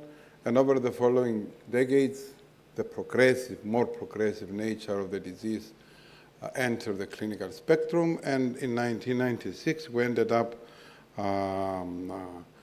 having the relapsing remitting, the primary progressive and secondary progressive types of the disease to be used both in clinical and research area. But this knowledge today seems that it is not so true. Traditionally, MS has been considered as having two distinct phases. The first one with a lot of relapses and activity and inflammation at various sites around small venules. And the second phase that has been mostly characterized by a more rigorous and more obvious progression and more rare or sparse in appearance of relapses. Today, we know from all the clinical trials that have been done and the real-world data that even though we have very effective drugs in reducing relapses, we cannot reduce the final disease progression of the disease. And also we know from all the published data that 60 to 90% of patients treated with highly effective medicines in reducing relapses, that they are still progressing. So relapses per se, they cannot justify the progression of the disease. So today, we believe that the progression of the patient is happening in two different ways. The First way is the relapse-associated worsening, where relapse results with a residual handicap, and also we believe that there is a slow progression of the disease which is independent of relapse activity, which is called PIRA, which is appearing from the beginning of the disease. So we believe today, and this is the data that we have, and they are ongoing, coming even more, that the disease is a continuous from the beginning, presenting a slow progression, but in the early stages of the disease, we might see relapses, and these relapses, as the disease is getting more and more progressing, are going away. We have two kinds of relapsing processes in multiple sclerosis. The first type, which is a common type of inflammation in the beginning of the disease, is the one that it's happening around small venules where we have the breakdown of the blood-brain barrier, and activated C, D, and B and T cells are migrating into the brain. The activated local T cells and local microglia and astrocytes, and the final outcome is the inflammation, the demyelination, and the appearance of new lesions that we can see on the MRI scan as gadolinium-enhancing lesions, and we also see them as presenting clinically as relapses. And it's this relapse that when it goes away, I'm going to use the marker, it leaves a small handicap, and this handicap is now named as relapse-associated worsening. What is the new information we have today is that there is, in parallel to that, a second type of inflammation that it's happening from the beginning of the disease. It's a very slow progressive inflammation. It has nothing to do with an open blood-brain barrier. It's happening with a closed blood-brain barrier at various sites of the brain. And this slow inflammation is caused by activated microglia, which are macrophages that they do live within the brain, and this inflammation is slowly and slowly burning into the brain and making the lesions bigger and bigger and bigger. And this is now called as a disability, that it is happening and it is independent of relapse activity, and we gave that the name of PIRA. And we know that the cells that are important in causing the initiation and the progression of this inflammation are activated B and T cells, CD8 T cells and CD20 B cells, that can be seen as clusters above the cortex of the brain or deep inside the brain around penetrating vessels. And these B and T cells, mostly are B cells, are clustered in lymphoid tissue formation. And today we know that all of these cells are activated against Epstein-Barr virus, EBV virus. We can see this activated microglia with newer techniques on the MRI scan. So this is a susceptibility-weighted image, and you can see that this is the T2 flare lesion that we usually see on the MRI scans of patients. And you can see that around this lesion there is an activated microglia, which is full of iron. Iron is a paramagnetic material, so this technique can see this active inflammation that destroys brain cells.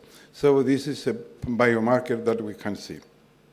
What is the meaning of this slow progression of the disease, which is independent of relapse activity? Most of the studies that have been published show that PIRA is appearing very early in the disease, but it's becoming more obvious and more deleterious after the 5th year of the disease. And we know that if you have evidence of progression independent of relapse activity within the first 2 years of the disease, then you have 26 times more chance of having a severe EDSS of 6, meaning using a walking aid at 5 years after the initiation of the disease. So today, the neurologists must not only see what they can see, but they have to learn to evaluate what it is hidden behind what we can see as PIRA development. Biomarkers. Today we have biomarkers that we can measure this slow progression of the disease from the beginning. We can measure serum neurofilaments and serum GFAP. These are two small proteins that are produced by the destruction of neural cells and astrocytes. And if you use both of them at the same time, you have a very nice and a very precise tool to measure the neurodegeneration and follow this neurodegeneration. We know that neurofilaments and GFAP are both increased at the same extent early in the disease because of the relapsing appearing of the disease. But as the disease is getting to more advanced progression, neurofilaments might decrease, but GFAP remains high. We can also study the progression independent of relapse activity by just measuring the paramagnetic rim lesions on the MRI scan. And we have recently published data that show that if you have a patient with an MRI scan early in the disease with more than 4 paramagnetic rim lesions on the scan, the chance of getting PIRA at 2 years, it's very high.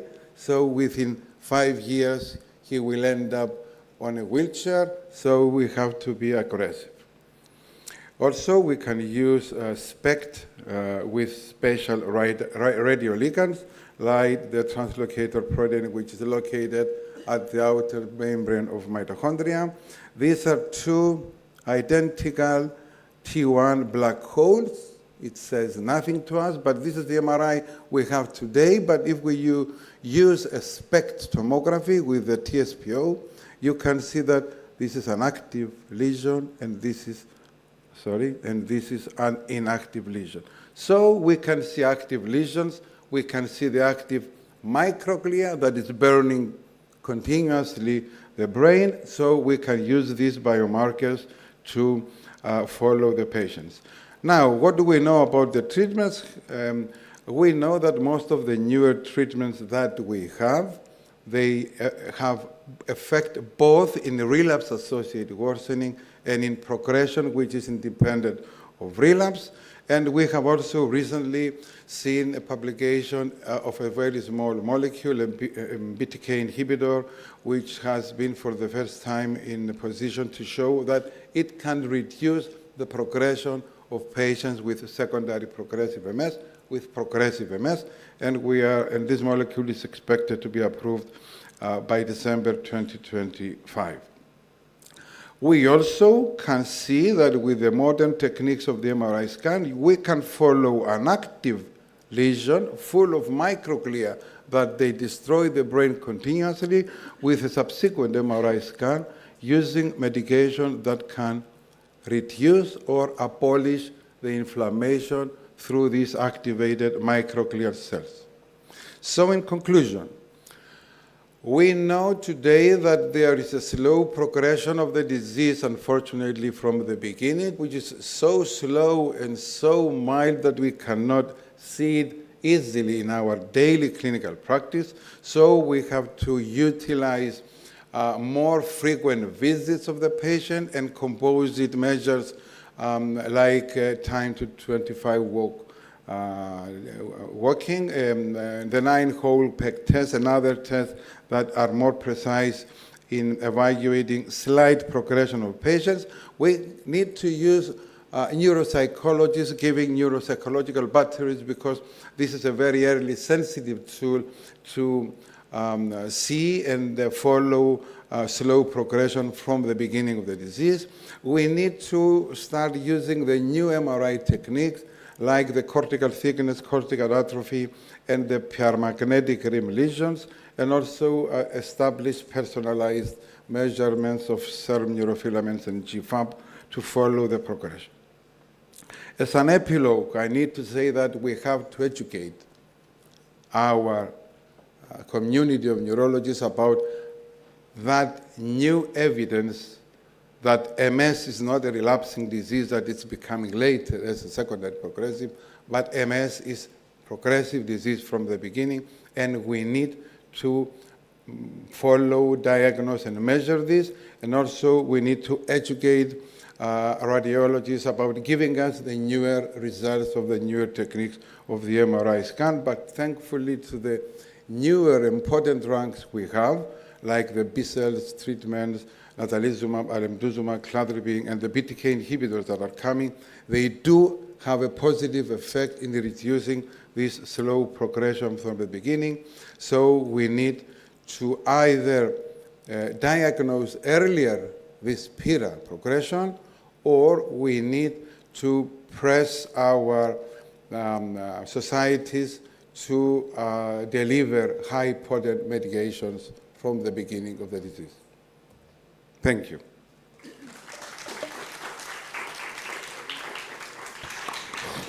Thank you very much for the very interesting talk. Do we have any questions from the audience at all?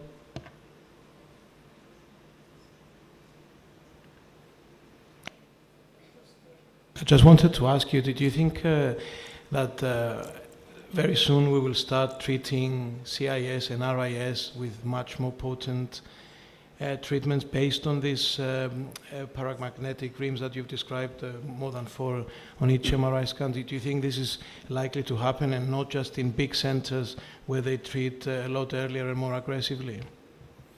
I believe that by using the newer diagnostic criteria that have been published a month ago, and if we manage to educate our colleagues, radiologists, to give us the newer MRI findings, I'll make a parenthesis that I'm trying to organize a meeting early in 2026 with neurologists and neuroradiologists to discuss these issues, because we want to have these new findings on the MRI scan.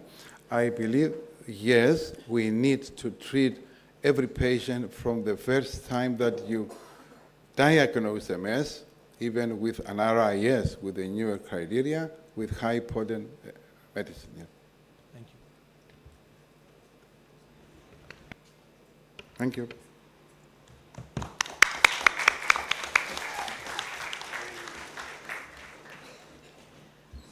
And now I would introduce our next speaker, Dr. Patrick Pallier, who is a senior lecturer in neuroscience, surgery, and trauma at the Blizzard Institute, Faculty of Medicine and Dentistry at the Queen Mary University of London. Dr. Pallier, we will speak about Fortocin and how it has a neuroprotective function in spinal cord injury. Thank you very much, and thank you for the organizers and Professor Patricios for inviting me. After spinal cord trauma, there is not much that can be done. The patient is being rushed to the hospital onto a rigid board, and at the hospital they may have decompression surgery.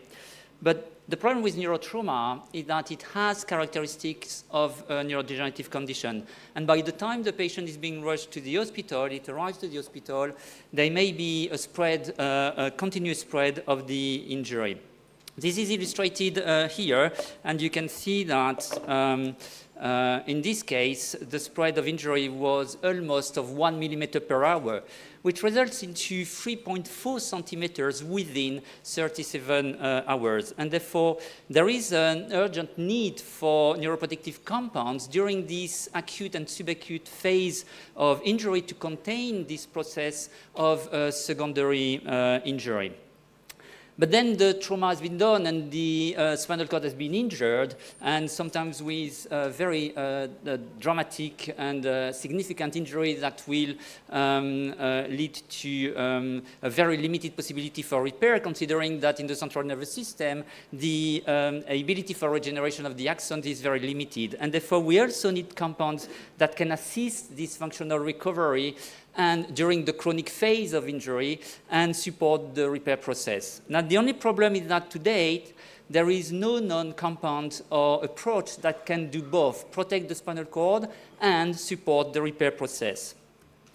Fortacin Connect is a specific combination of nutrients that has been designed by Richard Wittmann at MIT to support synapse formation and function in early Alzheimer's disease. And Fortacin Connect is a neuroactive component of Suvenade, this nutritional drink that has shown efficacy in early Alzheimer's disease, where synapse loss correlates with impairment and decline in memory performance. Now, it contains all the precursors and the supporting nutrients to build new neuronal membranes through the Kennedy pathway. So this is the pathway that leads to the synthesis of phosphatidylcholines and that are integrated into new neuronal membranes.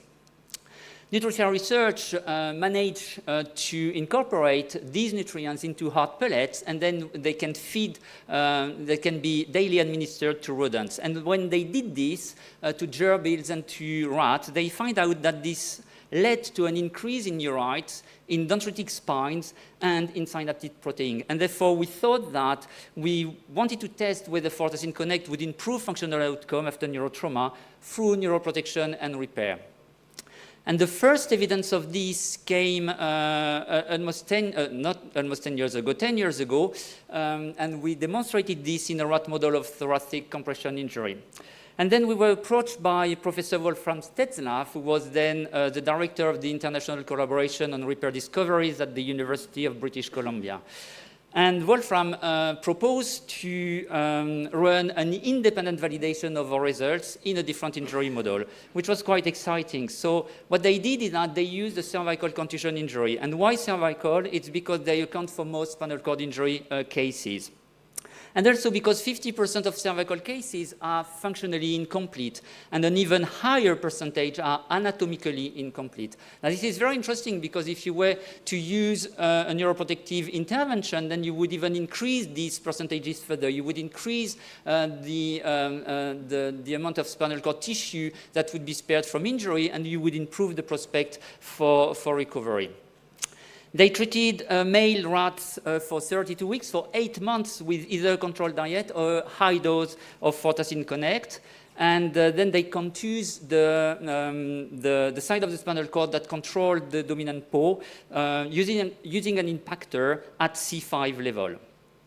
They then assessed the behavioral recovery over every 2 weeks in the Montoya staircase test. So that's the test that assesses the recovery of fine locomotor function, that the rats need to be able to grasp sucrose pellets that are being administered onto this ladder. They need to spoon them, scratch them, and take them to the mouth to be able to eat them. And then they assess the more rough recovery of rough motor function in the cylinder test, where the animals are rearing to trying to escape, and therefore they're supporting themselves onto the tube. They also injected BDA into the contralateral motor cortex, and they were able to trace the corticospinal tract and then check its behavior at the level of the scar tissue. They used 3 treatment groups, which was quite a very clever design. Either the rats were fed a controlled diet for the entire length of the experiment, or they were fed a Fortacin Connect diet for starting 4 hours after the injury for 18 weeks, and then they switched to a control diet for 14 weeks. And the last treatment group was a delayed treatment group.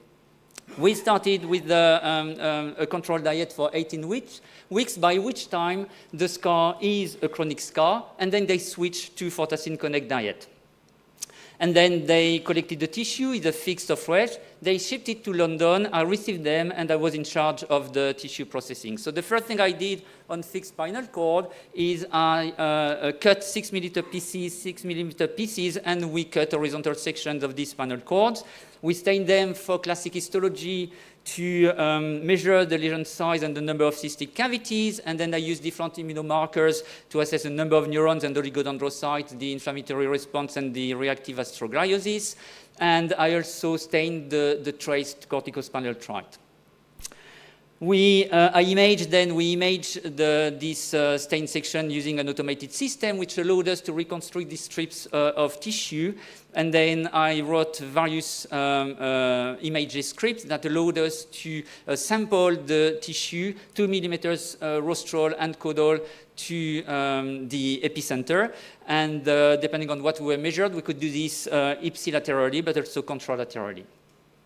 And I used 3 levels of quantification. I used the central canal as an anatomical landmark, and then we also measured 1 level above, 225 micrometer above and below the central canal.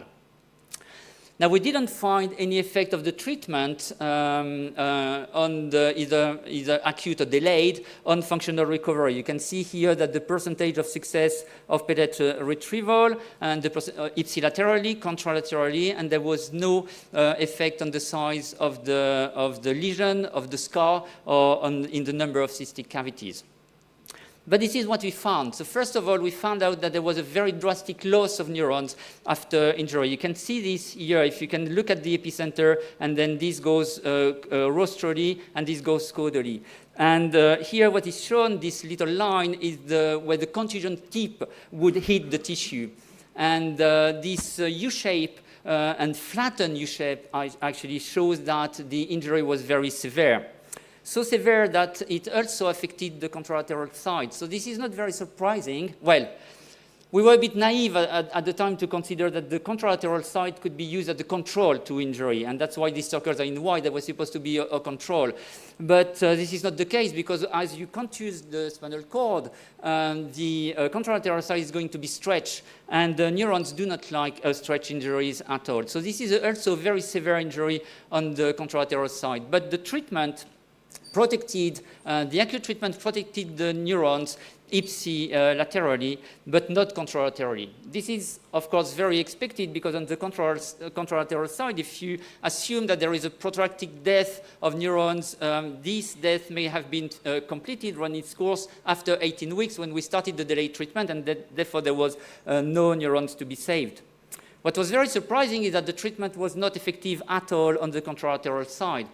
This is not that surprising because, as I said, stretch injury, neurons are very susceptible to this, and they would die very quickly, meaning that we would not have this, or the process of secondary injury would be much, much shorter as opposed to a contusion injury, meaning that in this case, they would not have any neurons to save either.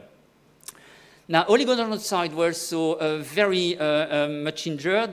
There was a drastic loss, and you can see that there is not even this U-shape that we find normally at the level of the epicenter. They were dying throughout. You can see we measured them in the white matter. You can see them in here, and on the contralateral side as well. You can see cells, but much less than what you would see in a naive tissue.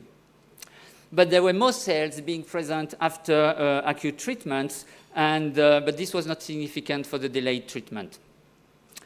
The areas covered by astrocytes were also significantly increased after injury. This reactive astrogliosis is very well described after injury. So this is the contralateral side, and this is the ipsilateral side. And you can see very thick, elongated processes of the astrogliosis. So the astrogliosis is very important to seal the lesion side and control for the spread of the inflammatory response. And this was even further increased after treatment. And you can see here these 6 processes and these very fat cells. And what we find out in many of the treatment groups is that we had these regions close to the scar border. The scar border is here, and the fibrotic core of the scar is devoid of glial cells. But there were further regions that were devoid also of glial cells here close to the border of the scar. And what I suspect is that simply after a spinal cord injury, there is a lesion, there is a scar, but the lesion progresses, and therefore there is further scar that is being made. And what I think we can see here is a more effective ability to close the injury after treatment with Fortacin Connect. And the same was seen after delayed treatment. And the same thing with the microgliosis, the activation of microglia. There was a further increase, but not in the delayed treatment. However, what we found is that many instances in both treatment where we had even very remote from the epicenter, a lot of reactive macroglial cells, very fat cells, very amoeboid. We don't know what is the morphology, what is the phenotype of these cells. They may be pro-inflammatory, but they may also be involved in the resolution of the inflammatory response. And the latest result that we collected this summer led to suggest that the second hypothesis may be the right one. The staining of the corticospinal tract, the spinal tract was also much denser after treatment, as you can see here on the left in the control and here after treatment. And so we measured this at the level of the epicenter. You can see that there was a drastic and impressive increase in the density of the fibers of the corticospinal tract.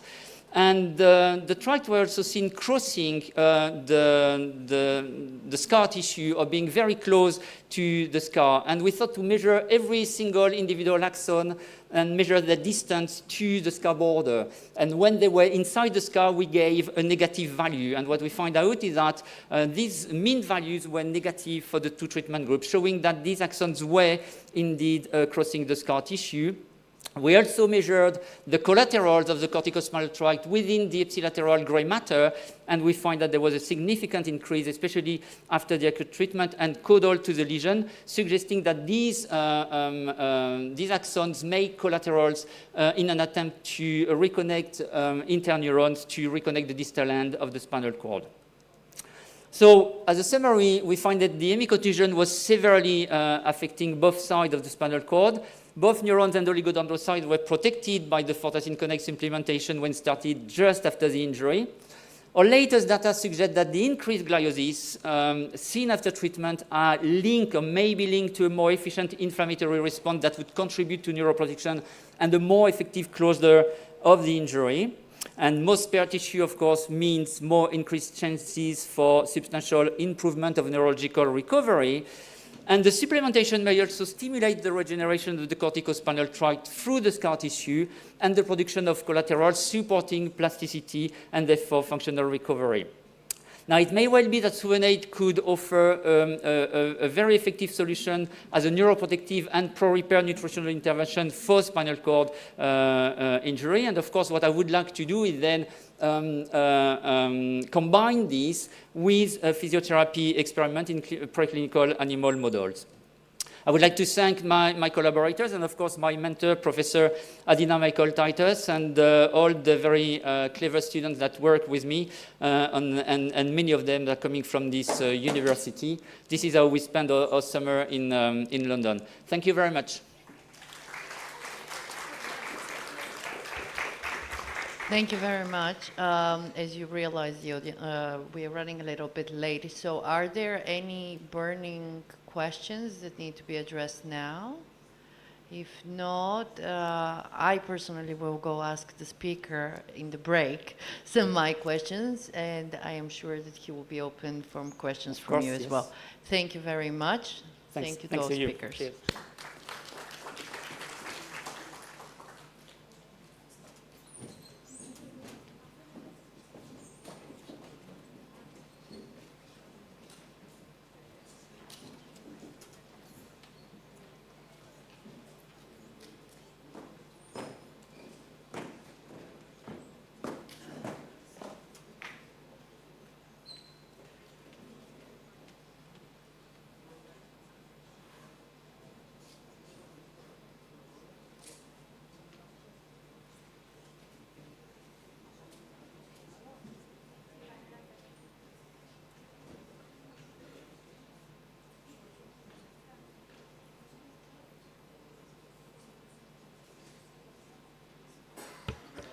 Okay, so I'm sorry about this.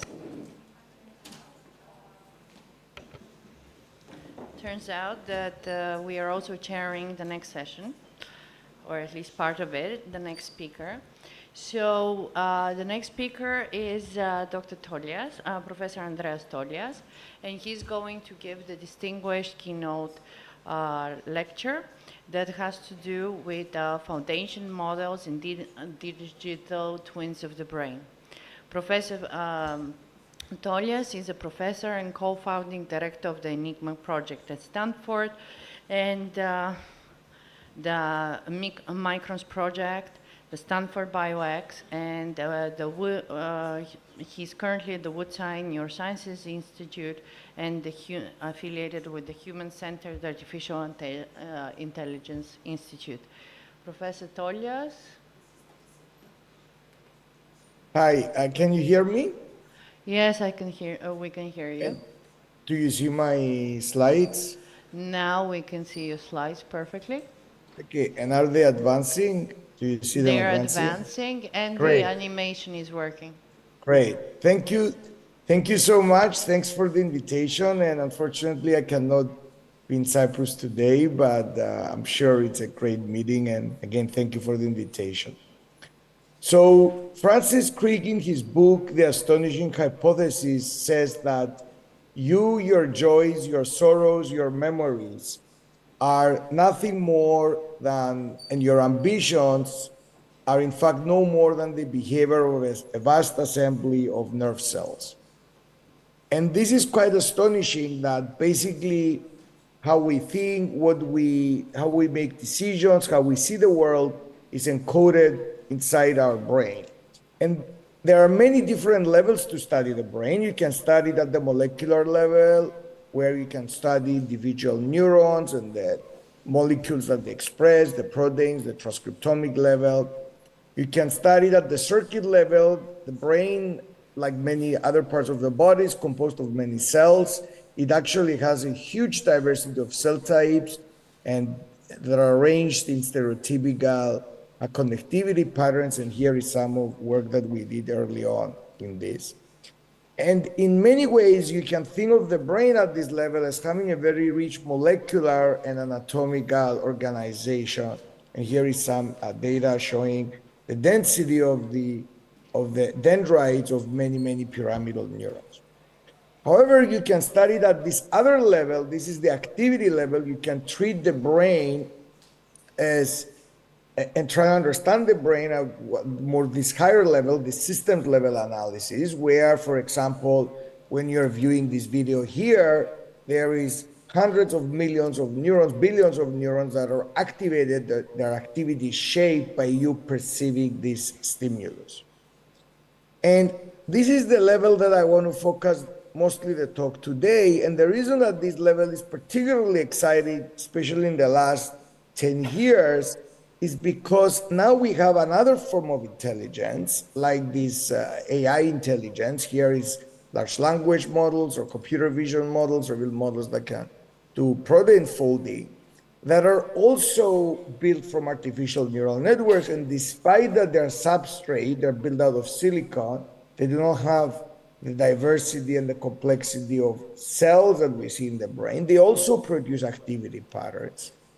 And they're also arguably very intelligent. And what's been remarkable is that in the last few years, we and others have observed that despite that brains and machines are built from different substrate, at this activity level where you observe the brain or artificial neural networks, how they process information, you just measure their activity they generate, they have convergent evolution. That means that to a certain level, both brains and machines, and this is on the left, are different neurons in the macaque visual cortex that are detecting different patterns in a visual scene. And you can see in each square here a type of pattern that this neuron is mostly activated or likes to be activated. And on the right is an artificial neural network that is trained on a computer vision task. And you see that they have a lot of similarities. So trying to understand this is called representational level of analysis in systems neuroscience. And it has a very long history. It started about 100 years ago with the discovery of the action potential. And there's been many Nobel Prizes where people were trying to understand how the brain processes information at the systems or computational level. However, what is less known is that a lot of these discoveries were serendipitous. They happened accidentally, and they were not necessarily hypothesis driven. For example, here is a very famous documentary made in the 80s by Hubel and Wiesel, who won the Nobel Prize. It was after they won their Nobel Prize, where they're describing how they discovered this edge selectivity in the visual cortex. And they were using spots of light to figure out what neurons are sensitive to. And they found out that by accident one day, the projector that they're using had some contrast or some dirt in it, and then they found that these neurons were responsible to edges.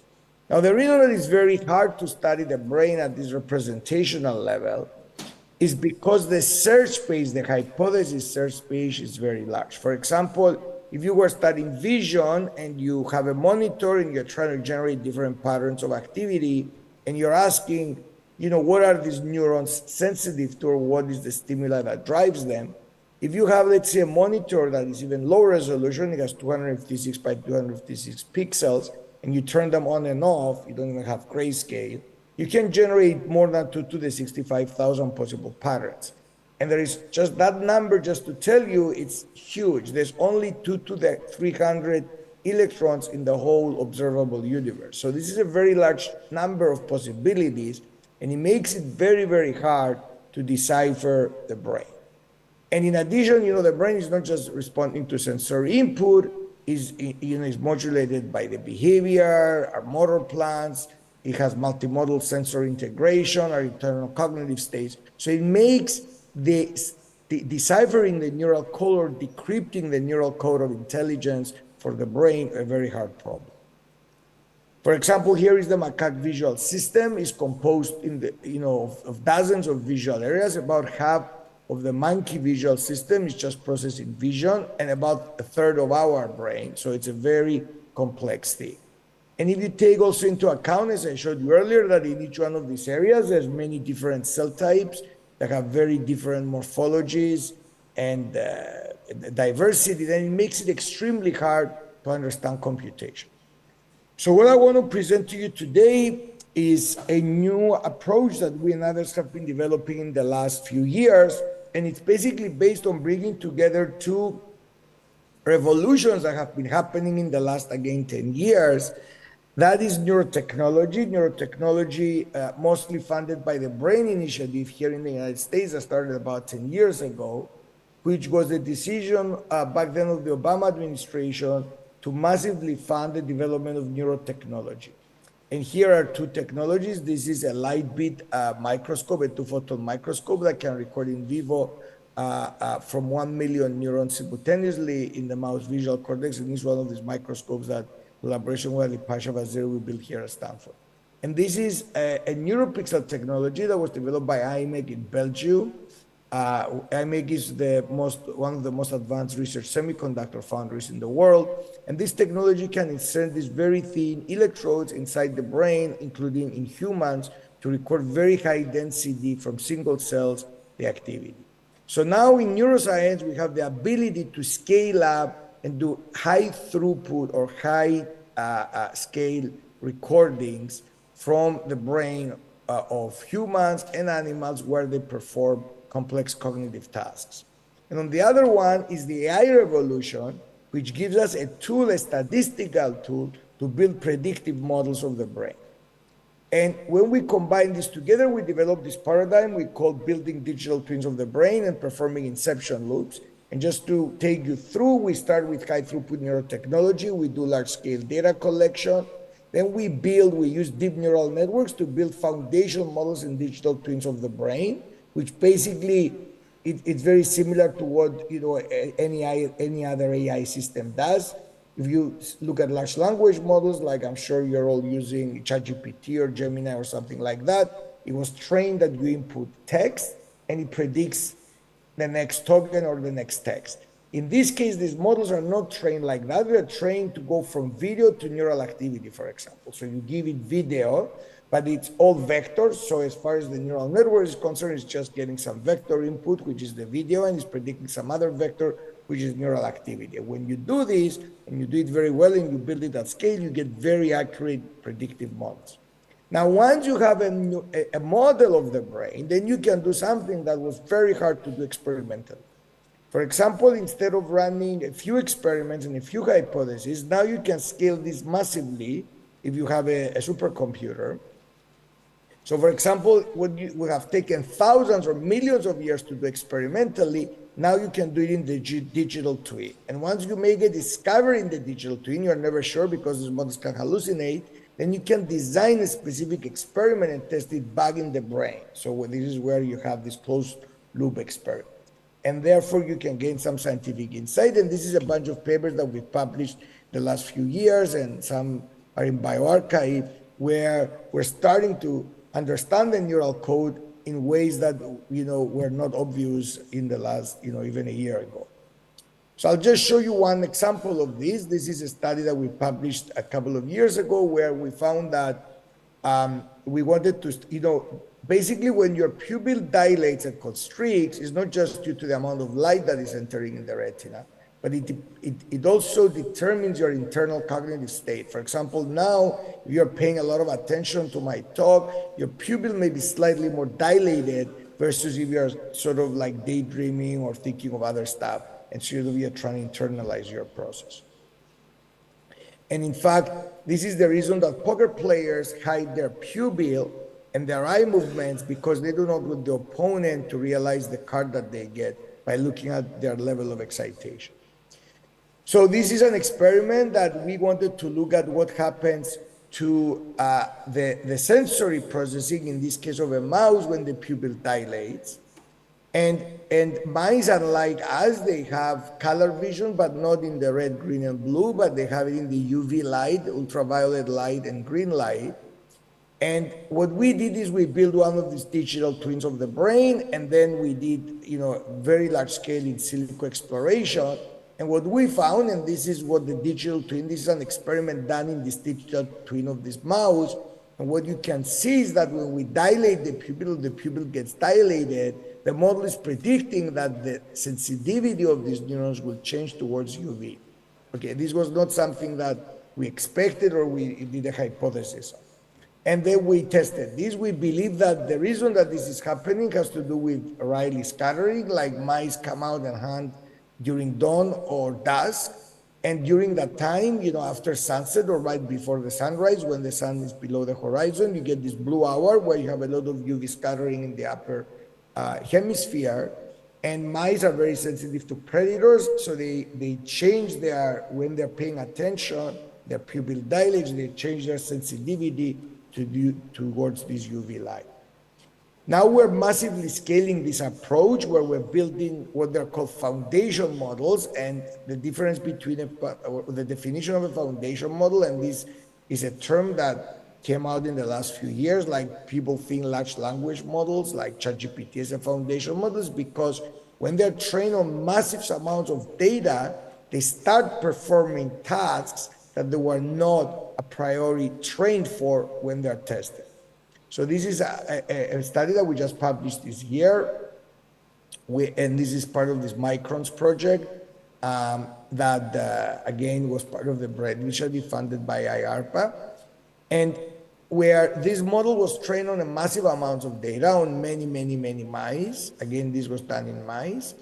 And this model could be very good when it created digital twins. These digital twins were very good. It was trained only on movies, on natural movies, but it started predicting very well to the activity of as if you were doing the experiment in the real mouse. So for example, when we showed the digital twin, different types of artificial stimuli, as you see here, these moving dots or these clouds, the digital twin was predicting as if we were doing the experiment in the mouse. Now you can imagine that now this opens the possibilities again of doing gazillion experiments that would have taken thousands of years or millions of years, literally, if you had to do it in individual animals, okay? And it opens a possibility of trying to crack the code. The other thing that is very interesting is that, and with our collaborators here at Stanford and at Baylor College of Medicine in Houston, in Texas, we're trying to adapt these methods from human experiments, where now, for example, if you want to build a brain-machine interface and optimize it for a human patient, you can, if you have a very strong foundation model, what would have taken, let's say, an hour or 2 hours of experiments to build a good understanding or a model of the system of the brain activity, let's say it gets modulated when you apply electrical stimulation, now you can do it much faster. We're also using this type of models to understand the relationship, to do a more mechanistic understanding of circuit organization. In this case, for example, you're using this microns data. This is a large-scale collaborative project between many institutions where we have the activity and the function of 75,000 neurons. We have the activity and we have the an electron microscope with a connectome of a small chunk of tissue in the visual cortex. And here we aligned the functional and the structural data, and this digital twin, I'm just showing you one example here. There's many papers that you can read that came out in Nature this year as part of our team and others, is that you can predict not just the activity of these neurons, but you can even predict their anatomical type. So you can link relationships between different levels of analysis in the brain. So now for the remainder of the last 5 minutes or so, I want to talk about the Enigma project that we've launched at Stanford about a year ago. This is a new, very large-scale project to study cognition in primates, starting with the macaque brain. And again, we're implementing this entire pipeline from building new neurotechnology with IMEC to doing large-scale recordings, building foundation models, doing virtual neuroscience experiments, and then closing the loop to extract novel principles. So just to give you the complexity of this project, this schematic here, if you look at on the x-axis, the amount of brain that you're recording, the brain is a very complex structure. Let's say the amount of activity you're recording at single cell, single spike resolution. So we're talking about methods that are not like fMRI or EEG. We're talking about getting into the fine detail of how activity gets generated in the brain, and this at the level of individual neurons, individual action potentials. And on the y-axis, the cognitive complexity. For example, if this was human-level cognition, is all the stuff that possibly humans do throughout their lifespan, including like social interactions, perceiving the complexity of the world, doing all kinds of motor tasks. This is like, general intelligence, if you want. Most of the experiments so far in academia and in industry are happening in this lower left corner. Basically, individual labs or individual experiments are conducted in a small part of the brain, and they're testing a small hypothesis in this vast space of possible cognition. And there are some efforts to scale this in rodents, including work that we do and others at the Allen Institute in Seattle and the International Brain Lab. But the Enigma project is trying to take a different approach and scaling this up in primates to try and reach this goal of recording from the entire brain at single cell resolution at the very large repertoire of cognitive behaviors. And we started, as I said, about a year ago. We're building these multimodal models. You can think of them as models that you see maybe, in AI, where there's video and language and other modalities, including audio. These models are very similar to that. They have the same architecture, but instead of only predicting intelligence, for example, let's say if you show it video and language and you say describe the video, these models are also reproducing the activity that one would measure in the brain. So they're aligning the activity of a real biological brain to the artificial neural network. And as I told you earlier, these are not just black boxes.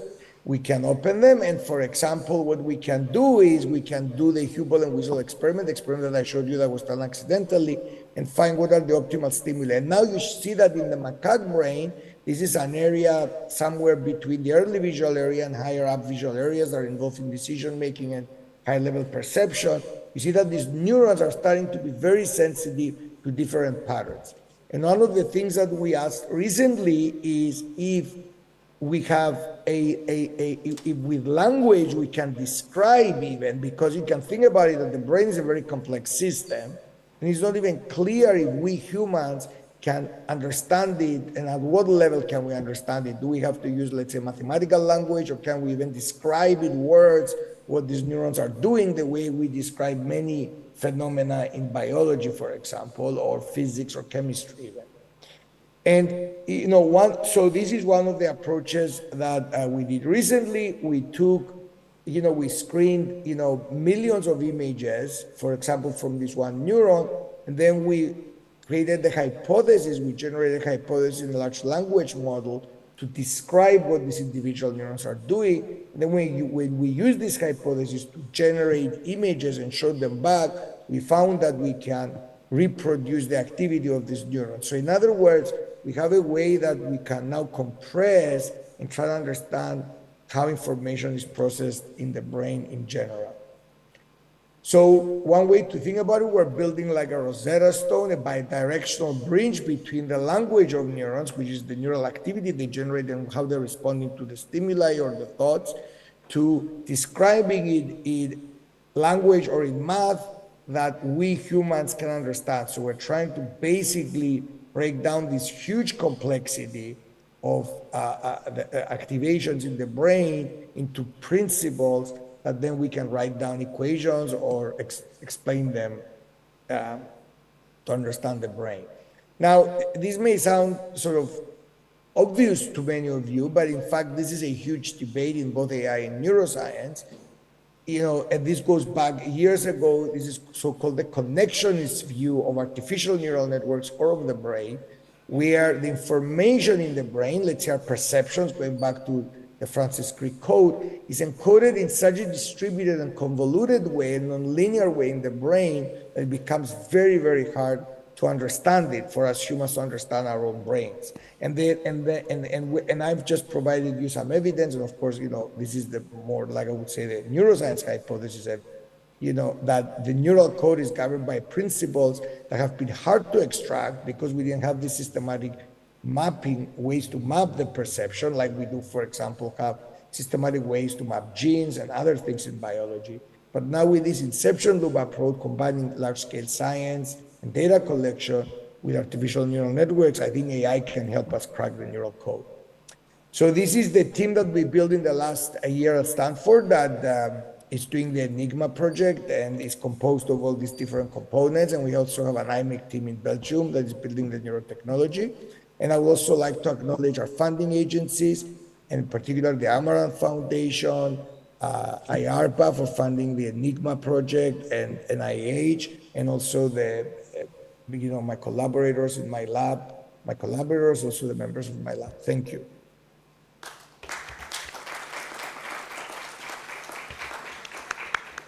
Thank you. Are there any questions from the audience? Yes, please. You require a microphone.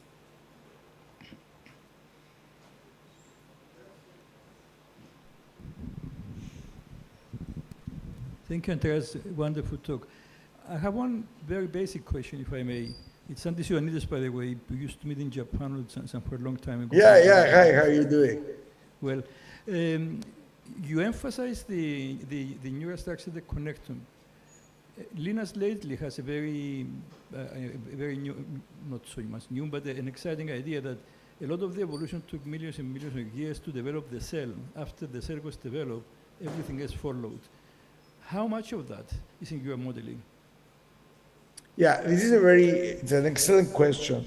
So right now, these models, are not using the connectome at all. They are basically the actual digital twins. They're not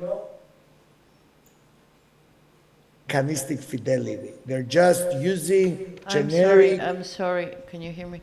We lost you, so we missed half the sentence. Can you repeat? Can you hear me now? Yes. Yes, perfect. Yes. So basically, these models do not use the connectome. They do not have mechanistic. They are not mechanistic models of the brain.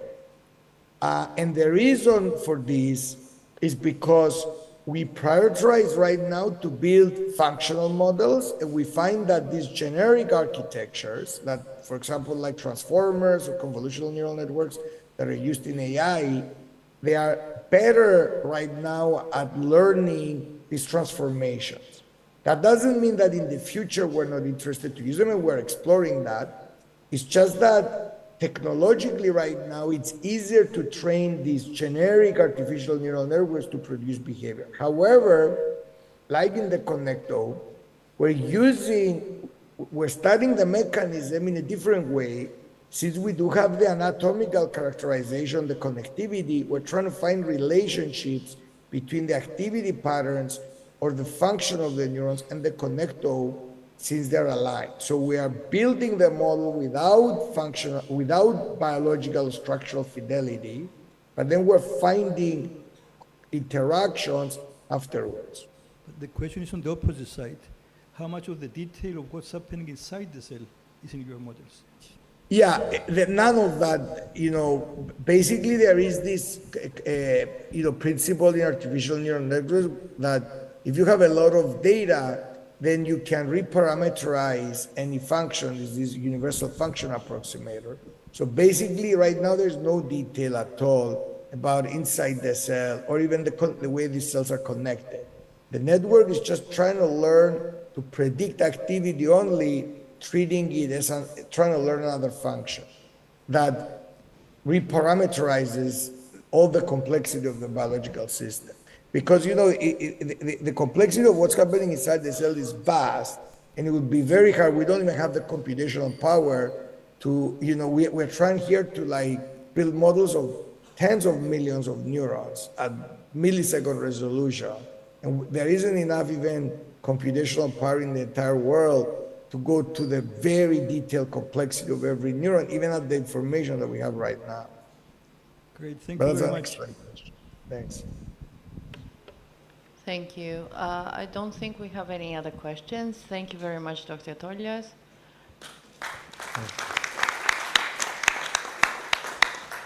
So now I guess we're going to move on to the next session without a break.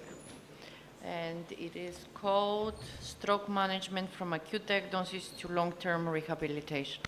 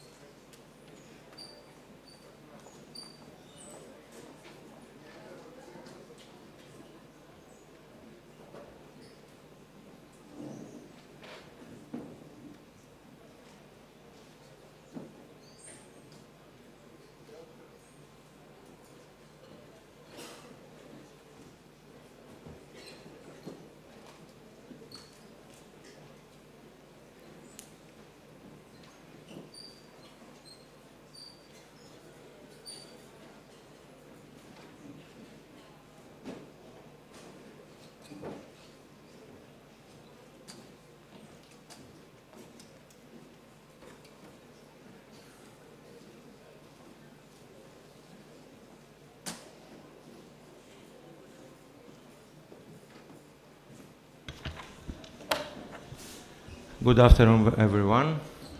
So I assume we have to hurry up a little bit.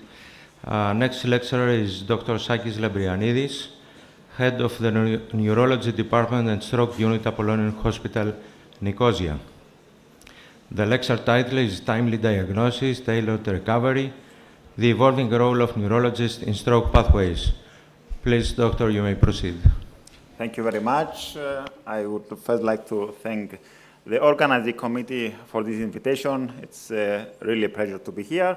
So in the next 10 minutes, I will try to tell you what the role of the neurologist is regarding diagnosis and treatment of stroke. But let me start by saying that nowadays, stroke management is a teamwork. So while the role of the neurologist is central, by no means a neurologist can act alone, so we need to cooperate with the interventional radiologists, other physicians, specialized nurses, and also the rehabilitation team. So some basic information about the stroke. Stroke has basically two major types. The first one, which is the most common, and it will be the one that we'll be focusing on in this lecture, the ischemic stroke. What happens in ischemic stroke, 85% of the strokes Basically, you have an occlusion of a brain artery, then there is no blood flow to the region that gets supplied by this particular artery. So this results to a neuronal cell death, and you get the irreversible damage. Same happens with hemorrhagic stroke, but instead of occlusion of an artery, you have a rupture of an artery. And this appears in about 50% of the cases. Some basic epidemiology about stroke. Unfortunately, stroke is not an uncommon disease, quite the opposite. Around 13 million new stroke cases appear worldwide each year. In Cyprus, we have a little over 500 cases each year. And unfortunately, these numbers are expected to grow. And we have to remember that stroke is unfortunately a leading cause of mortality and disability worldwide. So, where does our role start? Well, it starts even before stroke occurs. We nowadays know that around 80% of the strokes are preventable, which means they happen because of some causes that can be prevented, like the traditional cardiovascular risk factor. And it's quite impressive that a very recent study published in September has shown that if they have basically taken 10,000 patients that suffered either a stroke or a myocardial infarction, and they looked at 4 cardiovascular risk factors: elevated blood pressure, total cholesterol levels, fasting glucose or diabetes, and past or current smoking. And what they found is that over 90% of the patients who suffered either a stroke or a myocardial infarction had one of those risk factors, which is quite impressive. So if you manage to eliminate these risk factors, your stroke risk reduces dramatically. So as neurologists and generally as healthcare professionals, we have to try to emphasize on prevention. So if we fail to prevent a stroke, then at least we have to learn how to recognize it. And many studies have shown that campaigns for informing the public on how to recognize a stroke have increased the activation of the emergency medical systems, and they correlate with high rates of acute stroke treatment, which of course is long-term beneficial also for the patients. So there are a lot of acronyms used. BFAS is maybe the most commonly used, so loss of balance acutely, or if you have ocular vision, eyes, when the face is drooping, or when we have weakness of the arm or the legs, or speech issues, then the patient should be transferred to a facility capable of managing a stroke. And where is that? Well, optimally in a stroke unit. Basically, a stroke unit is a hospital ward where a multidisciplinary team with special expertise in stroke, that includes neurologists, that includes interventional neurologists, that includes the nurses and the rehabilitation teams. So you need to get the patients to a place that they can provide the acute and the early rehabilitation treatment. And again, studies have shown that the patients that receive treatment in such unorganized inpatient care, they are more likely to be alive, independent, and living at home 1 year after stroke. So what happens if a patient arrives in a hospital capable of managing an acute stroke? So basically what you try to do is try to achieve reperfusion. This can be achieved with 2 methods that we usually, if possible, combine. The one is the intravenous thrombolysis, so we're administering a potent thrombolytic agent intravenously. And again, if there is no contraindication, we try to perform, usually the interventional neuroradiologist, the endovascular thrombectomy, which basically is a mechanical removal using a catheter of the clot in the artery. What you are seeing on the downside of the picture is basically why we need to move fast. This is an example. It doesn't mean that every stroke is irreversible after 6 hours. Nowadays, we know that we have theoretically time up to 24 hours, sometimes even more, but the sooner the better, and this is why. If you achieve reperfusion in 10 minutes, then you save the green part, so you save the most of the brain that is in danger.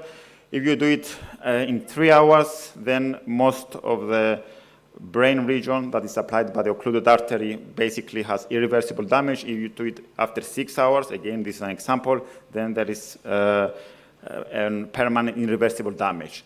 So optimally, you need to achieve intravenous thrombolysis under 60 minutes. So that means there has to be an evaluation by the physician, there has to be imaging, and then you have to start under 60 minutes. If you are a good center, under 45. If you are excellent center, under 30 minutes. And the same goes for mechanical thrombectomy, optimally up to 90 minutes from the time the patient arrives. So with the intravenous thrombolysis, this is an evolving field with new studies. Per guidelines, we should administer intravenous thrombolysis up to 4.5 hours using conventional imaging with CT brain and CT angiography. Using advanced imaging and fulfilling some criteria, we can extend this up to 9 hours. There are some studies that have used advanced criteria up to 24 hours, but unfortunately we have mixed results. Some were positive, some negative. So there is definitely potential, but more studies are needed. The endovascular treatment, we have also new studies, theoretically up to 12 hours. Again, assuming there are some criteria fulfilled, you can perform it using conventional CT. It's been years now that with advanced imaging, you can extend this window up to 24 hours, but new studies have shown that even with conventional CT, in some cases, you can achieve reperfusion with benefit up to 24 hours, but again, the sooner the better. So we have to act fast. And one other new about thrombolysis is that we have been traditionally using alteplase as the agent of choice, but nowadays this has been slowly replaced by tenecteplase, which is faster to administer, and in some cases, for example, basilar thrombosis, probably more effective. So after the acute phase, our role as neurologists is to find where this stroke came from. So around 20% cardioembolic, AF. Nowadays also we use devices that are implanted that they can detect AF even in patients who, after the 72-hour monitoring period, are negative for AF. You get large vessel atheromatosis up to 20%, small vessel disease, and of course undetermined etiology, which most of them are also associated with PFOs. Of course, early rehabilitation, physical therapy, speech therapy, occupational therapy, we have to work together as a team. And again, what I've said in the beginning, we have to all work together. This is a chain of stroke. Again, neurologists plays a vital role, but again, you need every member of the team in each step. Thank you very much.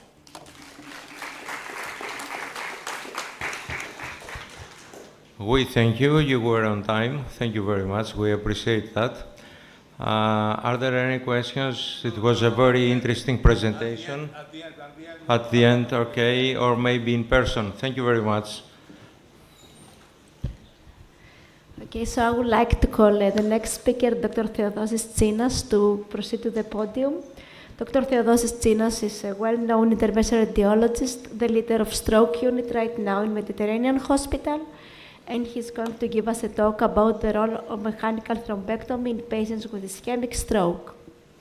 First of all, thank you, the organizing committee, for having me here, Dr. Zavridis, Dr. Patrikios, and Dr. Fiskari. I'm very pleased to be here. I'm going to give a small speech about the role of mechanical thrombectomy in patients with ischemic stroke. Most of the points covered from my friend Sakis Labrianidis. And we'll start with a table of content where I'm going to speak about basic issues like the thymus brain, the stroke, the mechanical thrombectomy, the outcome of the stroke, and of course the teamwork involves the neurovascular imaging of a stroke. What is an ischemic stroke is widely known right now, and the previous speaker has detailed it very, very nicely. The ischemic stroke we're going to speak today, it accounts about the 87% of all strokes, and the ischemic stroke can be thrombotic or embolic. There is a substantial socio-economical burden on the public health. Every major health system in the world has to live with it and find solutions on it. The ischemic stroke, as I said, it's subcategorized to subtypes. We're going to speak today about the middle vessel occlusion, the distal vessel occlusion, and the large vessel occlusion, which is the basic characterization of the stroke. The time-is brain concept is widely accepted right now from the radiological and the neurological community. The societies have written it better and better every year to actually apply it to patients and not actually have it as a motto. The golden time of treating a stroke in the first 60 minutes, and for every 10-minute delay, a patient can actually cause 2 months of healthy life. This is the radiological pressure that we are actually having dealing with a stroke. We have to be actually very fast on it. And without further ado, this is the basic acute stroke imaging protocol, the neurovascular imaging protocol attached to it. It starts with a non-contrast CT with the main focus to actually exclusion of hemorrhage, detection of an ischemic tissue, and detection of course, of a thrombosed vessel. And, of course, exclusion of something that mimics a stroke, which is also a huge issue dealing with a stroke patient. I'm going to show you a couple of pictures, how, for example, shows like on the left side that this is an infraction of the DM2 territory of the right middle cerebral artery. This is a demarcated infraction. On the right side, this is a hypertension-related intraparenchymal bleed of the ganglia of the thalamic tract. For example, now for a dense sign, which is typical for an occlusion, for an intracranial occlusion of a major vessel, on the left side you see the M1 of the patient on the proximal M1 segment of the middle cerebral artery, which is occluded, and a huge mimic on the left side. This is a patient with bowel cancer who is having a stroke-like mimic caused by an intracranial metastasis. So the acute stroke imaging protocol doesn't stop there. It always gets attached with the angiography, with that visualization of the vessels.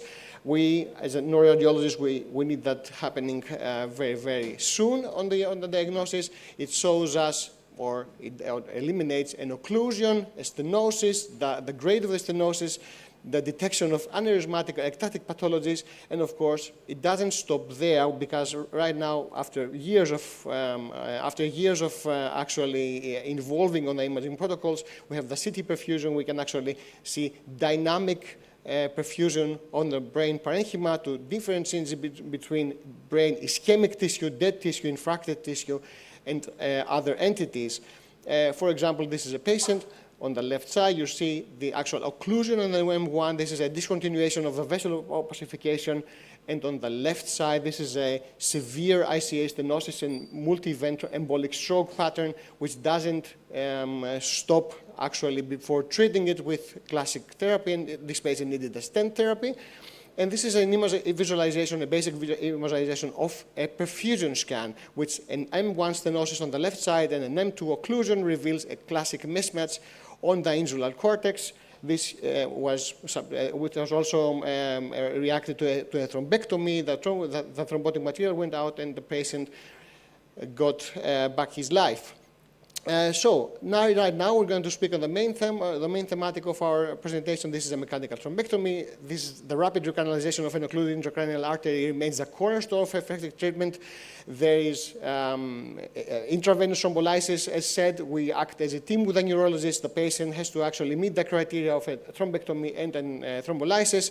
In a major vessel occlusion or a large vessel occlusion, there is a low rate of complete perfusion only with a TPA activator, and then this is the key point of taking the actual decision and going to the DSA angiography to actually perform the mechanical thrombectomy.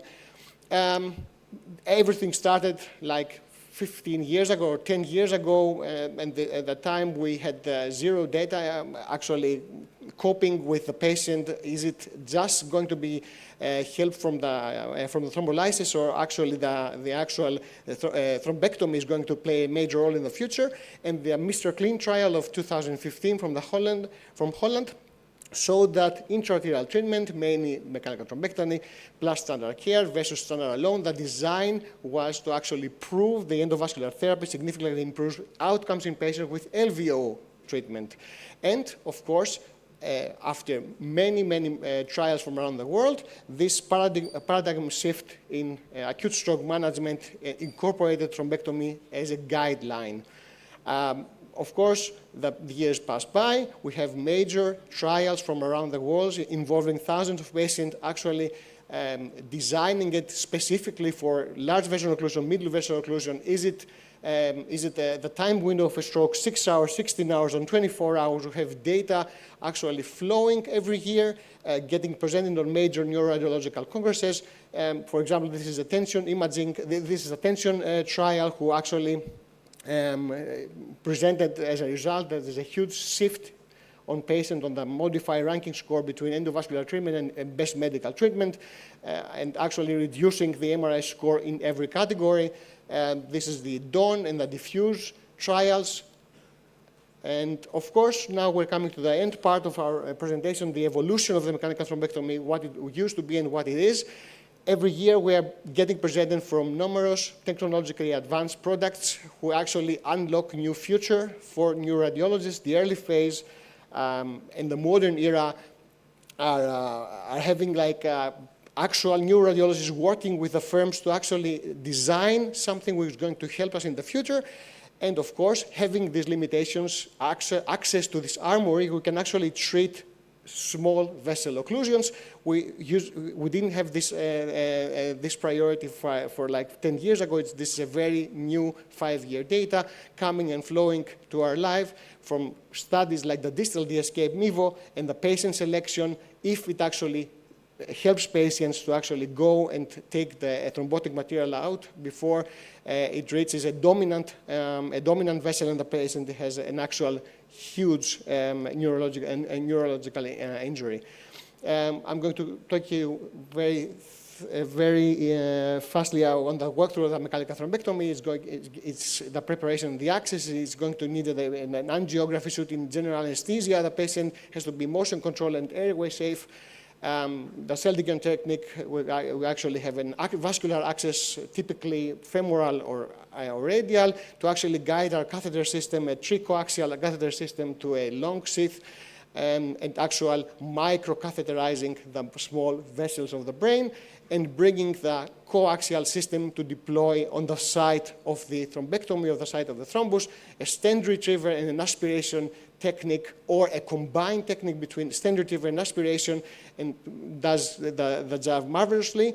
This is a visualization on this animation, so it's showing the actual catheterization through the face of the clot. Left is the stent retriever and right is both. You can actually suck the clot from with the engine, and to actually retrieve the thrombus. And of course, you are getting a post-recanalization angiography, a controlled angiogram, and the degree of recanalization using the Tiki score, presenting how much vessel is actually in rest occlusion, or if it's fully perfused. I'm going to show you very fastly a case from our department, the Caucasian female. This is a pretty standard case for us. She presented an onset stroke 25 minutes in left-sided hemiparesis, slurred speed, right-sided gaze, diabetic with a mechanical aortic valve and myocardial infarction and standing and with a double, with asembrilic as a double anticoagulant. The patient has actually a CT scan excluding a bleed and an infarcted core, but she has a dense sign of the right M1 segment of the middle cerebral artery. Here is best visualized on the CT angiogram. We sat down with a neurologist and the trauma doctors, and we decided not to actually give her IV thrombolysis because of the pharmacological schema that she had, and she endured a mechanical thrombectomy in general anesthesia. Here you can actually visualize the thrombotic element, which is very proximally to the M1. And then this is a micronavigation and positioning of the aspiration catheter on site, and with a single maneuver costing us around 6 minutes of time from the femoral access guide to the lesion. She was perfectly and hemodynamically stable, and the thrombotic element was taken out. This is a control scan, 18 hours as a standard method to actually exclude a reperfusion bleeding, showing like a small infraction of the basal ganglia. which is something small to have after such occlusion on the M1. And the take-home messages, and this is my final point, I don't want to actually bore you how mechanical thrombectomy can be radicalizing the field. It's doing that for several years now. I want you to understand that time is brain is probably not just a boring motto, but the way that we act. The rapid diagnostics of the stroke, actually bleeding occlusion, initiate thrombolysis, and of course to actually keep an eye on the failure data that comes to us every year about favorizing both RTPA and thrombectomy, and of course the technological advancements to actually treat medium and distal vessel occlusions within the mechanical thrombectomy scope. Thank you very much for your attendance. Thank you very much. The questions will be at the end because you are going to come up on the stage. Now I would like to ask to the podium Ms. Anna Violari, which is a certified speech and language pathologist. She has extensive experience in evaluating and treating patients in the acute stage after stroke. And she's going to talk to us about the role of speech therapists in the rehabilitation process after a stroke. Please keep the time. Thank you. Hello. Thank you for the introduction, and thank you for the invitation to Dr. Patrikios and Dr. Zavridis. This is our agenda for today, as we will go through the essential role of speech therapy in the rehabilitation journey of stroke survivors. Basically, stroke is not only motor impairments, but it's also communication or swallowing disorders. 1 in 3 survivors experience aphasia, dysarthria, or dysphagia. And these are not just clinical conditions, they affect daily communication, nutritional health, social participation, and overall quality of life. Here we have some statistics, as you can see, for Europe and Cyprus. Approximately 1 million strokes occur in Europe each year, and stroke is the second most common cause of death in the European Union and a leading cause of adult disability. In Cyprus, 30% of the 600 to 1,000 stroke cases per year involve people under the age of 65, and 143 per 100,000 inhabitants. Is the lowest among reporting European countries. Now, stroke and neurological impairment. On a high level, stroke is a leading cause of long-term disability globally and neurological impairment. Critical issues impact daily communication and social participation, nutritional health, and overall quality of life. Also, speech therapy can help restore communication, ensure safe swallowing, no aspirations, supports independence through evidence-based care. Here we have some stroke numbers, and as we discussed, and what I want you to keep is that 5 million of the 15 million people who suffer a stroke annually will live with a permanent disability. Now, for communication and swallowing disorders, we have post-stroke in numbers. The aphasia is marking at 30% of the survivors. Dysarthria is 20 to 30%. Dysphagia is 50% acutely, of which 5 million have chronic dysphagia problems. I included some key statistics from recent research, 2000 with Gent and Mitchell et al. In 151 early stroke cases, we see that aphasia is marking at 23%, dysarthria 44%, and dysphagia 23%. 47% had one disorder, 28% had two disorders, and 4% had all 3 of the disorders. Now, regarding dysphagia, which is the most serious complication following a stroke, we can see some recent numbers from 2024. 40 to 60% of percentage of patients had acute ischemic stroke experience and can experience dysphagia, and 50% of them will be still experiencing dysphagia difficulties and affected by them after even 6 months. So speech and language therapy can restore and optimize communication and swallowing, and also enhance quality of life and patients' independence.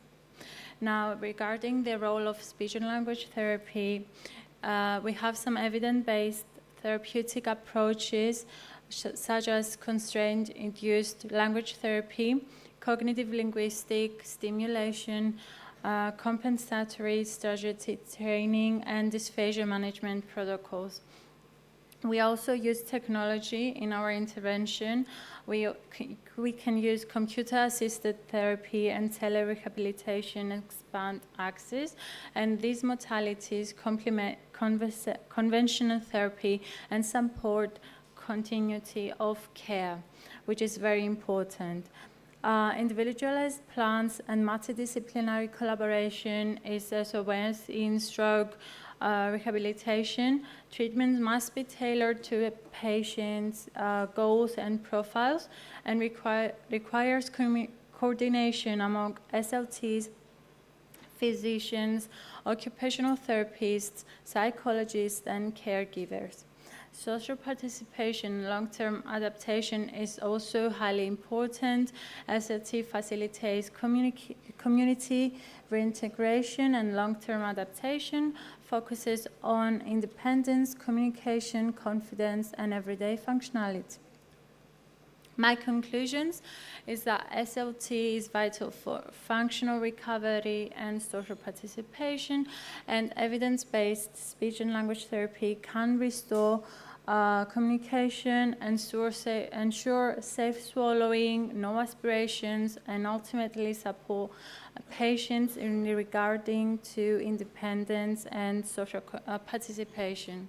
Thank you.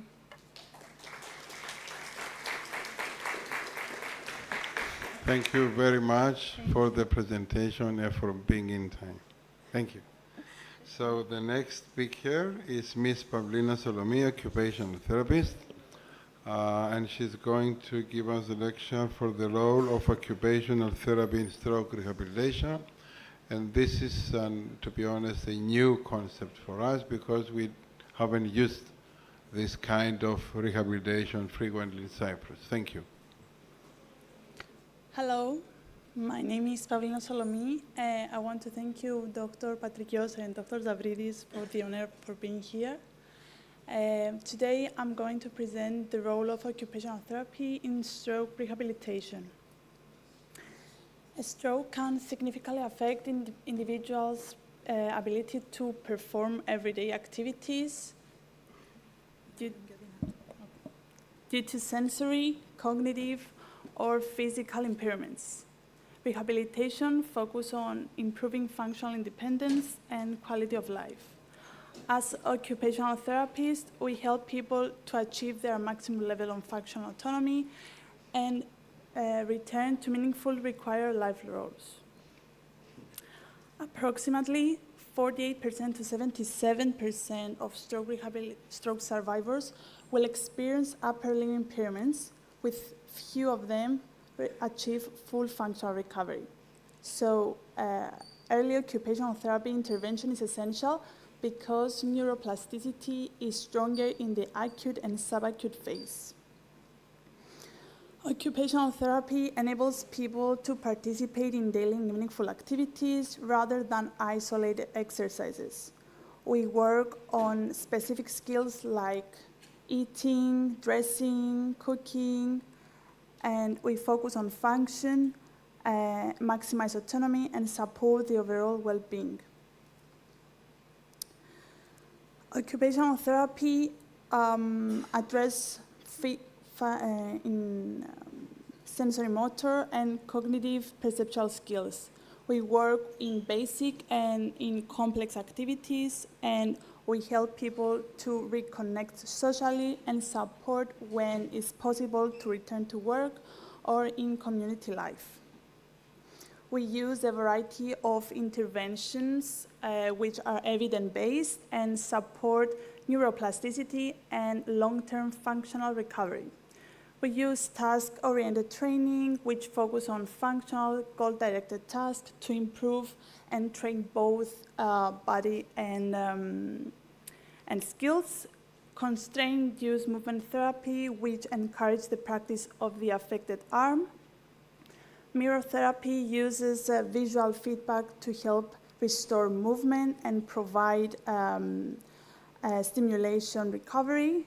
And we integrate assistive technology and environmental modification like robotic therapy, electrical stimulation, and virtual reality in order to improve arm function and motor function.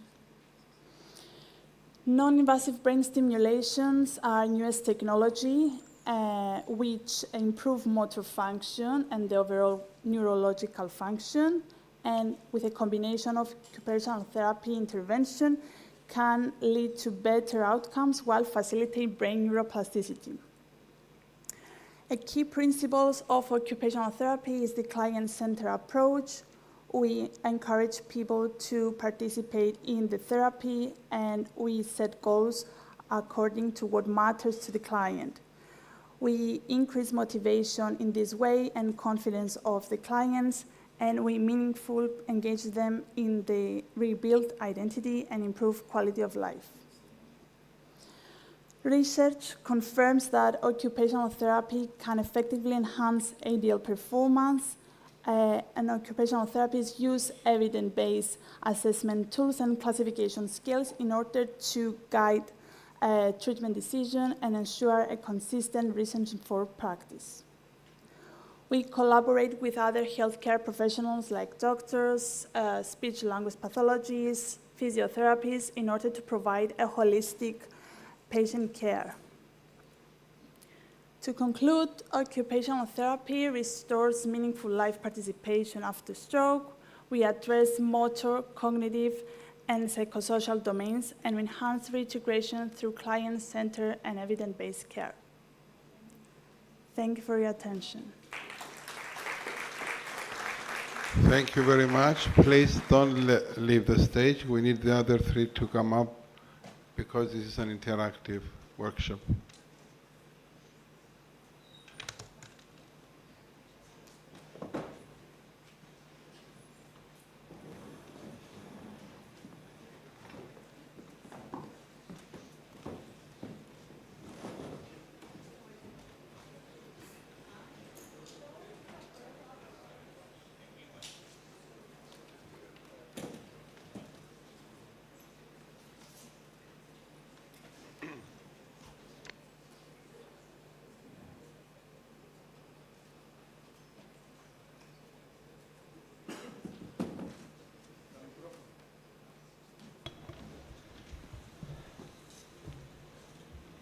So thank you very much for your interesting lectures. If there are any questions from the audience, but I have a question to address to you. I'm professor of surgery. My name is Tassos Karandreas, and I'm also the director and the CEO in the Red Cross Hospital in Athens, Greece. So we have a very good department in urology and a very good department to face strokes. The main problem, as we see there in our hospital, is what to do after the hospitalization when the patient is discharged from the hospital and the families and all the relatives facing serious problems. If you can tell us as a statement or a policy what to do after this hospitalization. Thank you very much. So this is a very good question because we tend to focus on the acute management and sometimes we forget what happens afterwards. So what practically happens in Cyprus is that, fortunately, we have rehabilitation units that are also covered by the national healthcare system, which is something relatively new, which is admittedly a great addition. So the patients that need inpatient rehabilitation, they are covered for a few weeks up to many months. And then when they also leave the rehabilitation phase, we try to cover this patient in an outpatient basis with physiotherapy, occupational therapy, speech therapists, which is also evolving in Cyprus in view also the relatively new healthcare system we have.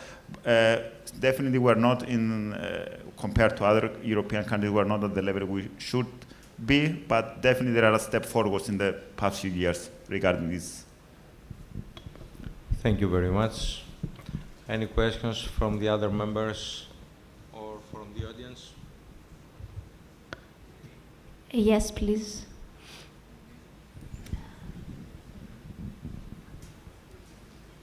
Hello. Congratulations for everybody for your speech. A simple question. We know that the gold standard is for the patient to return home. Okay, I know that we have the units, not too much at the time in Cyprus now. I don't know what's going on. But how it's covered this from, you see, how you can overlap the problem that the patient wants to go home. He has the ability to go home, but unfortunately the system cannot cover this. Especially for Pavlina, who is one of the cases that cannot cover from the system. Yes, this is a major problem because we try to inform the doctors and the patients and also the family to try occupational therapy because it's essential in stroke rehabilitation, but due to the complex with DSE, it's difficult for us to charge the therapies. I think that the major problem is the financial thing. So the only thing that we can say is that doctors have to insist to follow the occupational therapy.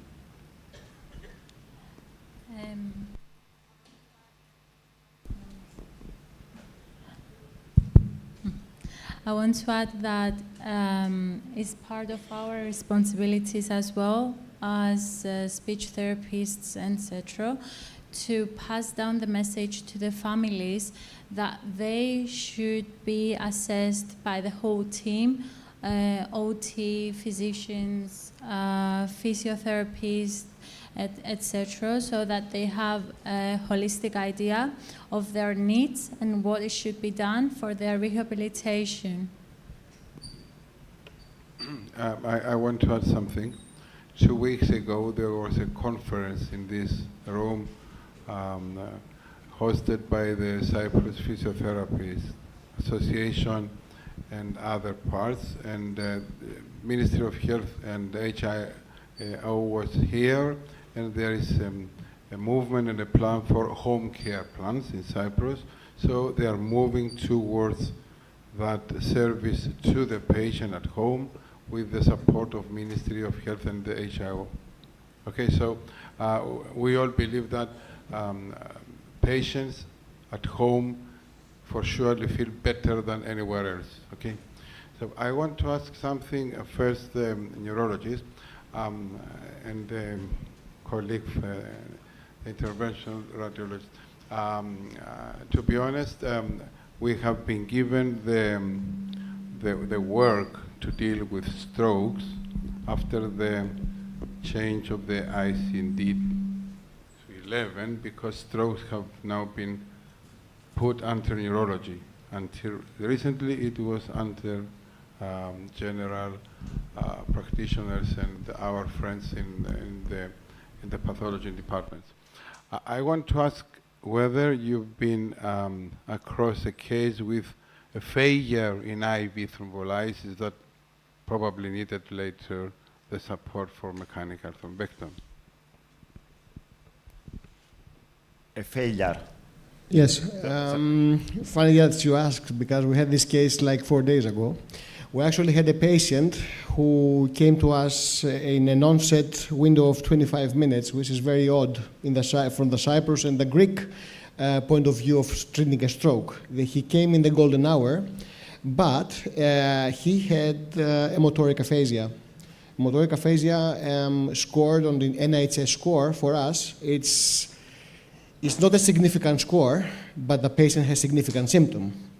Because he was 65 and a lot of years more to live, we decided to give him, of course, he had a, sorry, I have to actually revise my question. He actually had an M2 occlusion of a dominant vessel. So we decided to actually approach him for both thrombolysis and mechanical thrombectomy, but we gave a chance to the actual thrombolysis because of the window. Of course, preparations were made to actually treat the patient for a mechanical thrombectomy, because it's not a symptom the patient is going to feel his arm a bit less. It's an actual huge neurological injury. So we have a lot of cases. This is a case right now that the patient is no more motoric aphasic. He actually can communicate with his people, and for us this is a win because of the combination of both. I'm not highlighting the thrombectomy in this case because it's actually the thrombolysis works even through when the actual vessel opens to the distal occlusive embolic vessels. This is for us as neuroradiologists, we need that. It's not something which actually eliminates a procedure because you cannot actually apply a thrombolysis. We need both. But I can say with actual truth that it's not always like that. You're climbing on a rope and you're saying we need to treat the symptom. On the other hand, you have, for example, a 30 or 40% reperfusion bleeding risk, and you're working under the circumstances of that risk. So your work as a radiologist has actually been combined. Is it going to help the patient having both? So this is a combined question for both of us, I think. And generally, there was a lot of discussion whether, this is quite the opposite, whether in cases you have a large vessel occlusion, whether to do only thrombectomy and leave out thrombolysis. This has been partially answered by the new studies that were presented in the very recent World Stroke Congress. Both is the answer, at least as what we know nowadays. It seems that the combination of both thrombolysis and thrombectomy brings better results with more or less not significant increase in the hemorrhage. And moreover, there are also new studies that show that after a successful thrombectomy, intra-arterial thrombolysis, so you get the vessel open and you put thrombolysis, even if you did intravenous thrombolysis, yields better results. But in general, we do both at the same time. Now, if the patient improves until you go to the angio catheter room, then we, of course, do not perform the thrombectomy. But in generally, we do both. We do not wait. And again, it seems that this combination yields better results. I will address also another issue. If we can make some suggestions. Right now, even if we have organized stroke units working 24/7 in Cyprus, which is really large delays until the patient first arrives to hospital, and also referred to a tertiary hospital with a stroke unit. I think this is mainly an issue of a lack of awareness from the side of the patients, but also from the side of the physicians, unfortunately. What are your suggestions, maybe? How can we improve this or change the mentality?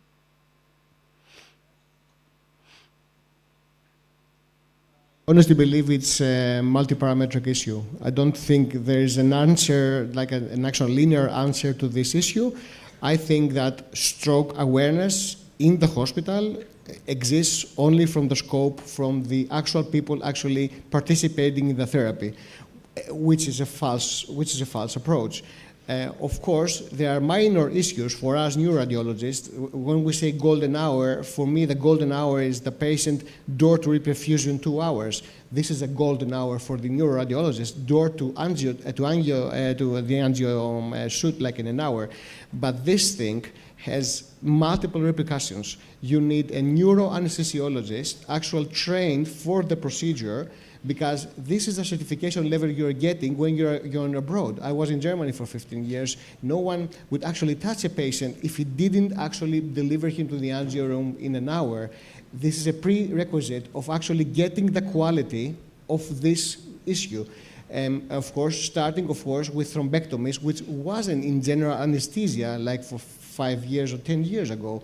When I started doing in this game, it wasn't a standard thing to actually have a patient in general anesthesia to treat him for a stroke.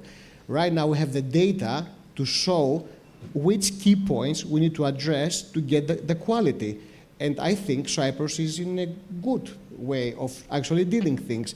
The things we must actually improve is the network between hospitals to deliver patients in this golden hour. This latency that we have, this ping that we have, is actually losing a lot of neurons. And this is the protection that we have to actually assure to the government, for example, or to the OKP, for me.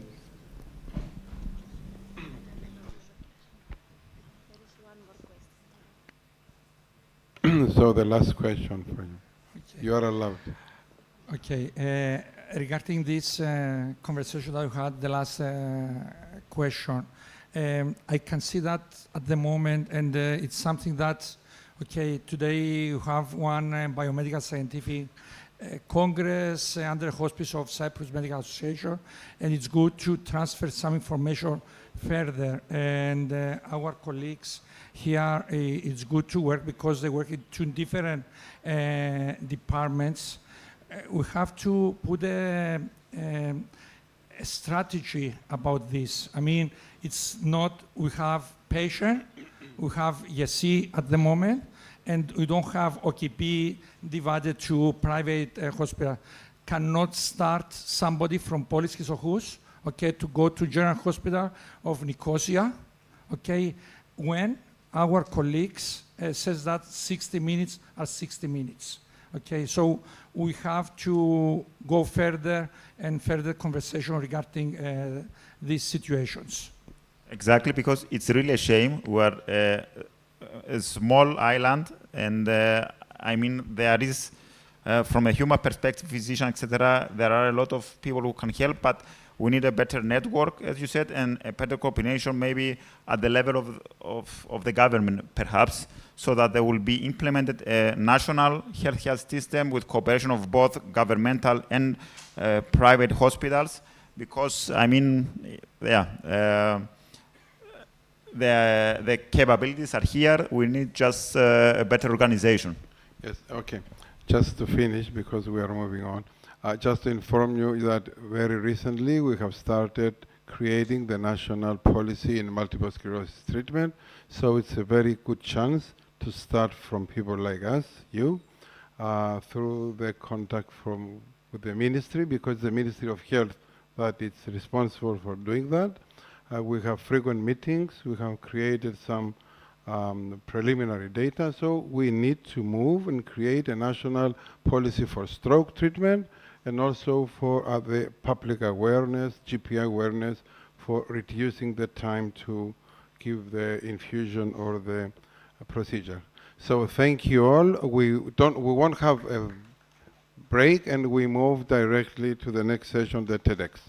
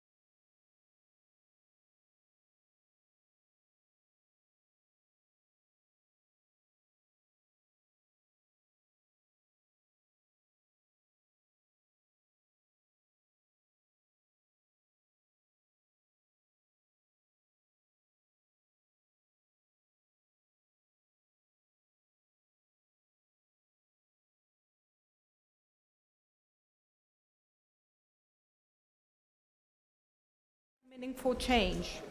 As part of the 13th International Multi-Thematic Scientific Biomedical Congress, 4 extraordinary minds will take the stage to deliver a once-in-a-lifetime experience here at European University Cyprus.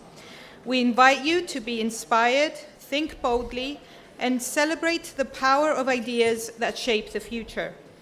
Our 4 distinguished guests are Mr. Rogi Eleison, who will deliver a talk on how to build a healthy future, followed by Ms. Diana Arsevic-Nielsen, who will deliver a talk From Why to We, Transformational Leadership in Health Ecosystems that Scale Purpose and Create Impact.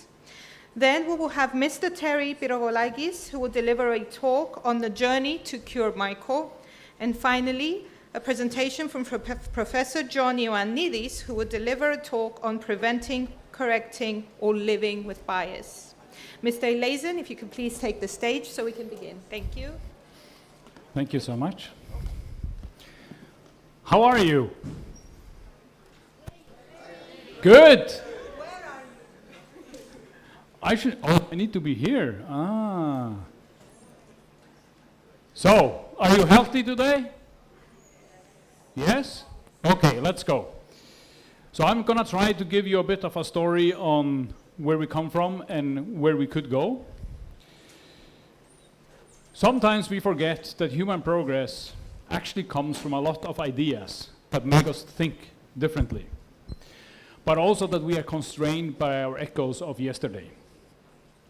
And in order to understand and go forward, it's very good to look a bit at the past, to see what has framed us in bigger things, but also what we can learn from the past. It's also important to see that our story is a legacy of progress. It's not just catastrophe, it's also progress.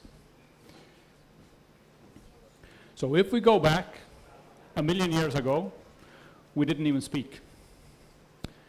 100,000 years ago, we had the ability and we began to socialize. Some 1,000 or 2,000 years ago, we began to see the first writings on medicine. Then suddenly, 100 years ago, in the 1920s early, we get insulin, huge progress. In the 30s, penicillin, a huge difference for us. In the 40s, vaccinations, again, a leap forward. Then we go into polio in the 50s, which was a huge challenge for us. Birth controls in the 60s, which has changed many societies. Microprocessors come in, and robotic surgeries in the 80s. And then my favorite, the Human Genome Project, comes in the 90s, and digitalization in the 2000s, where we then go into CRISPR, immunotherapy, wearables, 3D printing. And the question is now, are we converging humans and machines? So we have intelligent automation, which we have had for many years. Then AI is not as new as many of you think. So in the genomics, this was a part of it all the time, but easy-use AI is new. And then, of course, the artificial general intelligence that everybody's waiting for is one of the players we need to prepare for, and quantum computing as well. So maybe the next 10 years will bring more change than the last 100 years. And maybe the next 100 years will bring more change than the last 1,000,000 years. So that's what we need to prepare for. Just a little look at the history. So in the 50s, it was okay to make a commercial indicating that if you wanted to be a good doctor, you need to smoke Camel. Sounds crazy, but it's true. Also in the 1900s, if you had a cough, you got heroin. If you had asthma, you were asked to smoke Joy cigars. And you got cocaine for toothache, which might have been quite fun. But the exercise here is that you should think, in 2025, what are you doing today that your children, your grandchildren, and their children will come back and ask you, what were you thinking? Why were you so crazy? So these are things we need to identify and change. So we have had, I think the sound is really bad, right? Should I just take it off? Okay, yeah. So we have had 100 years of steady progress, and even if we always told that everything is bad. So we have doubled our life expectancy over the last 100 years, and we have had so many successes on different diseases. So we need to learn from that as well. But in the present, where are we now? So we must admit that in our Western countries, we never had more funding, personnel, knowledge, hospitals, data, computing power, but still we see this as a burning platform. Why is that?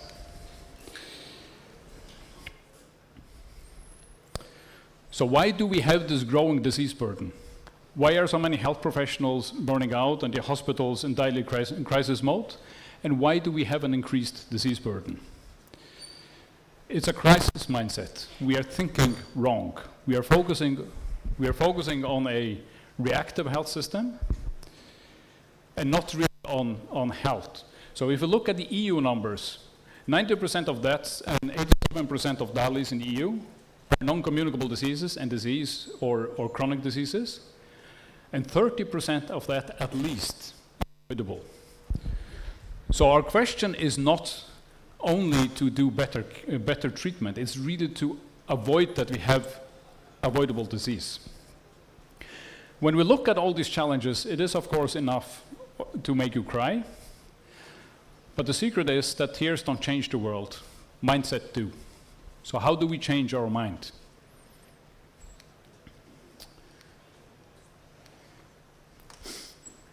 And we also know from history that really great changes come with changes of mind. So what if we begin to think that health is the most important societal pillar? It is really the social equality, equity, and fairness machine.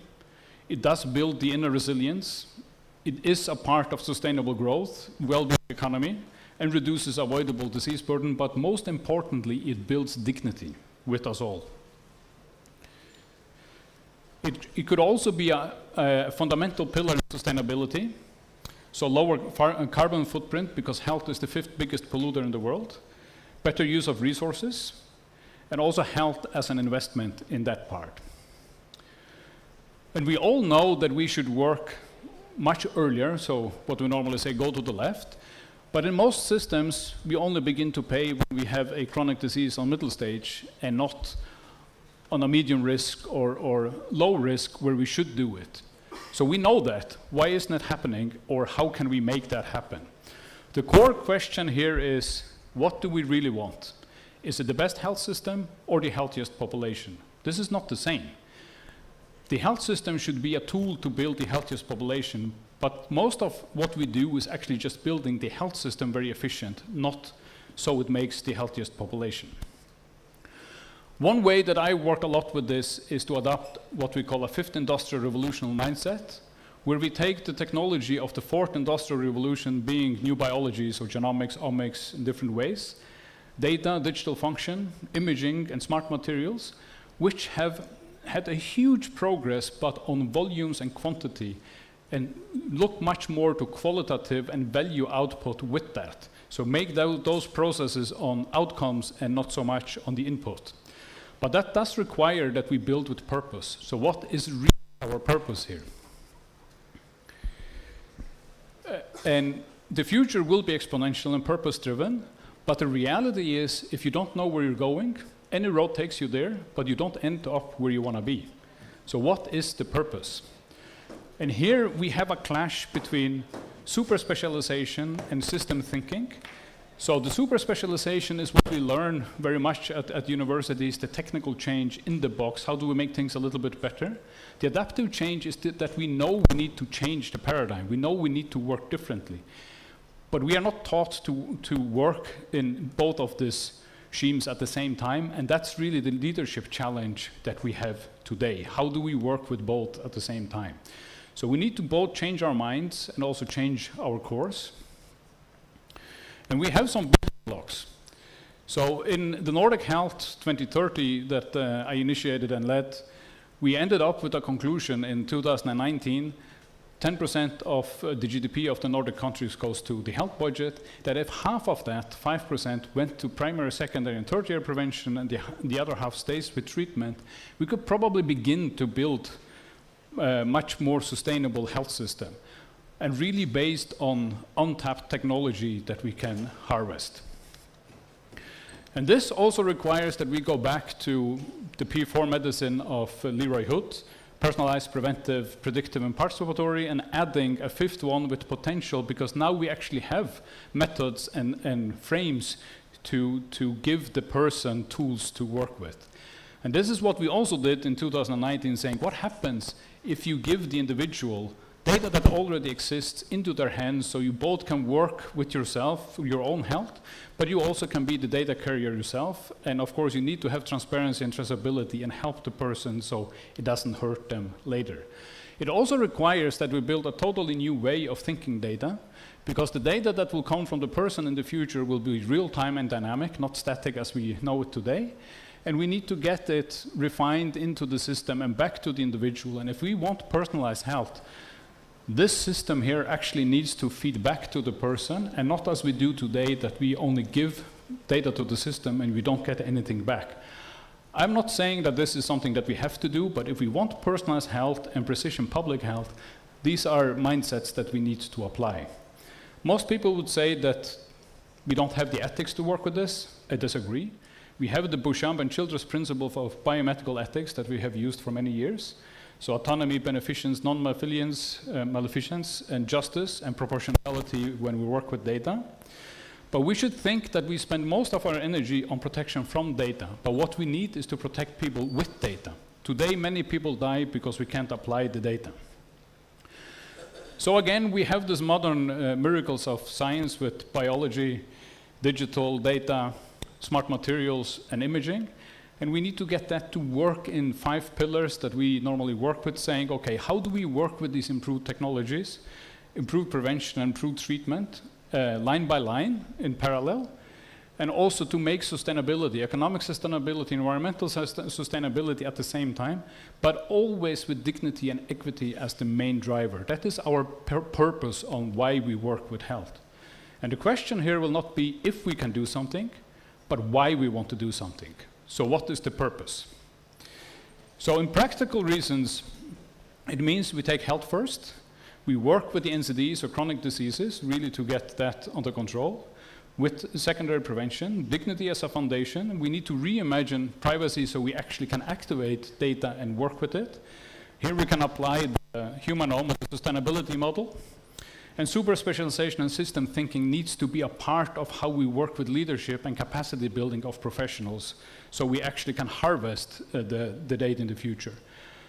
In the projects that we do in Movement Health, we do this with patient journey KPIs, feasibility risk, scale and exit, and evidence and ethics when we look at projects and how we want to work with them, really to make sure that we get the health economics, life year safe, impact reach, and system integration as a part of everything that we do. And we are working in several countries, as you can see here. I will just take the Peruvian case where we are trying to deal with the challenge that 70% of women with cervical and breast cancer, they come in stage 3, 60% in stage 4.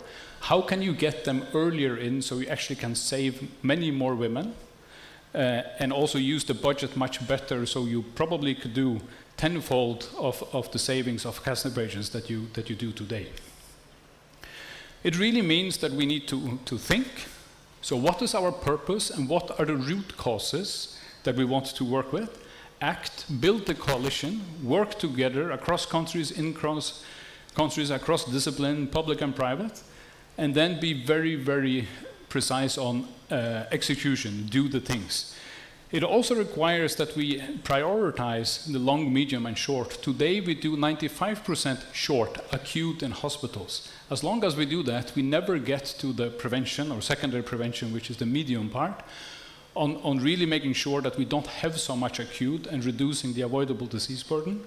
And at the same time, we need to work with primary prevention as well, so we, with time, can reduce the disease burden. European Union has publicly said that 70% of the chronic disease burden could be avoided if we worked long term. Again, What do we really want? Is it the best health system or the healthiest population?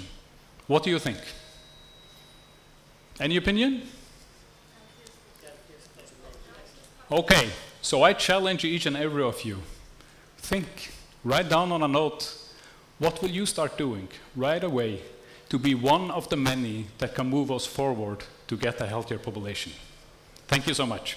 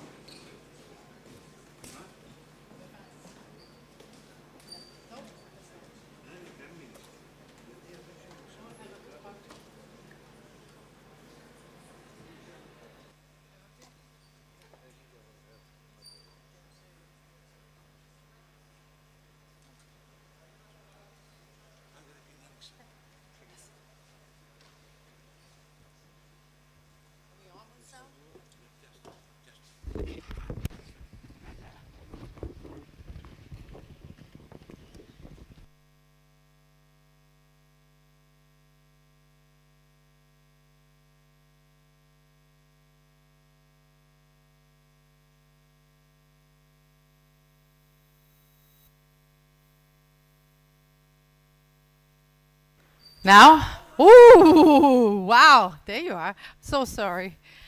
What a show. Hi, everyone. I'm going to talk to you about transformational leadership in health. We call it from why to we. So in healthcare all over the world, not just in Europe, not just here in Cyprus, we are challenged by our demography and all the trends that are surrounding us, both socially and technologically. So the next slide. This is putting a big pressure on our health workforce. We're trying to plan, we're trying to lead, we're trying to prioritize, but it is really, really hard to find the way through it. Next. We need another approach. We cannot plan our way out of this. We need to open our minds. We need to see people. We need to be curious to find new ways forward. Next, please. The way we normally understand leadership is through decision making, by trying to understand the challenge, the problem we have, analyze it, and act on it. like a linear process of when we get the problem, we just put the plug in with the solution, and we're done, and we're expecting this to work. But it doesn't. Something goes wrong, especially because healthcare is complex. Health is complex. Next, please. The complexity brings us into a challenge as leaders. It is hard to go through understanding it with the normal analysis tools we have. It is hard to find one solution that will fix it all. So most of the time, even though we make great projects, try to call them transformation, we don't succeed. We lack the impact. The most common challenge I hear about projects is lack of implementation, lack of scaling. Now, why is that? Maybe we are understanding the challenge wrong. Next, please. What if we, instead of talking about problems and challenges and needs, defined missions with a longer-term commitment, where we would allow ourselves to understand that our way to make impact is through people. It is by organizing ourselves into networks, also with people that are not in the healthcare sector. They may be the schools, the leisure programs. It may be your daily workplace or your volunteer work. We don't know who the actors in such a mission could be. And with that curiosity and with that lack of control, we set free an amount of resources that we do not have within our individual organizations. So if you can imagine taking each of all these small things that we are doing to prevent, predict, and to create new health solutions and stack them. Imagine how far we can reach. Next, please. I would like to share with you a story on one program where I was lucky enough to see how we could do this with this mindset. But first, I will introduce you to these three people. First, I'd like you to meet Sheila. Sheila is pregnant, as you can see. She's struggling with weight gain during her pregnancy. She knows she's challenged by it. She knows she should do something. People keep telling her she has been a little bit more isolated. She doesn't really go to the parties and the things at the school with the other kids and so on because she's a little embarrassed. She meets a nurse at the ward where she takes her controls. And this nurse says, oh, we got this new solution, this new health tech solution. Would you like to be a part of that and try it? So she got help on that app. She found a community, but she also found other pregnant women talking about weight gain and how to keep themselves healthy. But most importantly, she found their new friends. William, he's the little one on the picture. He's going through a really, really hard time. He doesn't want to go to school anymore. His parents have just gotten divorced. He doesn't know how to talk about it. And it bothers him quite a lot because he doesn't want to make his parents feel more guilty about what's going on. He got help at the school through the municipality where they offered this health tech solution where he was allowed to get more information about what it is to go through a divorce. On this platform, there was a small game. It taught him how to pack his suitcase from when he was going from mom to dad's through a little game. He also met other friends there on the platform where they talked openly about the emotions and what you go through a divorce. And then I want you to meet Anna. Anna, she's a mother of three, super busy. She loves her work. She doesn't get time to do her exercises, so she's been stressed and depressed a little bit, but yeah, she keeps working harder. She knows what to do to do the right recipes and so on, to get the exercise, but she does not have the time. So one day, one of her leaders asked her if she wants to be in a program where she can get help with an online coach. And these apps give her the new recipes, and it also makes an option of where she can get the food home to her, so she doesn't have to use so much time on shopping or groceries. Anna uses this with her colleagues now. It's a part of her daily routine at her workplace. Next, please. These 3 stories are part of this program called the Lighthouse Life Science. This program has focused on a common mission. We want equity in health by 2030, starting with obesity and mental health challenges. In Denmark, these challenges are big, but it's not just in Denmark. These are global challenges. They're complex challenges. But we wanted to create a mission where all forces could be joined, both looking for new innovation that could give us better health, but also make our companies who could follow up with the solutions for these challenges to grow economically. And then create a platform where Denmark could shine its life science competences and be a beacon. Next, please. So what we did was to engage a lot of people. This is just some of them listed up. Engaging people takes time, but you also get much more smarter on the challenges you're trying to solve. And if you frame it like a mission you're on, people are obviously interested in seeing how they can help with whatever resources they have. If it's research in academia, if it's startups with their new technologies, if it is big companies that also have workforces and are curious on finding solutions to this societal challenge, or politicians. This framework was done with our government. They put this mission up. Please, next slide. Through this work, we had to redefine the challenge to be much broader because we had much more to do in prevention and early detection than we had in treatment alone.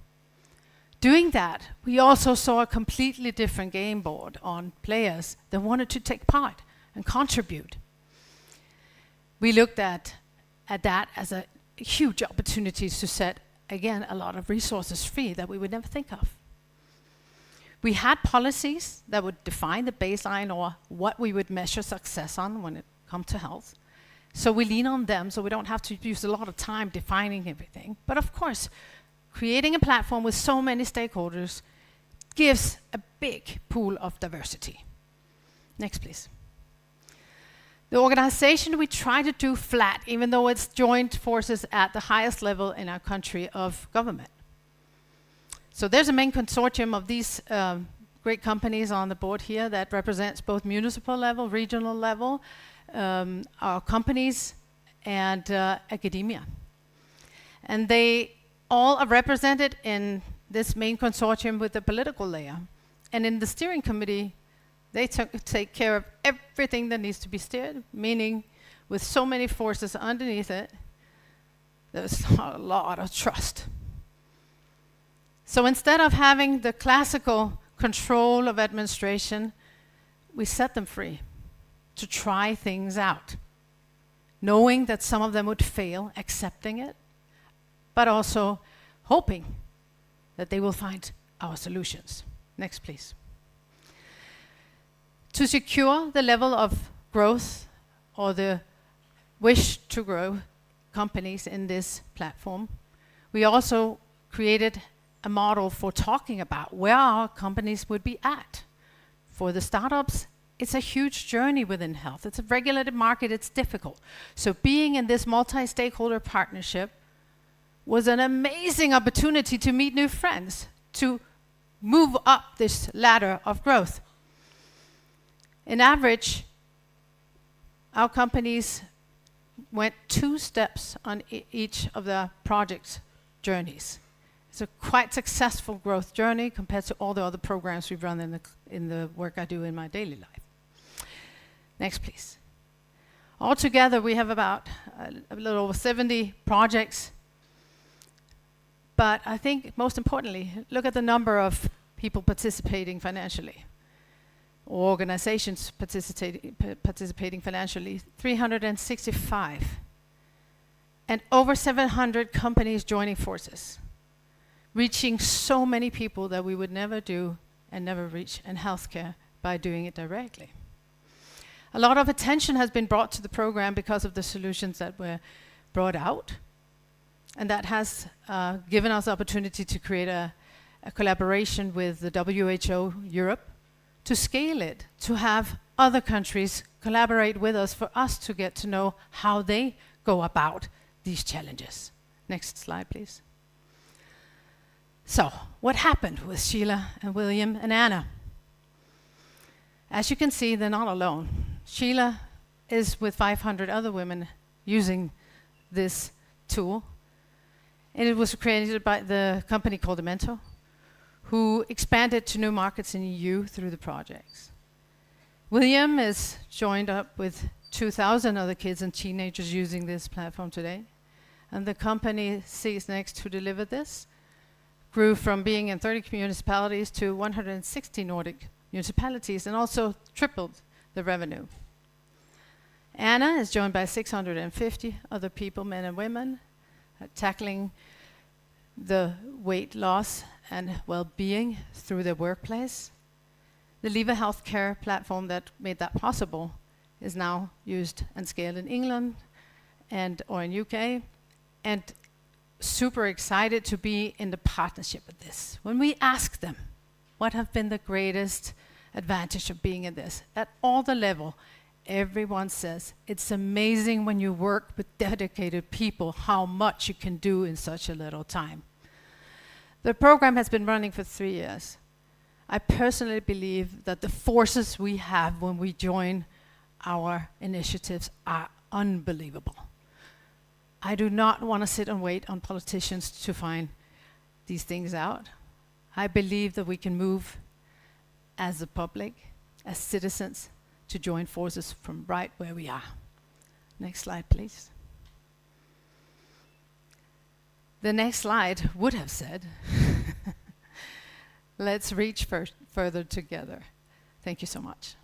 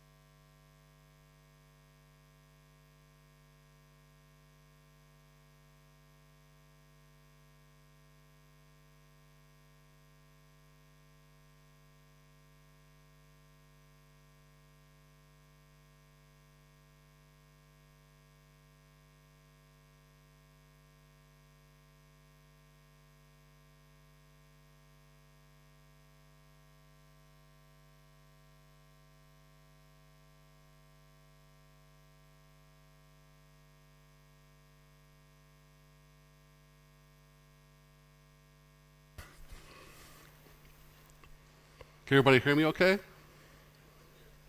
Perfect. So my name is Terry Privolakis. I spent 20 years in IT doing large infrastructure, building Cisco environments, Nortel environments, and I'll tell you about the journey that led me to a different career and a different path. But this is my family.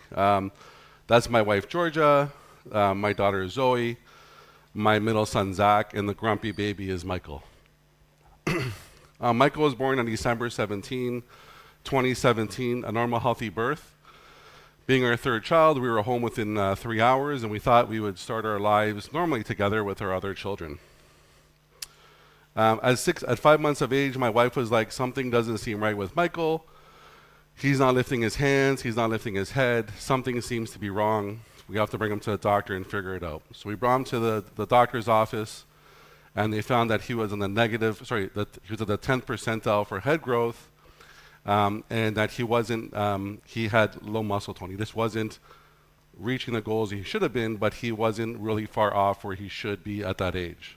So they said, continue doing therapy, or start doing therapy, and we'll see him back in a month. A month later, Michael started reaching for things. He started improving a little bit, but he still wasn't where he should be.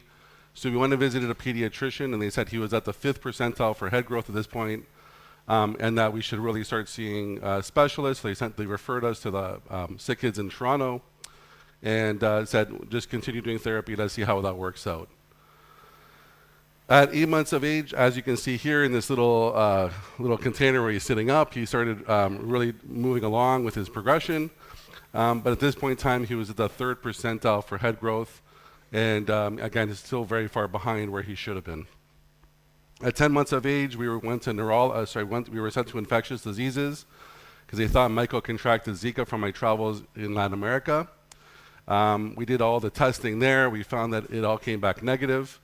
We were then sent to neurology where we did an MRI, and they found that he had abnormal white matter. At this point in time, he was in the negative 3rd percentile for head growth, so they knew something was seriously wrong. This picture here is us visiting. We were in Athens. We did a pilgrimage to Aegina to pray for Michael to get better, but unfortunately, this is something that couldn't be prayed away. At 12 months of age, as you can see, he was pulling to stand and crawling. We were sent to sick kids in Toronto again, this time to neurology. They did all the panels. They came back negative.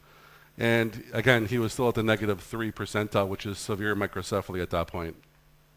And then on April 2nd of 2019, Michael was diagnosed with a terrible disorder called spastic paraplegia type 50.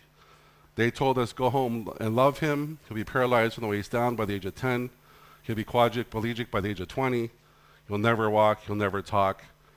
And there's nothing you can do about it. We were in the room. I was freaking out. I told the doctor, I said, listen, I'm going to do a harikari on myself right now. Take my heart, my liver, my brain, whatever it is. And they said, Terry, that's not how genetics work. You can't just take something out of you to make them better. So we went home that night and we said, they told us saving Michael was impossible, but for us, the only thing impossible was to sit and do nothing. I couldn't just sit back and know that my child would suffer this terrible fate. So we decided that we were going to do something. I locked myself in the room for 24 hours. My wife knocked on the door the next morning, and she said, what are we doing? And I said, we're making a gene therapy. We're going to sell our home. We're going to sell everything that we have, and we're going to do everything humanly possible to give this child the best chance. A month after diagnosis, I went to a conference called ASGCT, the largest cell and gene therapy conference, and I put up this poster, I wanted a cure for Michael. I met 6 of the 7 world experts in gene therapy. I then flew to Sheffield, England, and I met the 7th world expert in gene therapy. And we attended conferences at the NIH and the FDA, and we decided that we were going to move forward with gene therapy. We then hired or collaborated with Dr. Stephen Gray and Dr. Xin Chen out of UTSW in Dallas, Texas, to do a proof of concept and show that we could save or change the course of this disease. At this point in time, we're like, oh my God, how are we ever going to raise $3 million?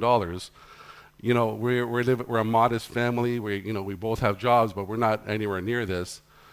So we came out to our community, our local community in Toronto, our Greek community, the churches, and we basically said, we need help. We need someone to help us move this along and support us on this journey to raise $3 million to make the therapy for my son. And our community came together and said, we're with you, we're here for you. And they did a beer works 2 weeks after our Michael's diagnosis. And as you can see, they had a beer can made for him as well. And we raised $25,000 at that event. And it wasn't a lot of money in the grand scheme of things, but it proved community was there. They were there for us, they supported us, and that we were going to move forward. And this was basically the beginning of our journey. So I'm going to play a quick video. You're going to get to know my family a bit better and understand a bit more of our journey. So I'm just going to play it now, and hopefully it sounds okay. We're going to cure him. That's what we're going to do. We're going to cure him. Or give him the best shot.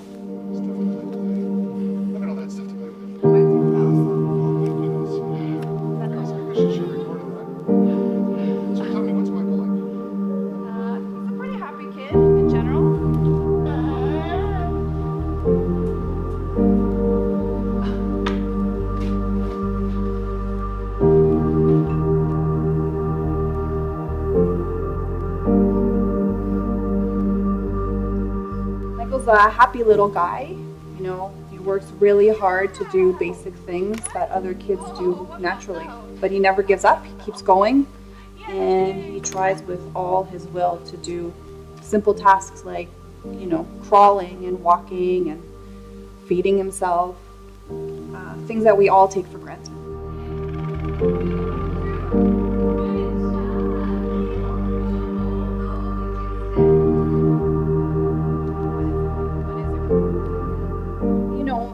Initially it was hard, and it's still hard. Every day is a little harder because Michael has now started to not reach the milestones he should be reaching. He's not walking, he's not talking, and so that affects you internally as a family.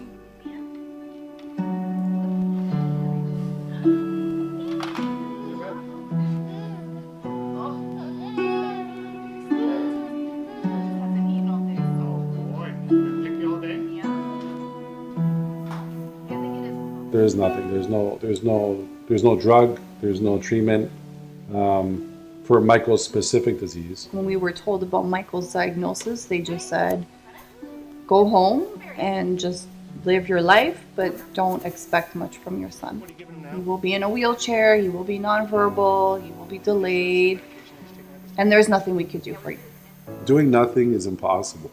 We can't just sit back and say, Michael can fall apart, and that's okay. That's not okay for us. We'll do everything possible.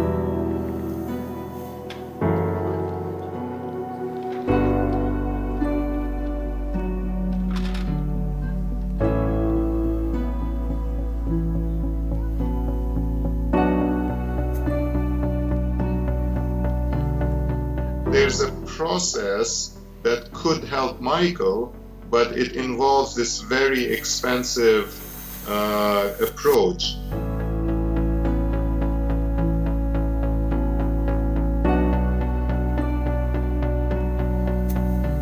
Alzheimer's disease, multiple sclerosis, Parkinson's disease, ALS, and I can go on and on. All of these common diseases are genetic diseases that are more complex, meaning more than one gene is involved. To fix those diseases, we need to learn first how to fix the diseases where single genes are defective, such as Michael's disease. It is the research in these rare, terrible diseases of children that is going to be the springboard for us to figure out how to treat the common diseases that afflict every one of us.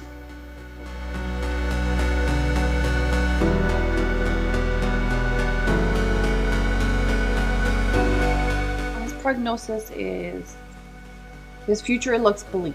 He can't fight for himself, but that's why we're fighting to do it fast and quick. So we're just hopeful. We're hopeful that we make it in time.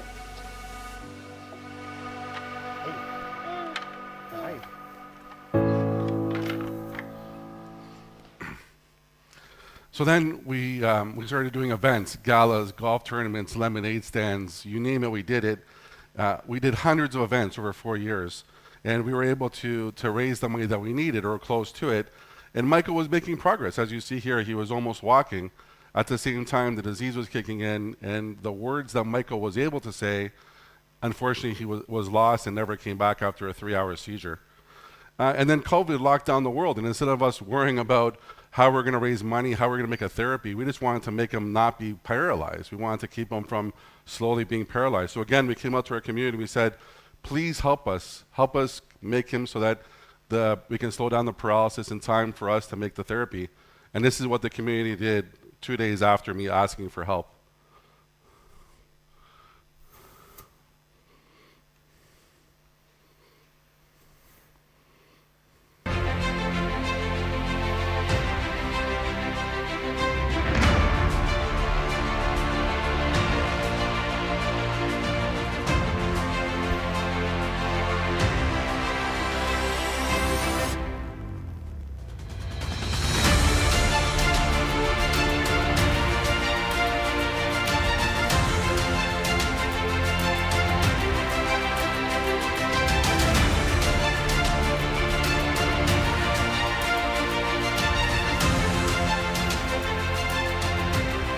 So at the height of COVID, this hockey team came over, quarantined our area, put up a pool, and allowed Michael to continue doing therapy. So now that we had Michael doing therapy, we're like, okay, how do we raise money during COVID? We can't do any events. So I was riding my bike to try to lose some weight like everybody else tries to do. And my wife was like, why don't you ride from Toronto to Vancouver? I'm like, well, hold on, that's like 4,000 kilometers.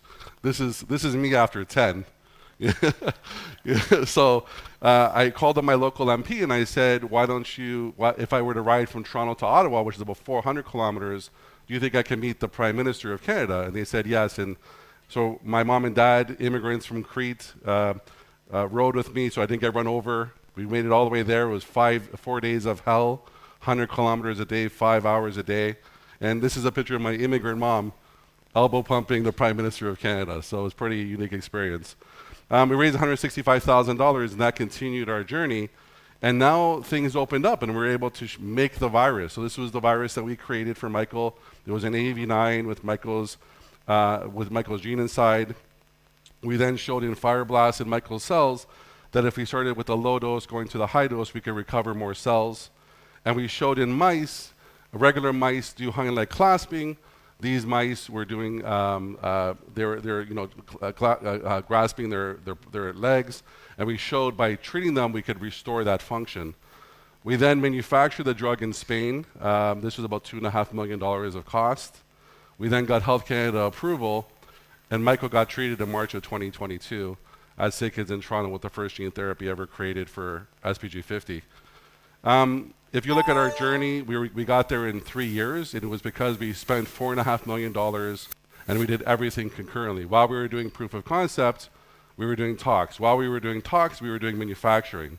So if this would have failed, we would have lost $4.5 million. And I wanted to quit. I didn't want to do it anymore. And I was like, I'm done. But these children are waiting to be treated, and I couldn't let them just suffer. So I decided I was going to make this my career. I formed a biotech called Alpida Therapeutics. We were 7 employees and 20 consultants. We have now a pipeline of almost 12 conditions. And now our goal is to do the impossible, which is try to get every single drug approved by the FDA or EMA. And I'm just going to quickly talk about how big the problem of rare disease is.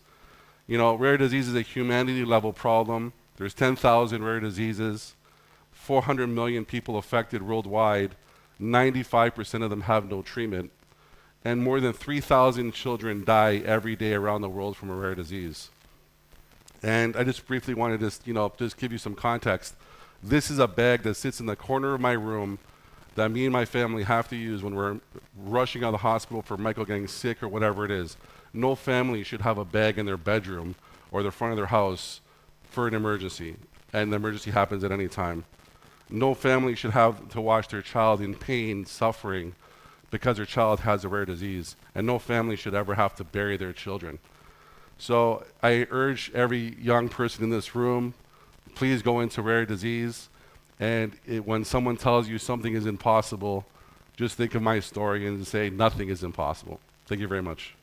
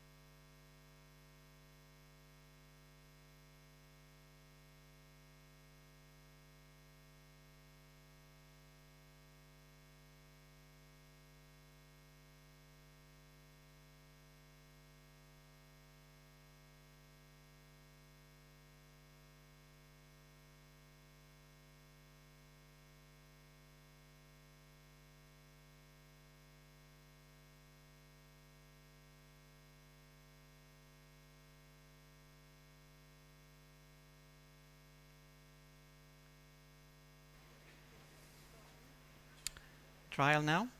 Okay.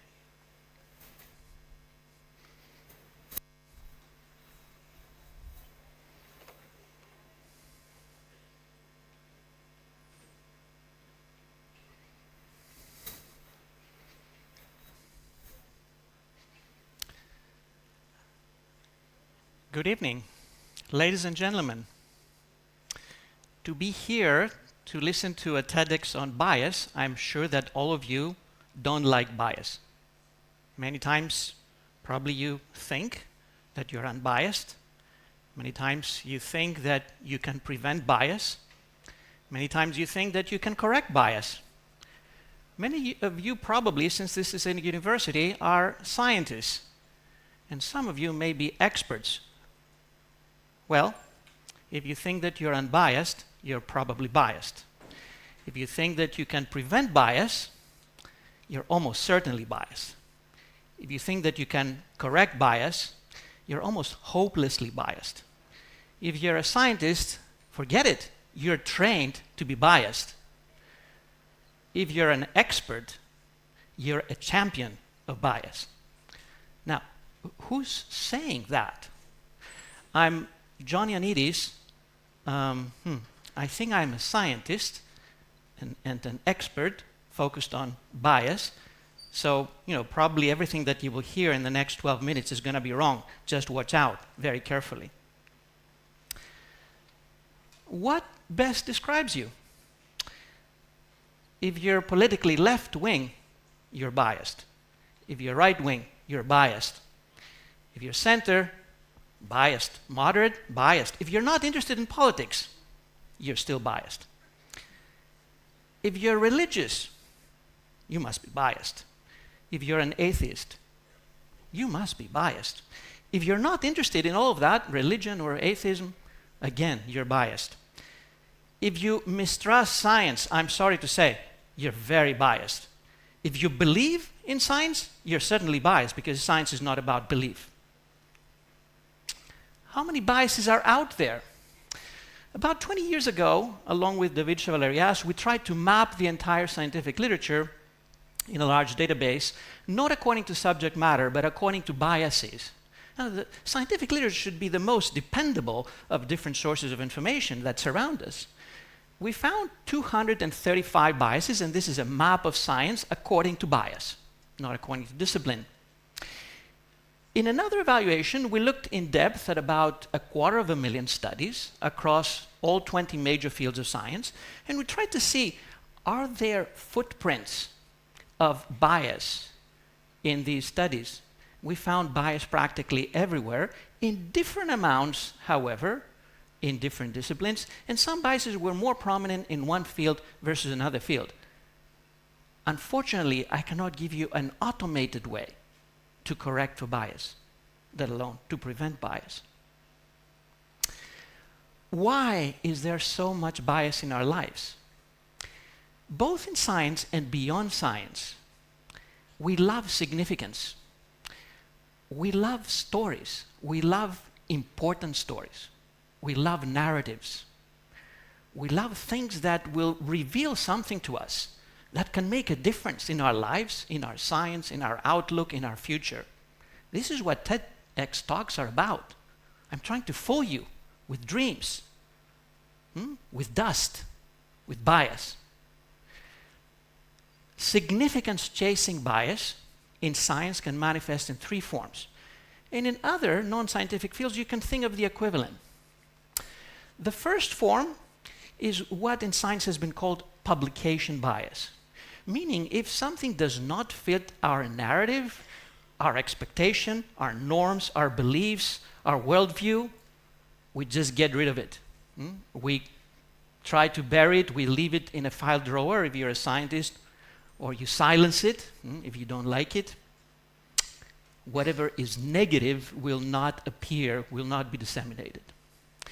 The second large bin is selectively presenting and manipulating analysis, outcomes, narratives. So it's not that I bury something, but I present it in a way that is very nice looking. It still fits significance, the narrative, my expectations, my distorted view. You cannot take the stance that you will abandon the narrative. You will just try to mold everything to fit the narrative. The third bin is the most worrisome of all. Information does not exist, but someone creates fake information, fake evidence, things that do not exist. Am I real now, or am I a hologram by some AI agent talking to you? right now, probably you cannot tell, but trust me for now that I'm real. Fakeness is ubiquitous.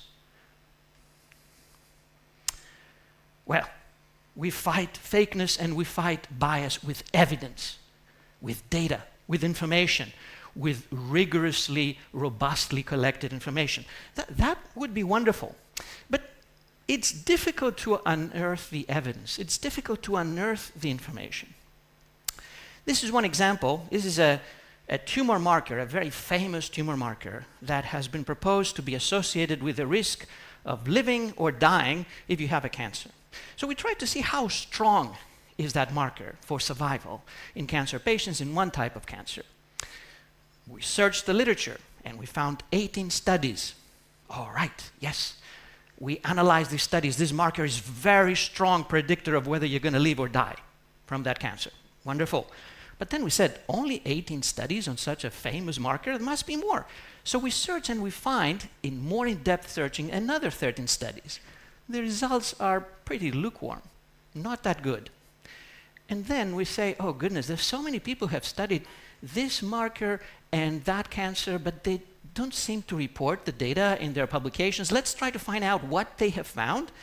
We search and we find another 10 studies by getting in touch with investigators. Another 23 studies, the investigators never get back to us. And 15 studies, we know that they must have that information. The only thing that they don't report is whether the patients died or not, but that's the one thing that anyone should know about their patients. Again, those do not get back to us. Now, if you add the additional snippets of evidence that we collected, and of course there's a lot missing still, that marker no longer has any association, is not giving us any information about whether someone will live longer or shorter with this cancer.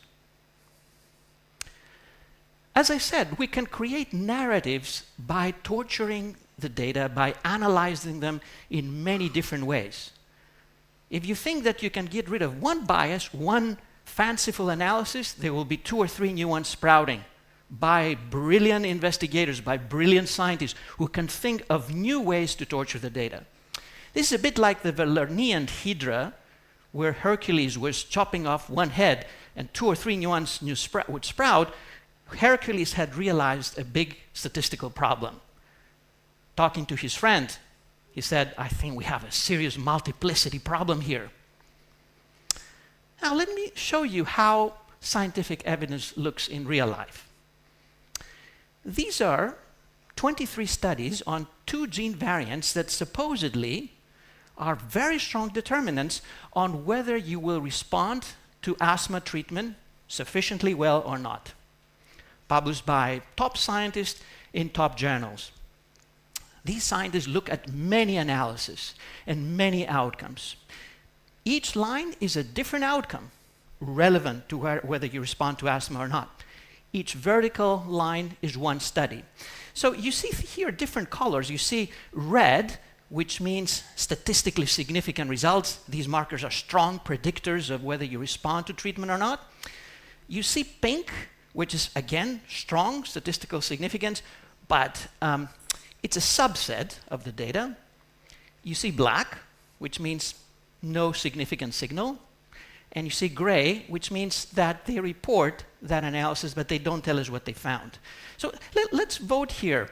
How many people think, or red is the most common color? Okay, I see a little action here, some action. How about black? Okay, some of you. Pink. Okay, gray.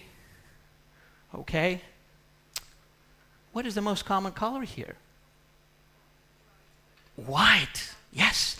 What is white? White is analysis that can be done. Probably were done. But there's no trace of them. 95% of them is white. So how can we know, based on that 5%, which does show quite a bit of red and pink, whether we have discovered something? Spoiler, all that red and all that pink is fake. We have much strong evidence now suggesting that these 2 gene variants have nothing to do with response to asthma. This is another very classic condition, pterygium. It's a common eye disorder. People try to study factors that predispose you to getting it. These are studies published in prestigious journals, and if you see color for the different risk factors, it means that this factor has been studied. There's not two studies that have looked at the very same risk factors. Now, did people just think that these are the ones to chase, or just adapted their analysis to what they present? Containing conflicts that may lead to bias, like conflicted stakeholders and conflicted authors, can be very hard. There's a lot of lack of transparency in potential conflicts of interest, even in the best journals. And when we try to regulate our lives in science, in medicine, in health, in major decisions based on various studies, we have to ask, who should be the sponsors and who should be the authors of rigorous designs like randomized trials, like meta-analysis, like cost-effectiveness analysis, like guidelines that supposedly will guide us on what to do, other sensitive studies, or even editorials and opinion pieces that you'll read both in the scientific literature and in the popular literature. Most of the authors have strong conflicts, either financial or, if not financial, allegiance biases or other factors that may lead them to take a particular stance in interpreting the evidence. Moreover, we see resistance to refutation. No evidence is strong enough to kill a totally refuted belief. We have situations where someone proposed that beta-carotene is the most effective chemoprevention for cancer. Get more carrots and you will not get cancer. And then we did 6 very large, very expensive, large randomized trials showing absolutely no benefit. Well, people continue to cite in the scientific literature that beta-carotene, eating more carrots, is going to save you from cancer. Now we have artificial intelligence. We have large language models, and they can create a massive fraudulent scientific literature literally overnight. Publishers have started using detection tools to detect fake papers. This is one example that I'm showing here. 1 out of 7 submissions to prestigious scientific journals seems to be fake product of AI. If there's 7 million papers published every year, this would translate to 1 million fake papers flooding science every year. Peer review, here come the experts again. Peer review is trained. It is at a breaking point. Can biased, over-fatigued reviewers prevent or correct bias? And if science is having such a hard time, if the scientific literature is not to be trusted, or we have to be skeptical, how about other sources? Can we find unbiased information? How about secondary sources like formal journalism in legacy venues, where in many countries it's at an all-time low in terms of trustworthiness? How about wide community sources like blogs, podcasts, TikTok, and more that perhaps I'm not even aware of? Goodness, probably it's even worse. Wikipedia, all of you go to Wikipedia. Many people claim that it is ridiculously biased and guarded by polarized partisan zealots. Do I believe that? Maybe that's a biased position, but maybe those who support Wikipedia are also biased. A week ago, we had the launch of Grokipedia, not human editors, but AI editing an encyclopedia. Will it be any better, or will it be just worse? Ladies and gentlemen, to conclude, biases are ubiquitous in science, in the scientific literature, and even more prominent outside the scientific literature. Our information ecosystem has ample opportunities for bias and only modest defenses.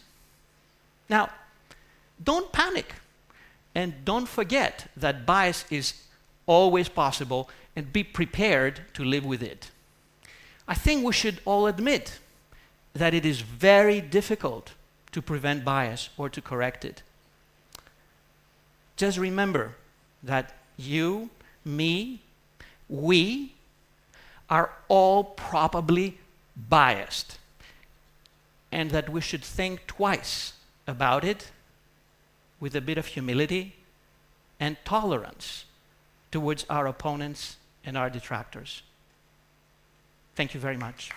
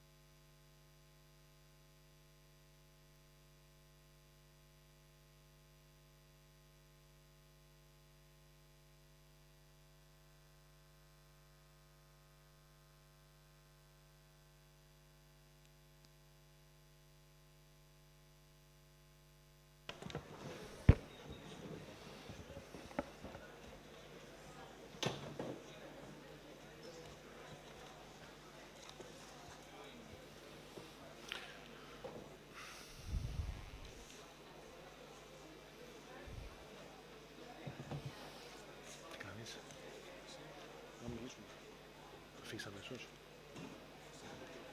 Ναι,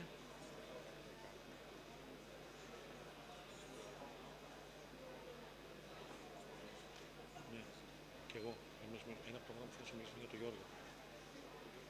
Εσύ, ξέρω, αυτό θα σου μιλήσω. Θα έχεις 5 λεπτά μετά μόλις σου δώσω να το δω. Ωραία.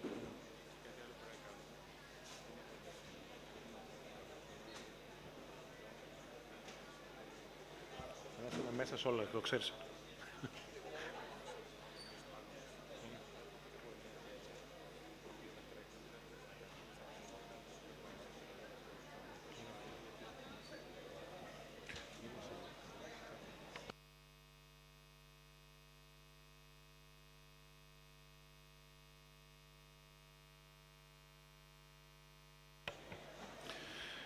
So I think we should continue for the next session.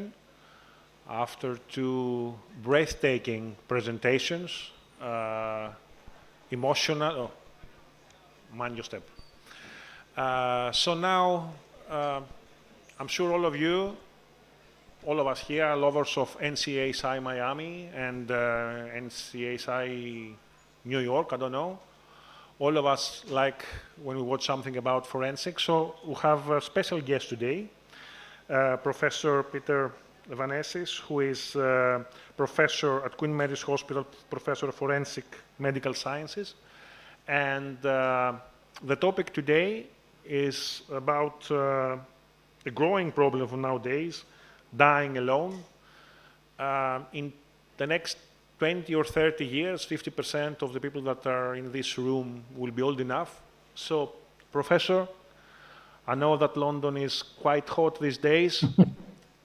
I'd say I think it's the same warm as it is here right now. So, welcome, and we are looking forward to hearing your presentation. Thank you. I hope you can all see me and hear me.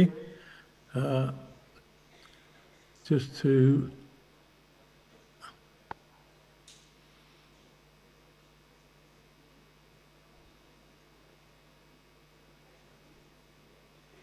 Are you all able to hear me now? We can hear you very well. Okay, thank you very much. I'm sorry. It's one of these situations where with technology these days, you don't know sometimes whether you are actually still on the screen or not. Join the queue. Okay, thank you. It's a real pleasure actually being with you all. Unfortunately, I'm very sorry I cannot be there face to face this year. And I mean, you have an absolutely amazing conference. It's so interesting. I wish I could listen to all of it. I've listened to as much as I can, and it's been absolutely amazing. I'm going to tell you... If you could speak closer to your microphone. Yeah, this is quite a sad story, really, of the situation that forensic pathologists are faced with. Let me share my screen and see if I can show you my slides. Then I'll be able to make a start with you. Let's see.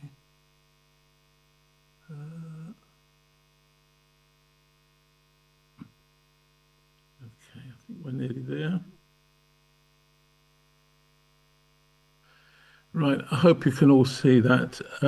As you can see, I've stated that this is a growing problem in modern society. Of course it is.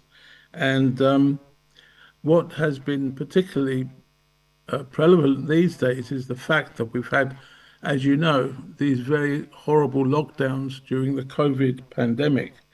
And it's really affected communities. There's lots of literature on it, and it's been widely publicized.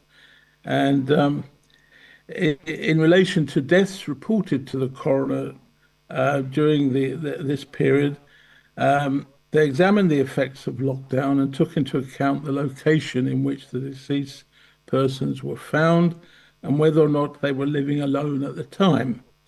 And the study concluded that isolation from around the time of death in the lockdown resulted in an increase in people dying alone at home rather than in hospital, and in many rather than going to hospital, obviously, and in many cases their deaths were associated with an increased frequency of advanced decomposition, which is actually what we see quite a lot of.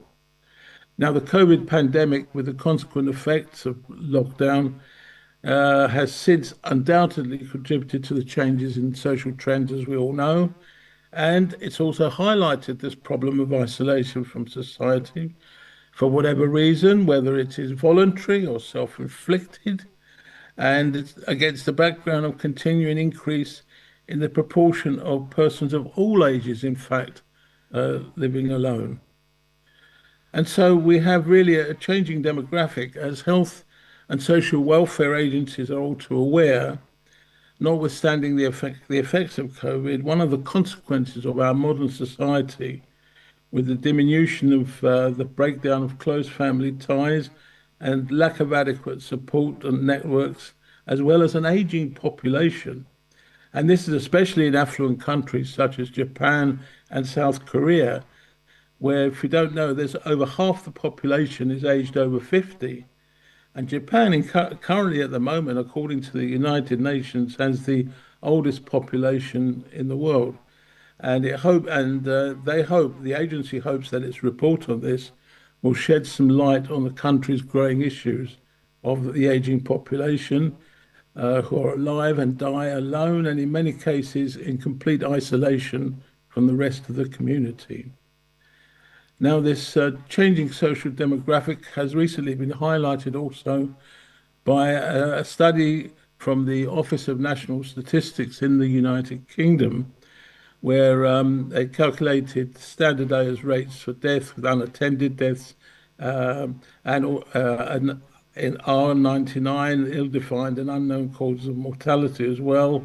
And they looked at these between 1979 and 2020 and used decomposition as a proxy marker for deaths and as a finding and a specific finding at post-mortem. And they also highlighted mortalities from other causes, which they noticed had decreased. Undefined deaths, however, rose sharply, more in men than in women. They concluded that the increase in people found dead from unknown causes suggested a breakdown in both formal and informal social support networks, which is not really that surprising. And they also stated in their study that they had some limitations because the use of undefined deaths as proxy markers for decomposition underestimated the number of cases of decomposition, and there should be a more accurate way of coding such bodies to enable the social health trends to be understood a little bit better.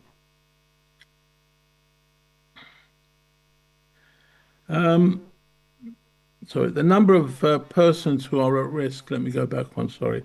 The number of persons who are at risk from dying alone in their own residence following up from this, and possibly isolated from the community, as I've already mentioned, has increased. Now, the interesting thing is in the UK, there are 8.4 million people living alone in 2023, and this is just over 12% of a population that's nearly around 70 million at the moment. And this is an increase from 2013, when it was 7.8 million people living alone. The number of men living alone grew more than the number of women, although overall there are generally a lot more older women living alone, and primarily attributed to people over the age of 65, and they accounted for 93% of the total growth in the number of people living alone. So 59% of those aged 65 to 74 years were women, which increased to 68% at 75 years and over. So in this slide, I've used the word kudakushi, which a journalist referred to in the independent newspaper, a lady called Helen Coffey, who wrote of a lonely deaths epidemic in the UK, with thousands of people remaining undiscovered for a week or more.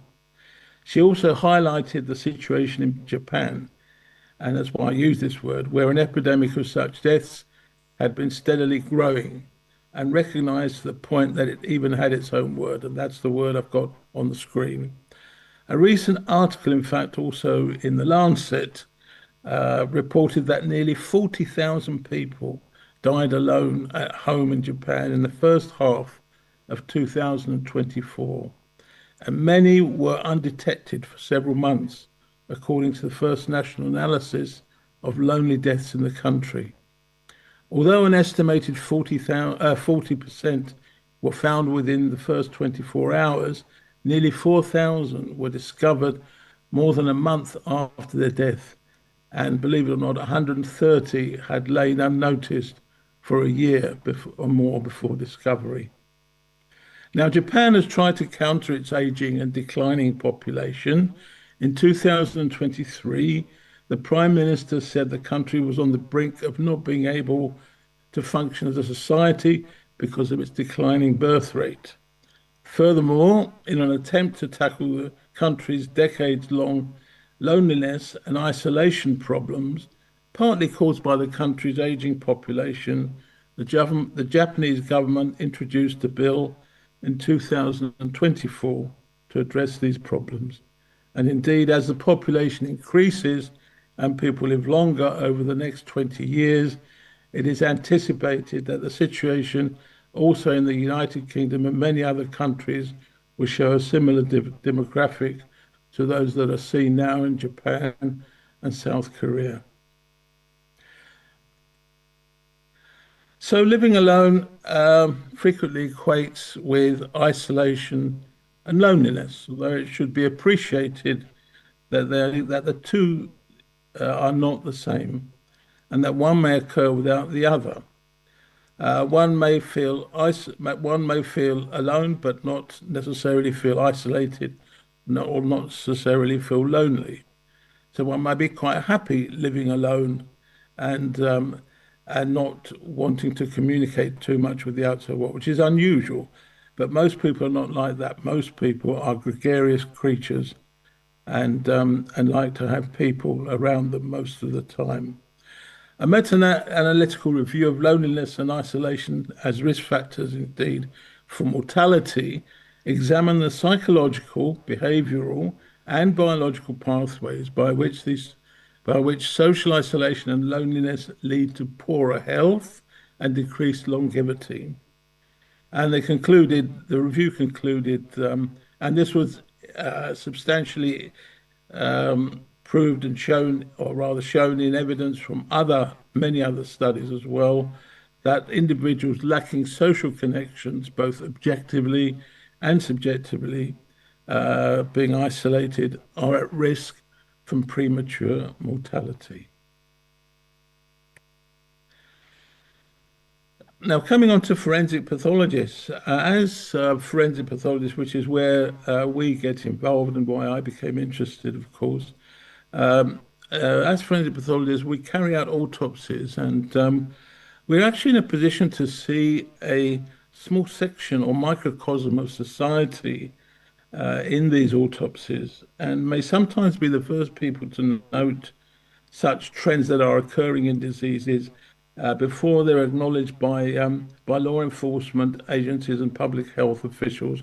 If we're because we're also dealing with crimes, don't forget. And some our colleagues have regarded themselves as community safety pathologists in that sense, which I suppose to a degree is understandable. So death investigators are undoubtedly faced with problems when trying to ascertain the cause and manner of death when there's a degree of decomposition in many of these cases. And as we know, a substantial number are classed as ill-defined, as I mentioned above, or ascertained deaths, although it is acknowledged that the frequency of the use of the word unascertained as a cause of death may vary with the practice of individual pathologists, and the need to avoid an inquest or some proceeding when the circumstances point to an obvious natural death. This is particularly the case in elderly people with a history of multiple comorbidities. But we mustn't ever underestimate the possibility of an unnatural death occurring in these cases, such as a murder or suicide, etc., and the need for a thorough investigation and taking into account all the circumstances, the discovery of the body, its location, the identity, which is extremely important, the medical history, if it's available, and then to be followed as well by a complete and comprehensive post-mortem examination with any further investigations that are required, such as toxicology, DNA, etc. Now, we carried out our own audit in our catchment area a little while ago, between 2015 and 2021, and we found 227 decomposed bodies in our cases, which was approximately 9% of all the autopsies, and this is in line with other studies that were found. Most of them were males, and in fact, most cases that are reported to the coroner, sudden and unexpected deaths, tend to be males, but most of them were males as well. 82% and 49 were females. So there was a big difference between the male and female ratio, as you can see there, 4.63 to 1. The age distribution, bearing in mind that living alone doesn't mean you're just going to be elderly, but there's like young people there as well. Maybe they're on drugs, maybe they're involved in alcohol and so on, or they have different kind of circumstances. The mean age was 64 years for all the cases, and with a very wide range, 25 to 94. But the interesting thing about both the males and females was the predominant age group in the men was 50 to 59 years, and it was in an older age group for women between 70 and 79 years. Okay, and the seasons in which they were discovered don't tell us very much, apart from the fact that in the summertime, when the weather is warmer, people become decomposed earlier. Fewer decomposed people proportionately are found in winter time.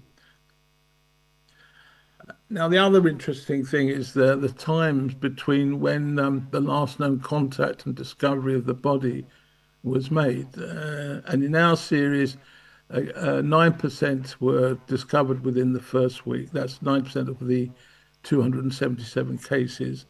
And then between 1 week and 1 month, that was the most common time in which they were found, 40% of cases.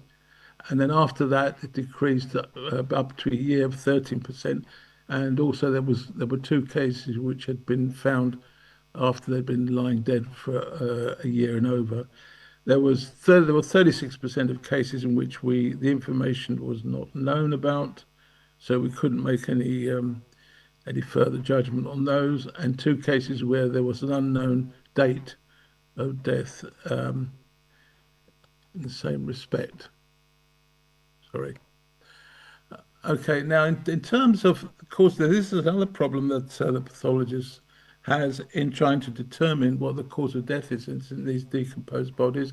And I've seen studies from respected teams in different parts of the world that show quite varied estimates of how well they do in determining a cause of death in many cases. Ours are in line with many of the sort of or average of some of these, and we actually could not determine the cause of death in over half of our cases, no matter how well we tried. The cause of death was established in 43%, and even in those, in many cases, the certification of the death was given as in fairly general terms sometimes, because of the lack of accuracy due to the decomposition. As you can see, cardiac failure was very common, 24%, followed by the use of the term ischemic heart disease and then coronary atherosclerosis. This is also quite interesting in terms of what we saw. living arrangements, how people lived, did they live, how many people lived on their own, etc. There were a large number of cases of the 277 from which we didn't have information at all, so we couldn't really analyze those. But there were 139 cases that we did have information on, and 45% of those actually lived alone. That's 124. And only 14 cases were their shared living accommodation. Social networking, in approximately 80 cases, it was known that these people had next of kin and friends, and had connections with them. In 14 cases, there was no evidence of any next of kin, and in the remaining 67 cases, we didn't have any information about any relatives or any friends that were associated with these people. Together with all of that, of course, some of these people had underlying medical and other conditions. 45% had some form of natural disease noted in their histories that we had. 42 cases, that's 15%, had mental health issues. 36% of those predominantly depression, and 14% schizophrenia. And there was also 40 cases where there was addiction involved to drugs, and many of those, 90%, were also struggling with alcohol dependency. Okay. So, sorry, let me just move on a bit further. Right, now I'm going to turn to the issue of family breakdown. As we know, Professor, I'm afraid Yes. we're running out of time, so maybe you should speed up. How long do you give me? Actually, you have already finished. Okay, well, I'll very, very briefly come to the Thank you. To the conclusions. Don't worry. As we know, there has been quite a lot of family background in many of these cases, and one of the issues has been that even sometimes when people are living with other family members, the family members have ignored the person, the elderly person in one room, and have left them to die, and they've not been discovered for a number of days. That's the point I wanted to make there. The other issue I wanted to bring out was that it's basically time that we took some action in all of this, and made sure as a society that we ensure that we try and counteract this and look at what people in Japan are trying to do to improve the situation. We must sort of try and support all the agencies and charities that help these people, all these support agencies. That's very important because many of these people are vulnerable. Now, on a final note, just to remember a very famous actor who died after his wife had died, and he was found alone. And he was found actually a week after his death. He suffered from Alzheimer's, and he also suffered from, I believe he had ischemic heart disease as well, because he had a pacemaker in place. And it was believed to have died a week before he was found, and his wife had died before that, but he hadn't noticed because of his Alzheimer's. Of course, I'm referring to Gene Hackman, as you all remember, who died last February. Okay, so with that really sad note, I would like to thank you all for listening to me.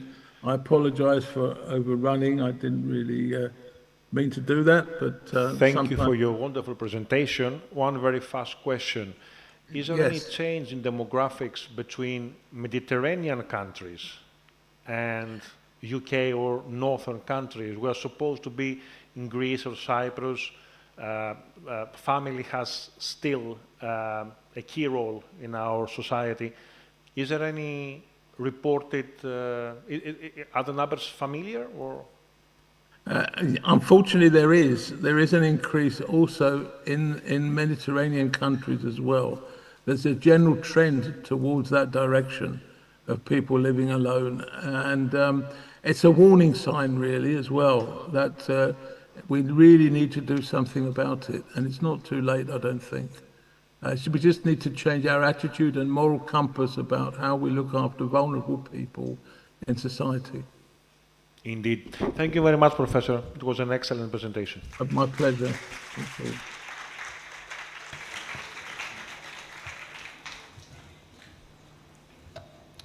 So the next speaker for today is Professor Vasilios Papalois. He's a man with a great academic and clinical activity. He's a great academic teacher. I had the opportunity to meet him about 20 years ago when I was doing my fellowship in hepatobaric surgery in Imperial College in Hammersmith. Since that time, Dr. Papalois was introducing new methods and was a pioneer surgeon in kidney transplantation.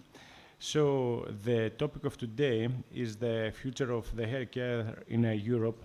That's a very, very important topic of discussion, and is something that is going to be a topic of debate for the next few years for all of us, but especially for the next generation. So we're here to attend Professor Papalois, and I'm pretty sure that we're going to attend a very inspiring lecture. Professor Papalois. Thank you so very much, Mr. Chairman. Can you hear me well and see me well? Can you see my slides? Yes, we can. Yes. Okay, excellent. Thank you so very much. Thank you so very much, Mr. Chairman, for the very kind introduction, and my grateful thanks to Professor Patrikios and the organizing committee for their very kind invitation to this very prestigious Congress. My sincere apologies because of overwhelming clinical commitments. I wasn't able to be with you in the beautiful Cyprus, but I hope that we will be able to communicate even online and continue our communication about this massively important issue beyond the Congress. I will present my views about the future of healthcare in Europe from the perspective of the massive organization I lead over the last few years, the European Union of Medical Specialists, and the work we do in that direction over the last 7 decades. Delighted that this Congress is organized by the Medical Association of Cyprus, which is a very active member of the UEMS, and of course the European University of Cyprus with its absolutely pioneering educational work. The European Union of Medical Specialists is basically the advocate of medical specialists in Europe. It's the pan-European medical organization for all medical specialists. The main objective is to improve patient care by developing and supporting competence and excellence in specialist medical practice, and has 68 years of history, and is an organization that is growing not by the day, not by the hour, but by the minute, which is very impressive and very pleasing. The headquarters of the organization is the Domus Medica Europea, which is at the very center of Brussels, just around the corner from the headquarters of the European Union, a 6-story building which is state-of-the-art as a meeting and a conference center, and it is available to colleagues all over Europe to be able to network, exchange opinions, debate matters, and pave the way forward for healthcare in Europe. We represent more than 1.7 million specialist doctors from all EU countries and beyond. And this is massively important because I believe that when an organization expresses opinions about the future of healthcare in Europe, this has to be done as a consensus opinion of what they represent, and what they represent has to be substantial and has to be something which really matters. And we have 1.5 million people represented within our organization. There are 3 big pylons within the UEMS. We have the country members. Cyprus, of course, being a full member of the European Union, is one of the members of the UEMS. The associate members, countries from the Council of Europe, and also observing members beyond the Council of Europe, a total of 41 countries, 41 national medical associations representing 1.7 million people. Also, we have the structure of the organization, the second pylon, with the executive branch, with the Council, our General Assembly, and of course our Secretariat in Brussels with all its branches, European Affairs, IACME, Financial Matters, and so forth. And of course, all the UEMS bodies, more than 100 of them, that they do all the specialist work on the ground for all the specialties and the competencies at the European level. And each UEMS body also has representation at the highest level from these 41 countries, nominated by their national scientific societies and supported by their national medical association. So it is a very representative body of bodies, I should say. Also we have other areas, niche areas, that have to do with cross-cutting themes of evolving medical specialist practice, which is CESMA, the Council for European Specialist Medical Assessments, where basically we develop all the guidelines as to how an examination at the European level to assess competency should be developed. And CESMA also appraises all the UEMS exams and exams beyond the UEMS, and thematic federations for matters related to green and sustainable practice, equality, diversity, and inclusivity, and medical ethics, massive areas that govern our practice on a day-to-day basis. And last but not least, the European Academy for Clinical Leadership at the level of trainee and the specialist, which we have developed with our sister medical organization, the AMH. The last pylon are our collaborations outside the UEMS, and there is a plethora of them, with national and European scientific societies, with colleges, with universities, with professional organizations, with other European medical organizations that basically give to the work of the UEMS a wealth of experience and expertise and amplify the power of our work at the European level. And also, this massive network around Europe and around the world allows us to put together consortia to apply for funding from Horizon Europe to be able to develop specific areas of specialist practice for the good of doctors and good of patients across Europe. So we are representing and advocating on behalf of the medical specialists and for our patients. And the basic thing, if we talk about the healthcare in Europe and the future of healthcare in Europe, the future of the healthcare in Europe starts with the training and the professional development of the people, of the doctors who are going to be responsible for this healthcare in Europe. And the UEMS believes that beyond the systems we have developed about training and CME CPD in individual countries, we need a European system as well.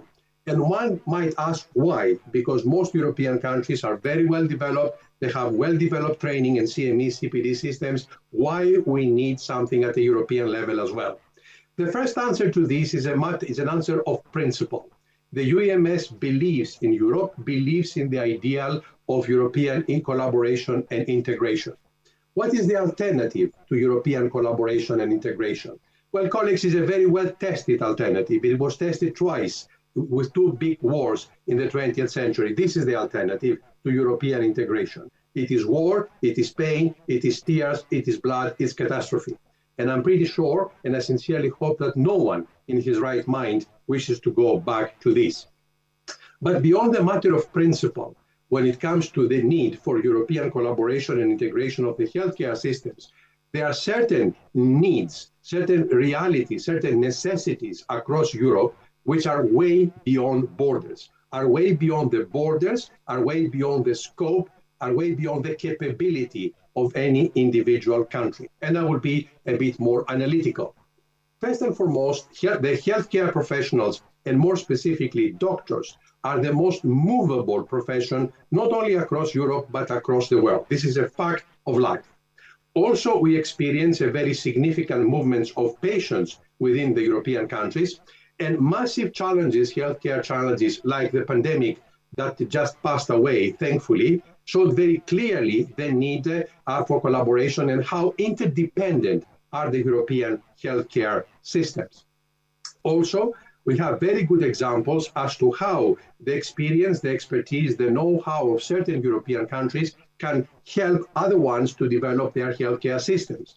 A characteristic example is the National Plan of Organ Donation and Transplantation that we developed with my good friend, Professor Elias Mosialos, a collaborative project between the London School of Economics and Imperial College upon the request of the Greek government and the support of the Onassis Foundation, aiming to upgrade the organ donation and transplantation system in Greece.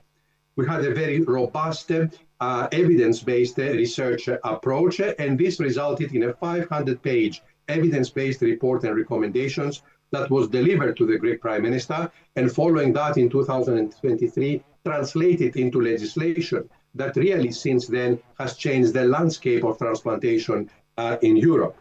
And after that, we saw that all this was published in peer-review papers, and many countries now across Europe are asking us to do exactly the same appraisal for their healthcare systems when it comes to donation and transplantation, including Ukraine, most admirably. So a clear example how the know-how of certain countries in Europe can support the development of others, a very clear example of a cross-border need. Also, we have this very important piece of European legislation that doesn't talk about the rights of the patients, the right of the patients to move.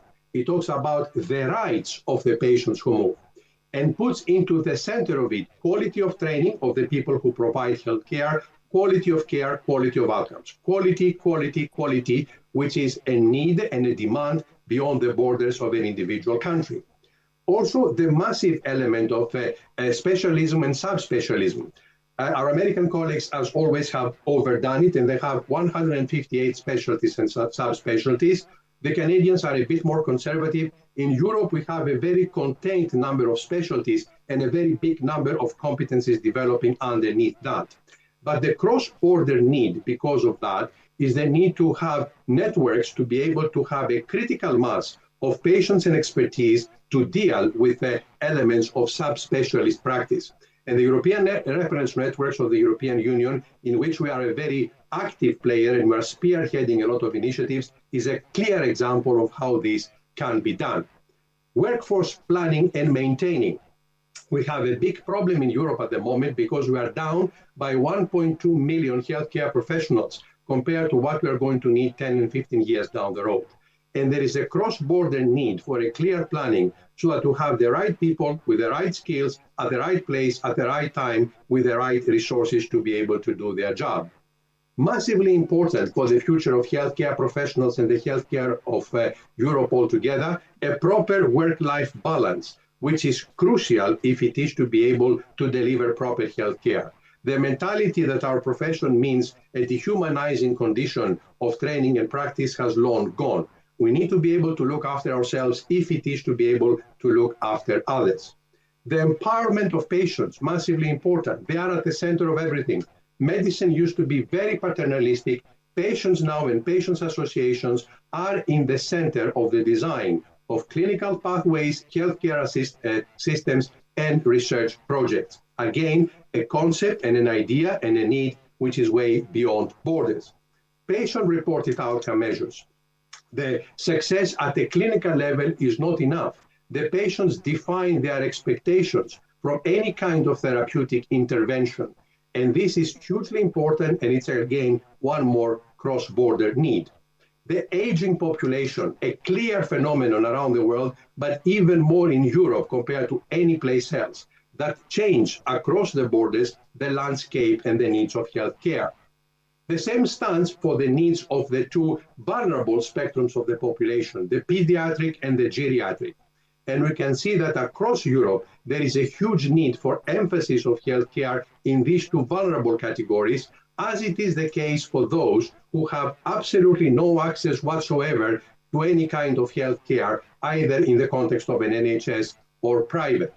The invasion of technology, not only in the context of the advanced equipment that we use in day-to-day practice, but the digitalization of all the interfaces of communication between healthcare specialists and healthcare specialists and patients. And of course, the invasion of artificial intelligence, that it is a beast that we need to master, and we need to be able to learn from the very first years in medical school how to incorporate it, how to integrate it in a multidisciplinary effort to offer top-class and holistic healthcare.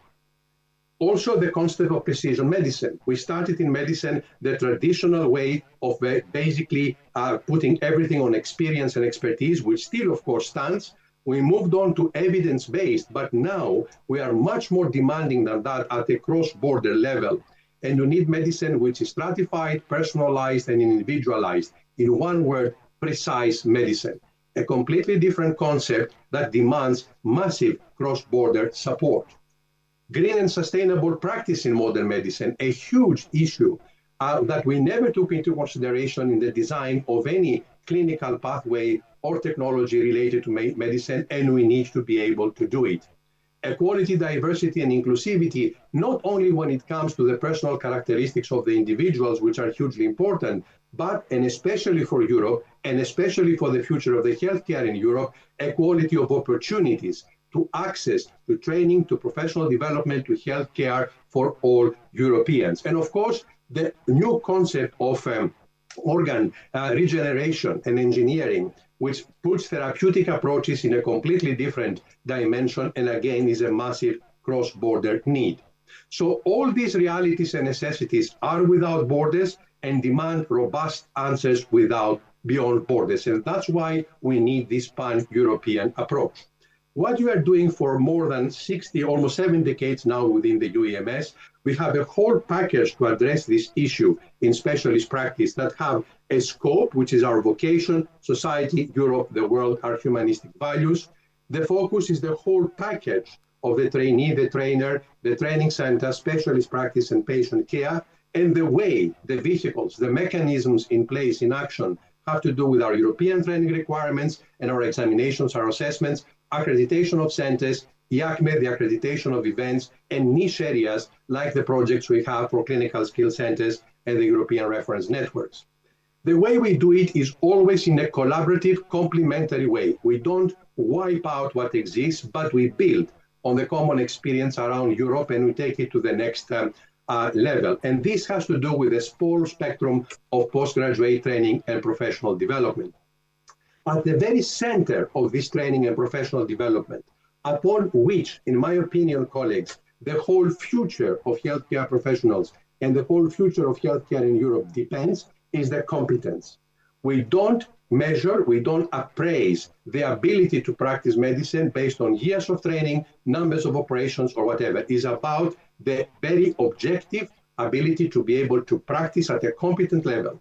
And the three pylons of that, knowledge, skills, and attitude at equal measure. We have developed the European training requirements for the vast majority of specialties and competencies across Europe, a very meticulous process that takes almost 2 years to complete and is with the involvement of all 41 national medical associations and 100 UEMS bodies. A plethora of examinations which are state-of-the-art, and they are being appraised in the most robust way to ensure that what we are offering is state-of-the-art and fit for purpose. Preparatory courses that offer the people the opportunity to familiarize themselves with the European portfolio for training and accreditation and prepare accordingly. Certification of training of centers, of training centers for their ability to train people, which is massively important. If it is to have a very good product, we need first and foremost to have a strong machine producing this product. And our overall system of appraising and helping to upgrade training centers across Europe is massive and very successful. Accreditation of educational events across Europe. IACME, the European Accreditation Council for Continuing Medical Education, appraises and accredits more than 3,000 international events every year across the board of all kinds of modalities of modern education. And through special agreements with the American Medical Association, the Royal College of Physicians and Surgeons of Canada, and CONFEMEL, which is the Confederation of the National Medical Associations of Central and South America, we have recognition of that almost across the globe.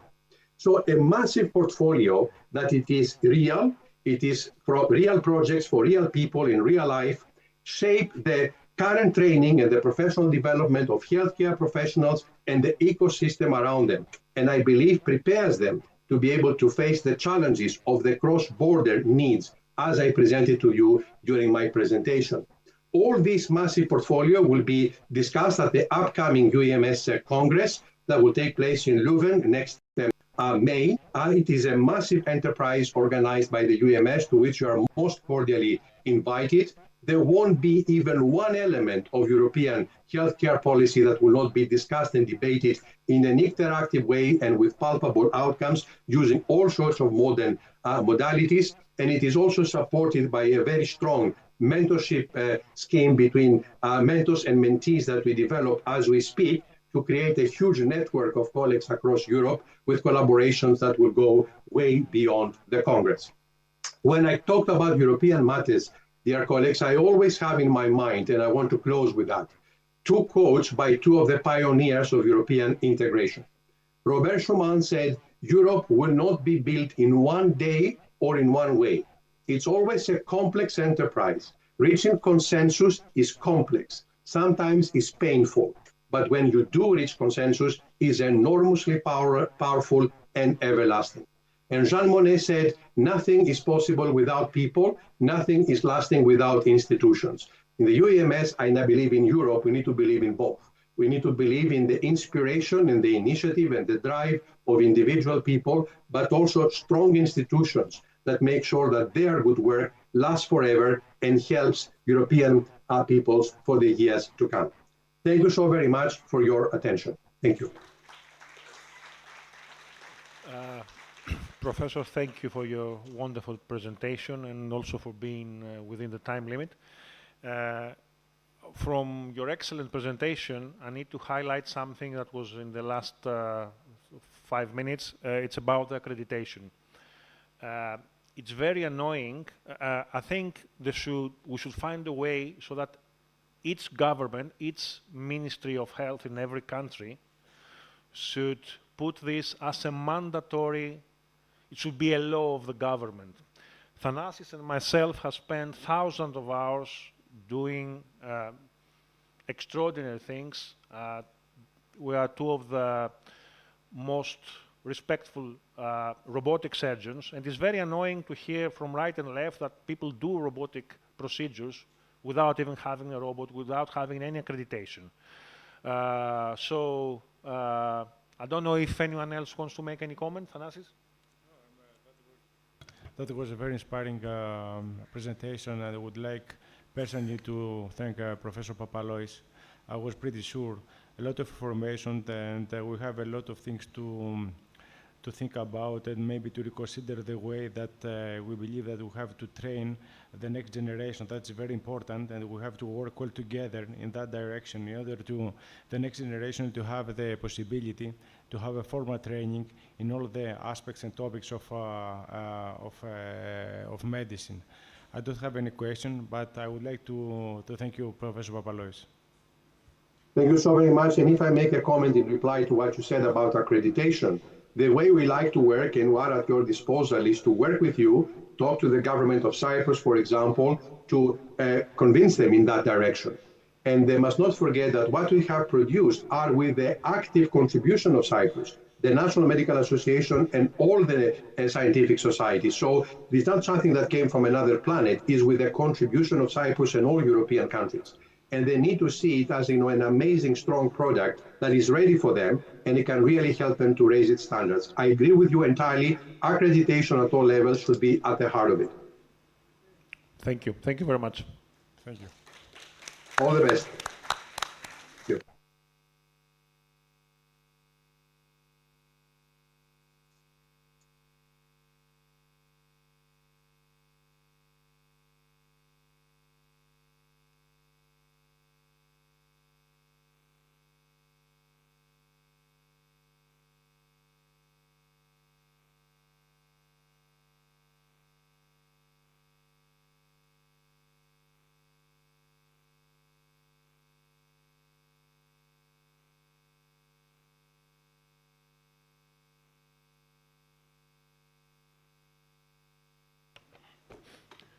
Well, it's late, so we need to proceed to the next session.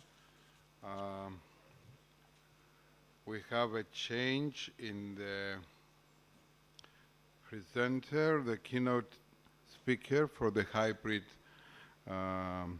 talk will be Professor Konstantinos Ousias. The title is the same, whether innovation succeed in the fight against brain cancer. Dr. Konstantinos Ousias is an internationally recognized expert in brain and spinal cord surgery, and he's been selected in the Committee for Surgical Neuro-Oncology of the European Association of Neurosurgical Societies. Let's hope that, can you hear us? Yes, good evening. I can hear you. Okay, so we just welcome you and we are ready to hear to your presentation. Thank you very much. So I will share my screen.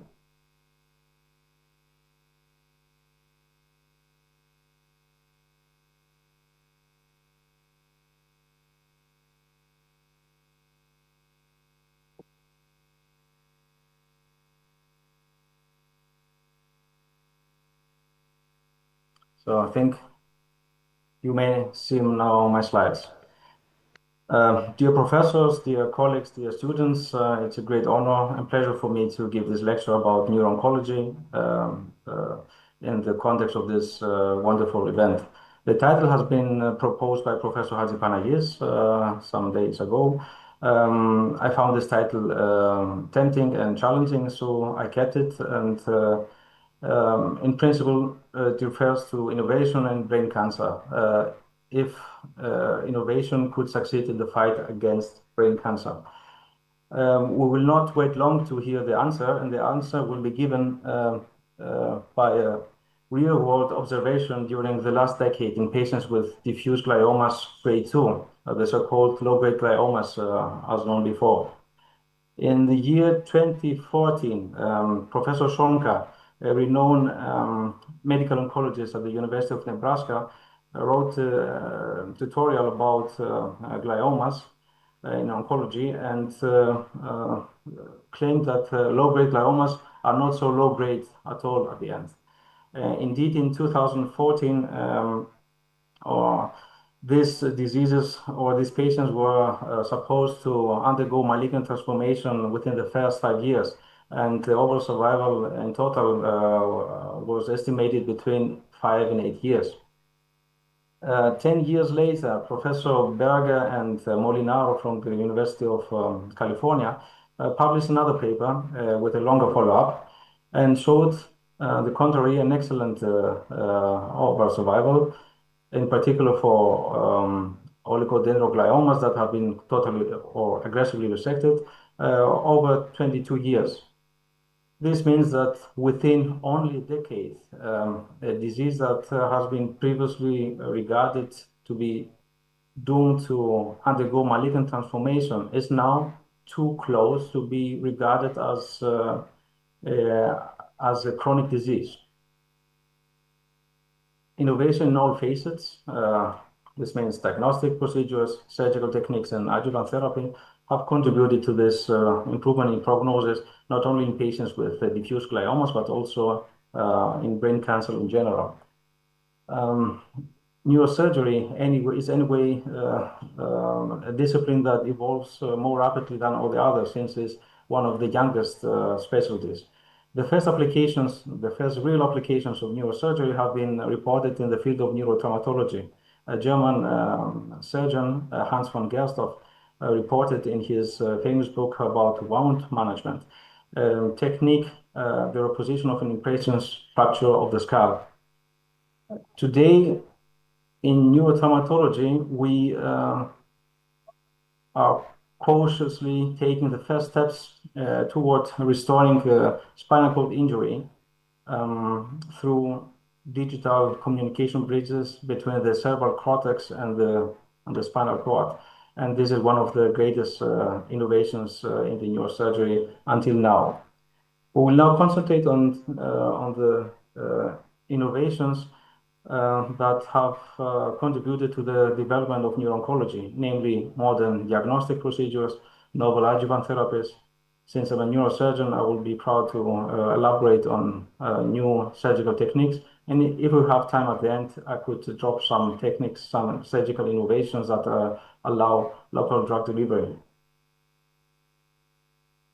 So innovations in neuro-oncology are driven in neuro-oncology and imaging of neuro-oncology are driven by advances in artificial intelligence. And these AI protocols and algorithms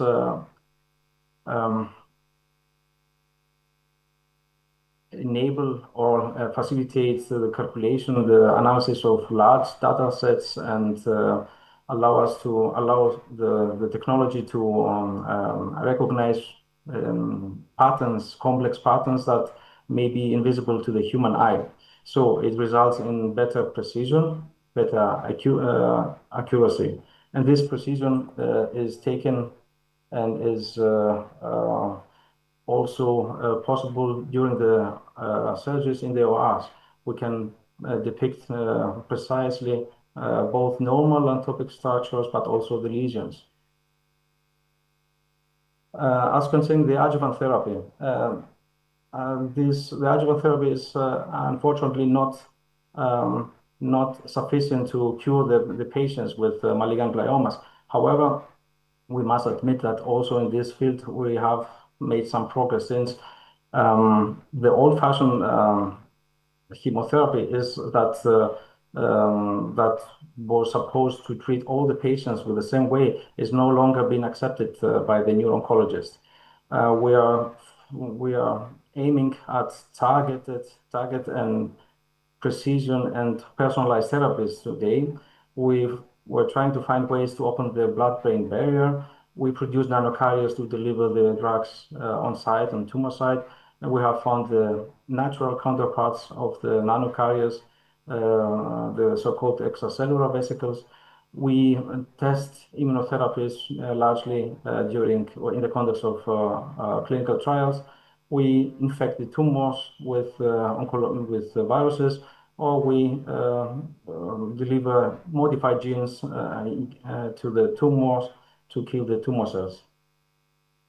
I will refer to only one paper, an excellent paper from the Harvard Medical School that has been submitted to my research topic this year, and gives an overview of the role of extracellular vesicles, which could be regarded both foes and friends. In principle, they are friends, since they present the tumor-associated antigens to the APS and the T cells, and therefore they allow for a more effective immune response.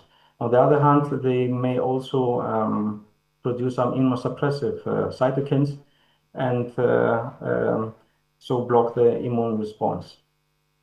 I will stop with all the adjuvant therapies, since Dr. Michailidis will give a lecture about engineering therapies in brain cancer just after my talk. And I will be proud to present you the latest innovations in surgery that allow maximal safe resections. Endoscopic, or the endoscopes, have been an essential part in neurosurgery in the last years, in both cranial and spinal neurosurgery. Through minimal incisions, we are now able to reach and to visualize and operate on deep-seated locations, locations that previously were not easy to be reached. Therefore, we have better resections now. In this example, you may see the optic chiasma, the carotes, the entrance of the third ventricle, and the anterior part of the sella turcica. True keyhole approaches can be performed through an incision in the eyebrow, through an incision in the eyelid, or retinosigmoidal behind the ear. Traditionally, large tumors at the anterior cranial fossa would be reached by large incisions and would be approached by large incisions and craniotomies.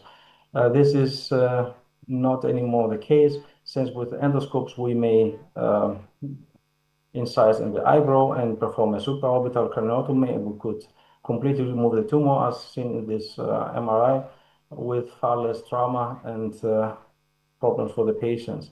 Neuronavigation is part of neurosurgery for the last 20 years, but still evolves. And in this video, you may see that the tumor margins have been projected in the microscope, and we can see where the tumor lies before reaching it. Microscopic resections under fluoroscopic guidance, it's something that is usual in the surgeries of malignant gliomas. and allows for detection of tumor margins during the surgery. In principle, the patient drinks the solution some hours before the surgery. This agent will be metabolized only from tumor cells, not from the healthy cells, and the tumor cells under specific light are shown with a different color. I'll show you a video now. This is a surgery under insula. You see with white light and now with blue light, that is completely different. And this purple color differentiates the tumor and makes clear where the tumor ends. Tractography, in principle, tractography is brain mapping, and we see the connectivity between different eloquent centers. And I'll show you some MRIs without and with depiction of the fiber bundles. You see this color fibers. The aim of the surgery is to remove the tumor without damaging the fiber bundles. Neuromonitoring intraoperative neuromonitoring is an asset in the surgeries since it enables the constant assessment of the neurological function. In this illustration, you may recognize in purple the motor tract, in black the surgical cavity, in red a slight layer of the remaining tumor. And if we take stimulating probe, then we may recognize until 15 millimeters distance whether an eloquent fiber lies underneath or not. So we can remove further tumor while preserving the neurological function. These are typical wave curves that we have during the surgery. And if a surgeon experiences this, and what is this? It's a drop of the curve. In white, you have the baseline. And in red, you see another curve that is caused by manipulation in eloquent structures. Then it alerts us as surgeons to change our strategy in order to avoid permanent neurological deficits. Awake surgery is definitely the safest way to perform surgery to remove the tumor in an eloquent lesion is to operate on a patient that is awake. You may see my hands here to remove the tumor, and the patient is speaking to my assistant and make some simple tasks like moving his hand. This means we control during the surgery both language and the motor ability. We have talked about a lot of advances, innovations in techniques and devices, but in my opinion, the best innovation that happened in the last years, in the last decade, is the change of our mindset of neuro-oncologists and neurosurgeons. And I will explain in details what I mean. I may recall some years ago or a decade ago that we had some debates in the German national congresses whether complete resection truly helps the patient to have a favorable outcome or not. And even in the year 2018, this excellent book from Matthias Simon, the president of the neuro-oncology section of ANS. Also in this book, we have some debates between University of Bonn and University of Munich if we should aim at complete resections. In principle, the extent of resection is could be a biopsy that is no longer should not longer be attempted in glioma surgery. Could be a total resection, could be a supramarginal resection, or a supine resection or lobectomy when it is possible to be attempted. The first robust evidence that surgery, the gross total resection, is beneficial for the patient is given in 2008 by the paper of Professor Stummer from Münster, who showed that gross total resection is associated with better overall survival. We have some more recent papers and meta-analysis based on the new WHO classification system that confirm these results. And we have some more papers that show that supramarginal resection, more than total resection, is more beneficial. And now that we are convinced that if we remove more than the normal tumor, then it's better for the patients. Another clinical prospective trial has been launched, the SupraMax study, that compares supramaxillary resection versus maximal resection. Supramaximal resection is in principle defined as flarectomy. This means we remove not only the contrast encasing area, but also the flare hyperintensivity in edema in principle. And now I will come back to my first two slides to have a small discussion. I showed you earlier the editorial of Professor Stronka in 2014 that claimed that low-grade gliomas were not so low-grade and had only 5 to 8 years overall survival. And the paper of Professor Berger that showed in 2023 an excellent survival over 20 years for oligodendrogliomas. In principle, it was also a paper that I haven't mentioned before that has been published in this period in 2013 and showed, however, the results that are shown later. And this is a paper of our department in Bonn that showed an excellent survival already in 2013 for patients with low-grade gliomas over 20 years for those patients that have been completely resected. And now we should realize how important it is the degree of resection for the outcome of the patient. And that in 2013 in Bonn we had the strategy to operate completely all the tumors, whereas more of other departments have aimed to either watch and see the patient or perform only a biopsy. So from all that we discussed before, best practice is attack to the enemy. The better defense is the offense.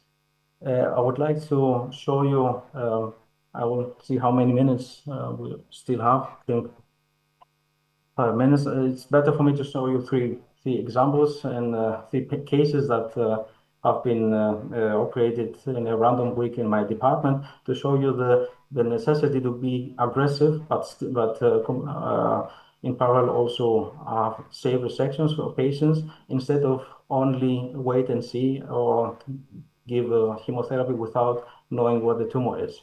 So the first case is a young patient, 36 years old, with progressive brainstem symptoms in the last month.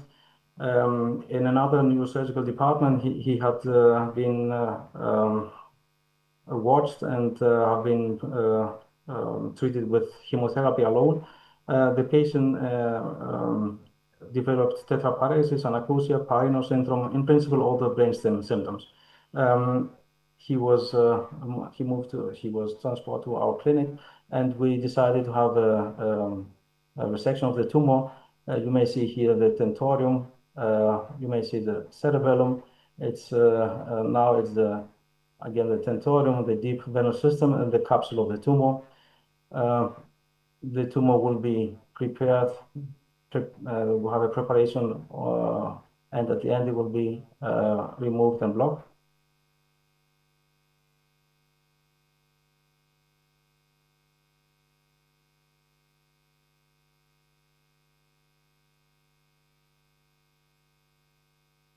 You may see now the third ventricle, the brainstem, and the deep venous system.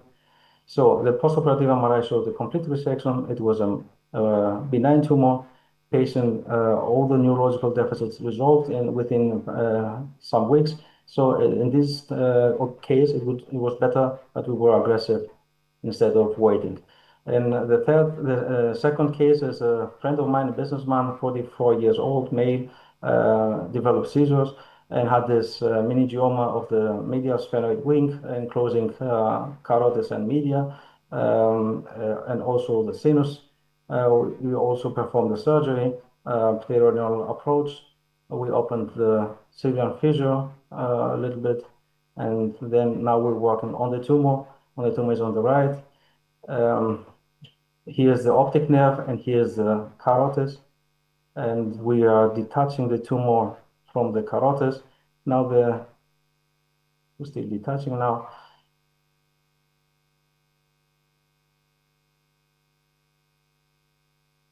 The artery is now free at the left, and we were working on the tumor, who has his own vessels. And here's the oculomotor nerve that should be also neuralized.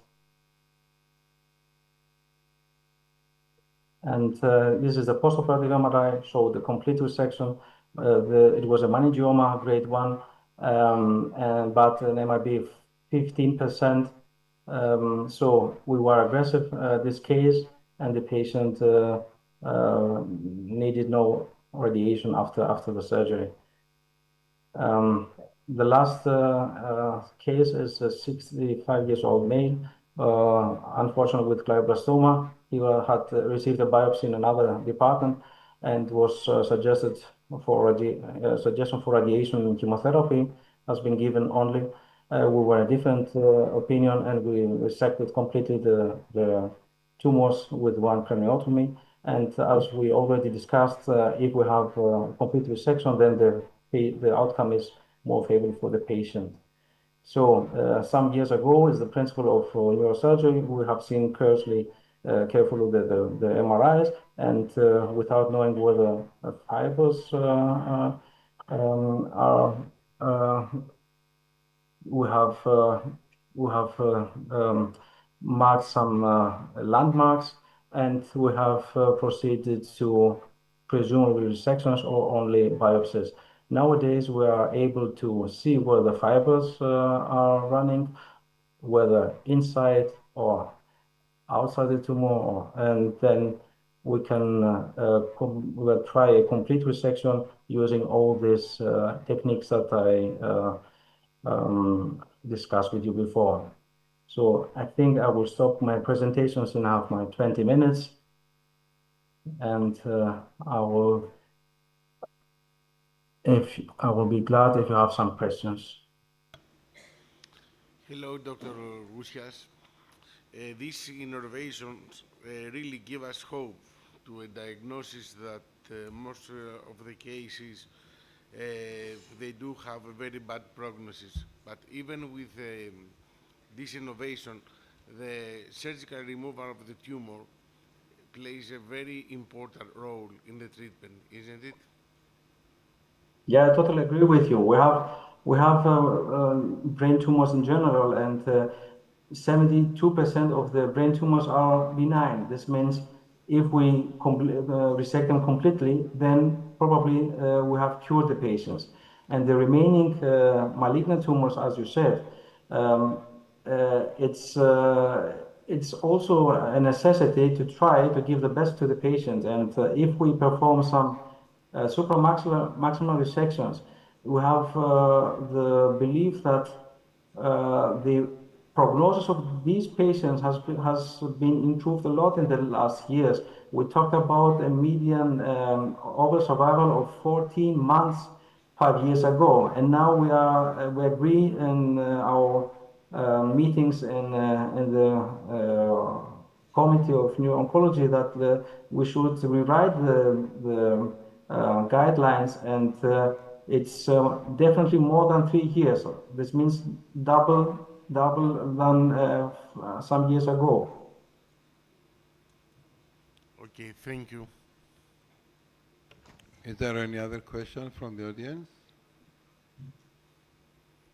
Okay, thank you, Professor Rousias, for this interesting talk and the videos. Thank you very much.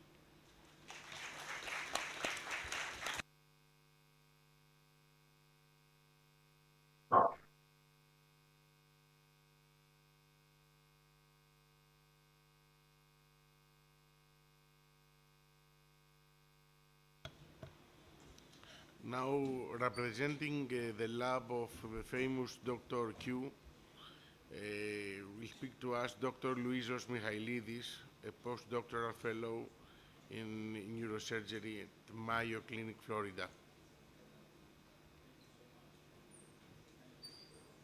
Hello? Okay, perfect. Thank you so much. Thank you to the chairs, to the organizing committee, and to Professor Patricios for the kind invitation. Unfortunately, of course, Dr. Q wasn't able to make it today. He was very happy to attend, but unfortunately his leadership role and his responsibilities didn't allow him to attend. Hopefully next year he's going to be able to join us. And all I have to say is that hopefully you get to hear a little bit about his inspirational story and how he went from migrant farm worker to the forefront of neurosurgery, basically. He's an incredible mentor, or as he likes to call himself, a tormentor. But without further ado, just getting into the lecture. Today we'll focus a little bit on some of the work that we do at Mayo Clinic in Dr. Q's lab on brain tumors. It's mainly focused on glioblastoma. It is the most aggressive, primary, most malignant tumor that we have in the brain. It has a terrible prognosis of about 12 to 18 months only, with 100%, nearly 100% recurrence rate. That means whether you go in, you take it out, you do surgery, it's gonna come back. The problem with that is the standard of care that we have right now, it was established all the way back in 2005. We have a 20-year period that we haven't seen any major advancements other than the addition of Avastin, for example, in therapy. So anything we do, any step we take, it's a step forward in this disease. Now, when we talk about glioblastoma or this aggressive brain tumor, we do need to know why. Why is it so resistant? Why is it so difficult to treat? You take the tumor from one patient, you take a tumor from a second patient, that tumor is entirely different. You take cells from one region of the tumor, you take cells from a second region adjacent to that primary one, completely different type of cells. That contributes to its resistance and inability for the therapeutics to reach it. In addition to those things, we have the blood-brain barrier that makes it difficult for therapies to reach the brain, and all sorts of things. Brain tumor, or GBM, glioblastoma, they're very plastic. That means they're able to change their phenotype. They're able to be made more proliferative, more migratory, more invasive. What if we had something that can tone that down? What if we had something that's going to make them more susceptible to therapy? And with that, we need to keep in mind, well, it's been 20 years since we've had any advancements in the front, other than some small steps, big steps, but small steps. What else can we utilize? What else can we take to our advantage? And that's where surgery comes in. What if we see surgery not just as the act of removing a tumor, but what if we see it as a window of opportunity? What if we go in, leave something that's going to help us in the treatment of these tumors? And that's where a lot of my projects are focused in Dr. Q's lab. When we talk about mesenchymal stem cells, and this is a majority of what I'm going to talk about, mesenchymal stem cells are able to natively reach the tumor by themselves. They're able to cross the blood-brain barrier. They're able to go after these little cells that are so aggressive and so invasive. Okay, and we already know from established literature that they're not oncogenic, so they're not going to transform themselves to tumors. They're not going to make additional tumors, and they just have this inherent ability to localize to the tumors, which is so difficult to do with brain tumors. Now, stem cells are actually pretty easy to isolate. We've done it in the lab several times. You can get them from fat, which is good. You lose a bit of kilos down, but you can get them from fat, you can get them from bone marrow, you can get them from the placenta, from the umbilical cord. We focus on adipose stem cells because they're just so easy to get and maintain and establish in the lab in a scientific setting. But we don't stop at stem cells, right?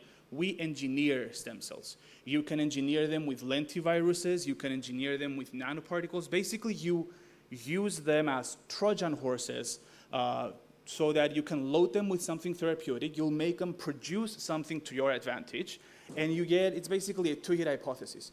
You use the naked stem cells, you load them with something good, and you make them go after the tumor that they do so by themselves.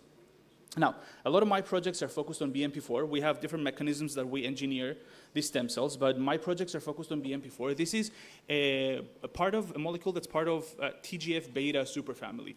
It is able, what we've seen, and based on literature, going back to 2006, we've seen that this molecule is able to go after these invasive cells. It's able to differentiate them. It doesn't make them so plastic anymore. It's able to shift them, to commit them into a different lineage, and make them more responsive to therapy. And now also, other than that, it's also able to stop cells in the cell cycle. Now, based on these facts and what we know about stem cells, we wanted to engineer stem cells to produce BMP4. With lentiviruses, with nanoparticles, you'll see both, a little bit of both.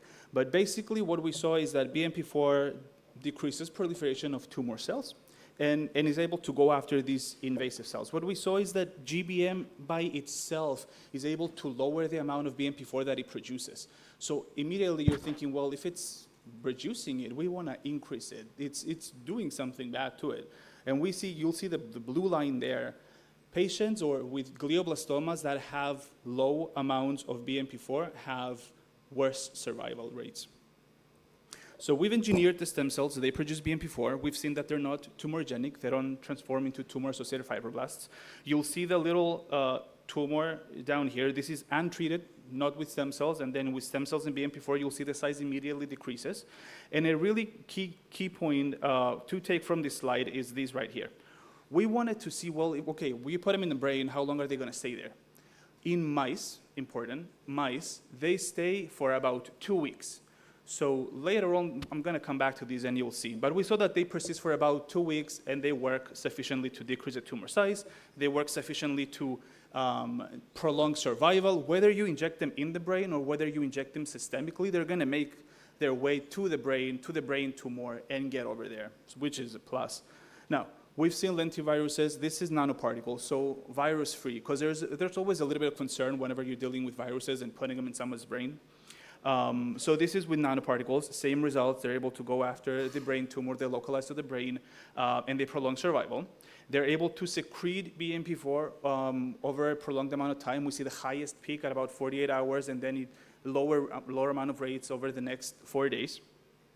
And again, after everything, because everything that we know about stem cells is before they were engineered, right? They were like naive stem cells. So we saw that after all these cycles of bioengineering and making them produce something, they still maintain their initial capabilities of going after the tumors, migrating to those areas, and having all those good abilities. Now, it doesn't stop there. Let's say, okay, you've engineered a stem cell, it's going to produce BMP4, cool. What now? You're going to put it in the brain, it's going to go away within 2 weeks. Well, we need to find a way to go back and tie it back to the window of opportunity that we saw, that is surgery, and see, well, how can we apply it within that cavity? How can we apply it during tumor surgery to make them stay? Well, this is the way. You put them in an FDA fibrin glue. It's called Tisseel. You mix it with it, and you will apply the fibrin glue on the walls of the cavity. And you'll see, I have a video for you guys. You'll see Dr. Q applying this in the first patient. Now, we can do the clinical trial. This has taken years and years and years of work, and I actually have a very nice video of Dr. Q telling a little bit of the story. But this is a clinician-investigated phase 1 clinical trial where we've enrolled the first patient just last year, where they've had this aggressive tumor, glioblastoma, and part of this trial is brain tumor resection and applying those stem cells, naked stem cells, naive stem cells within the cavity. Because before you can go and take all the step forward into the nano-engineered, the BMP4 engineered MSCs, you got to say, well, MSCs have never been applied in a brain with a tumor before, so we don't even know how they're going to react in a human, right? Like, all we have is mice. So you'll see this is a big team leading this trial, and all the unsung heroes in the background, the nurses, the staff, everybody, the patient, of course. And as part of this trial, we're collecting a lot of samples. You'll see a little bit, but probably if you're squeamish, maybe you'll want to look a little bit away, but I don't think so considering the room. But what you'll see in the beginning is application of an Ommaya reservoir. This is a small tap that goes into the ventricle and allows you to take a little bit of cerebrospinal fluid. This fluid is liquid gold. It allows you to see so many things, can be used for biomarker discovery. It allows you to monitor diseases and different molecules within the brain. So that tap is being placed Dr. Q is going to aspirate a little bit of that CSF to see that it was placed correctly. And we're going to use this throughout the patient's treatment to monitor how they do after the stem cells application. Now, for the sake of time, I'll just skip it a little bit. And right after, you're going to see Dr. Q talking about how did all of this start? How long did it take for a patient to be enrolled in this trial, and how long did it take for the trial to be set up? Because I've shown you some of the prelim data, and that's cool, and everything happens in the lab, but the important point to take away, and for all of you involved in research, is always think, how is what I'm doing right now going to make it back to the patient? What's the connection going to be? I don't know if we have voice for the video right here. I think if we can get some voice there, you might be able to hear Dr. Q talk.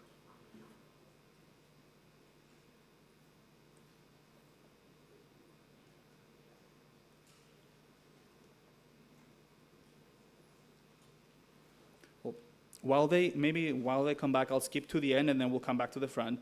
But you'll see the tumor taken out because we want to facilitate that resection cavity.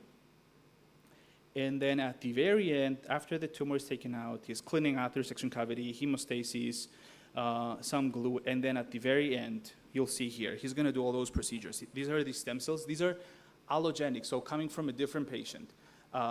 Stem cells that are going to be applied directly in the cavity. He's going to mix them with a fibrin glue. He's going to take about 0.5 ml of that glue, and now he's going to go back in and put those stem cells. Taking it up, and you'll see in a sec.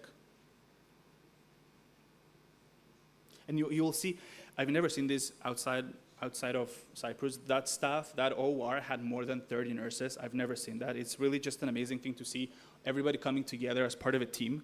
So you'll see the stem cells here being applied. They're being mixed with the fibrin glue. This doesn't affect their viability. We've tested it several times. Doesn't affect their survival. And here it is. They're being applied on the wall of the resection cavity. And Dr. Gusias made the point as well. You can take a lot of tumor out. You can take a lot of adjacent tissue out. However, there's nearly a 100% recurrence rate. It's going to come back. The problem is that within that resection cavity, there's small cells that are being left behind, and those are going to basically be so aggressive that they're going to make it back. Maybe we can come back to the video just so we keep going in for the sake of time, and we can play it back just so that you get a glimpse of that story. But remember that we said that took about 2 weeks. We saw that the cells stayed for about 2 weeks.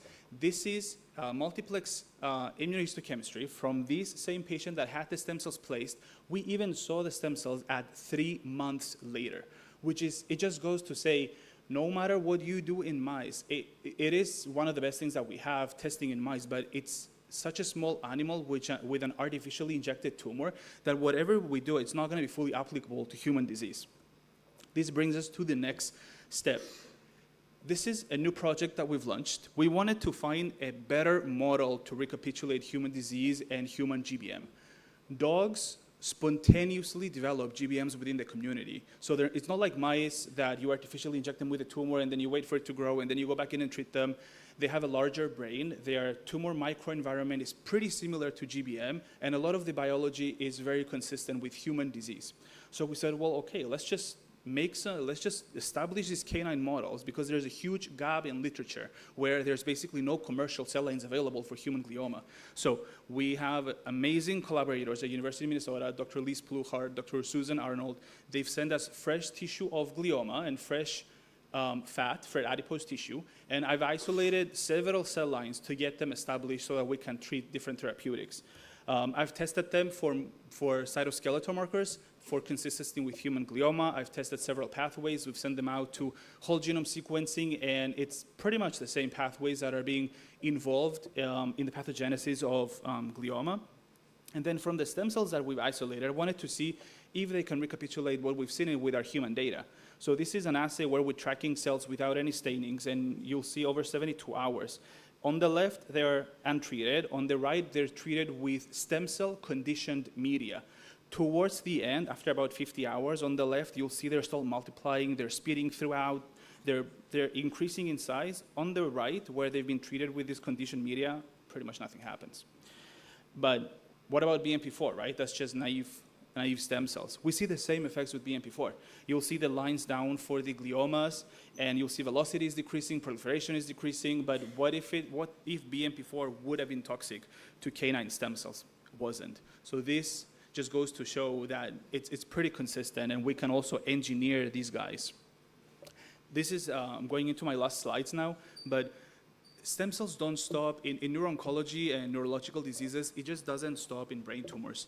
We've actually enrolled one patient in getting stem cells in another phase 1 clinical trial where we want to see safety and feasibility on having the stem cells in a patient with seizures disorder, in relapsing seizures that wouldn't go away. She's had seizures since 4 years old. We went in, we injected the stem cells in the thalamus, and we've seen that progressively her seizures started decreasing. So it just goes to show the potential of these mesenchymal stem cell cellular therapy and engineering technologies. Conclusions, stem cells are, from our data, we see that we can do it, we can engineer them, they go after disease, but we do need better models to recapitulate human disease. But in science and in this presentation, take everything with a grain of salt. There's so many more questions that we have answers for, and Dr. Q likes to say there's so much to do, but so little time. So with that, I'll leave you with a quote from Dr. Charles Mayo. The keynote of progress is system and organization. In other words, teamwork. And with that, I want to say thank you to Dr. Q for giving us the opportunity to push the boundaries. Thank you to our team. And of course, thank you to patients that make everything possible. Thanks.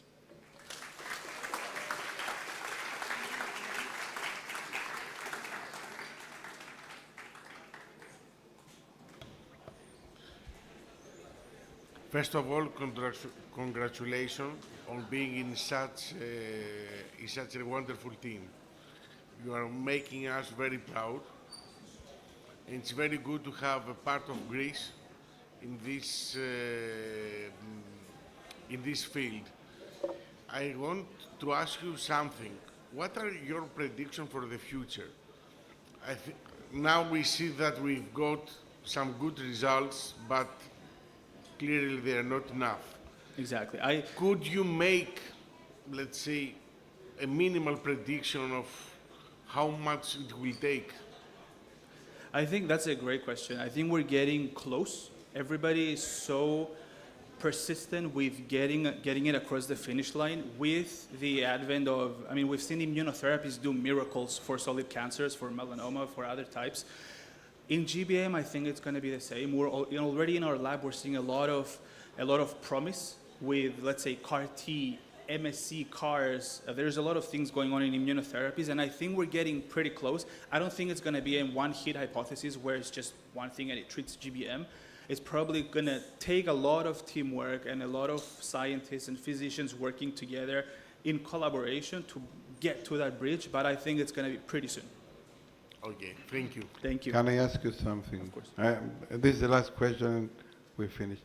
Apart from trying to kill all the cells, I'm a neurologist, I'm not a neuroscientist. Yeah.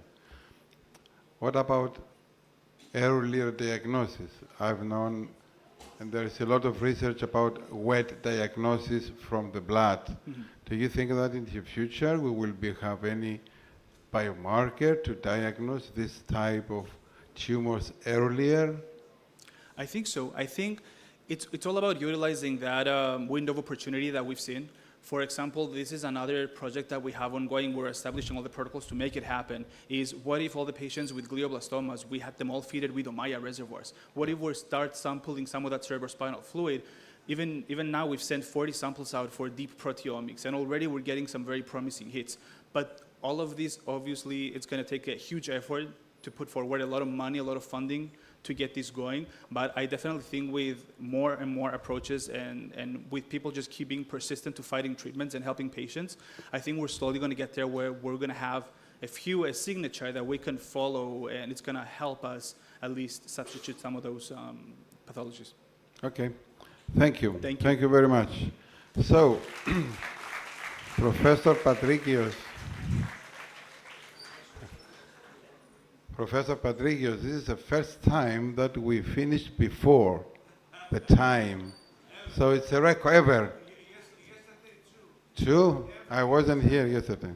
So you take the, so we're finished. Okay. Thank you all for your presence. Thank you. Good night.